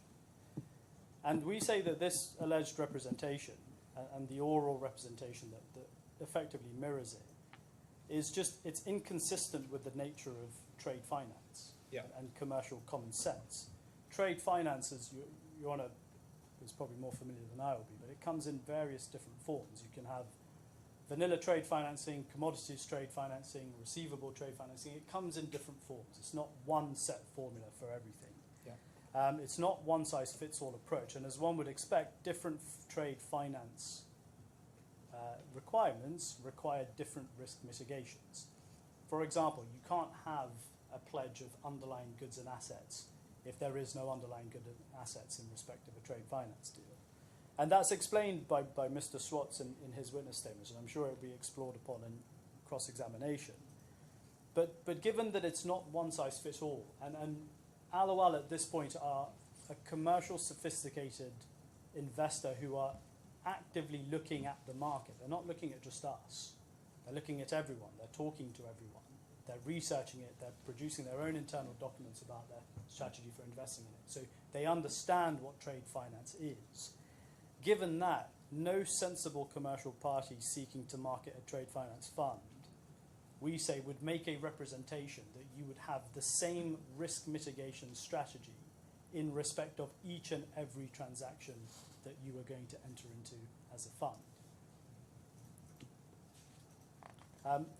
But in any event, the notion that these alleged representations would have been made, i.e. we are going to apply the same thing on every transaction, in my submission is dispelled when we actually look at the wording of the RFP and the PowerPoint, which ALAWWAL says gives rise to the written representations.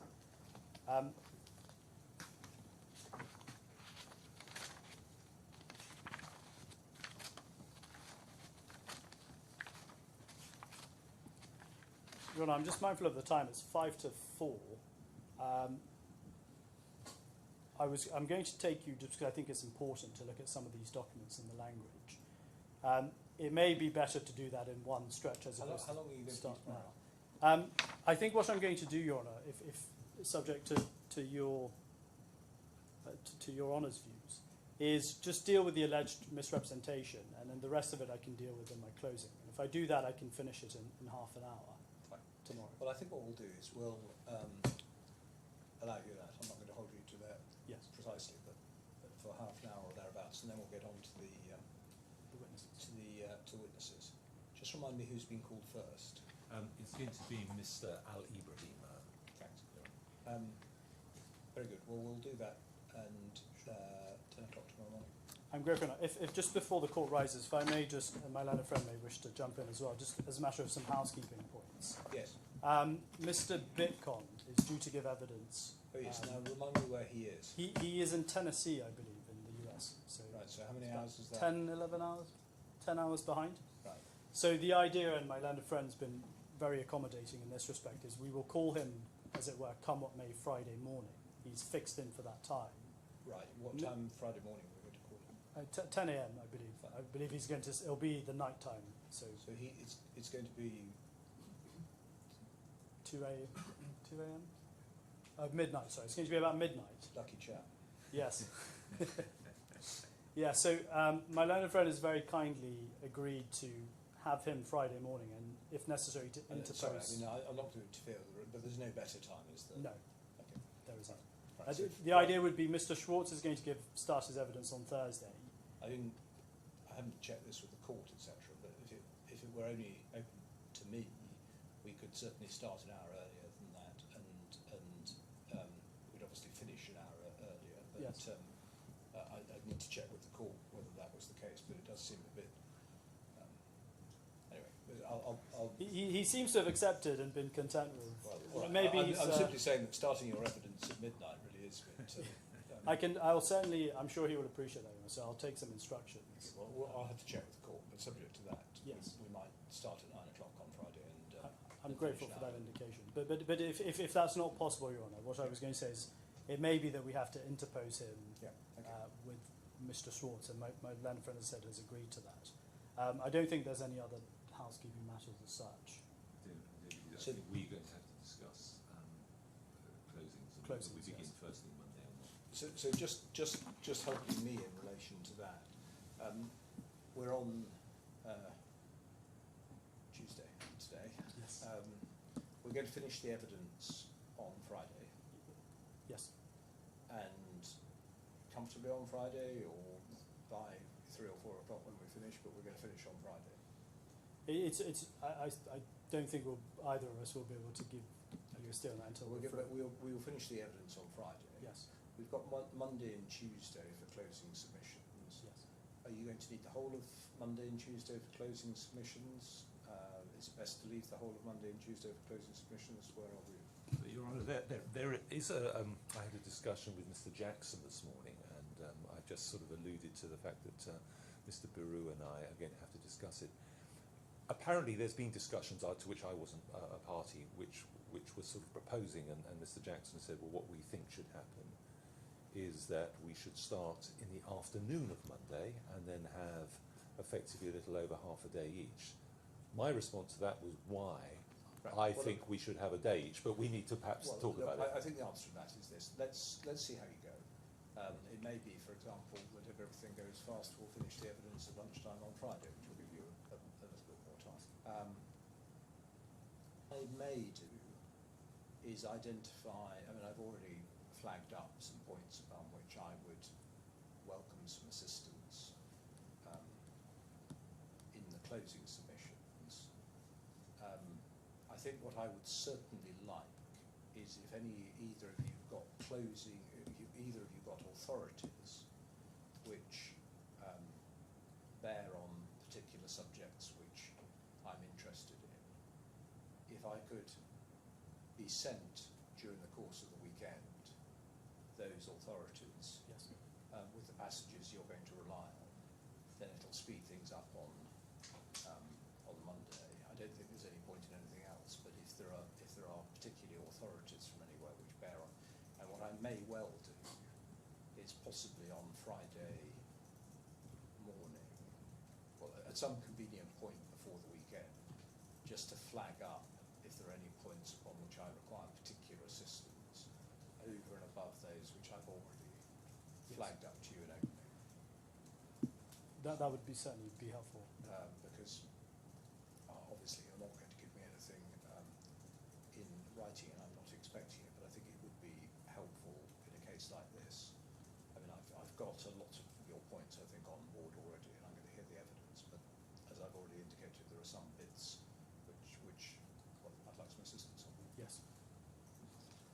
Good. All right. Well, that's very helpful. 10 o'clock tomorrow morning. Thank you, Your Honour. All rise.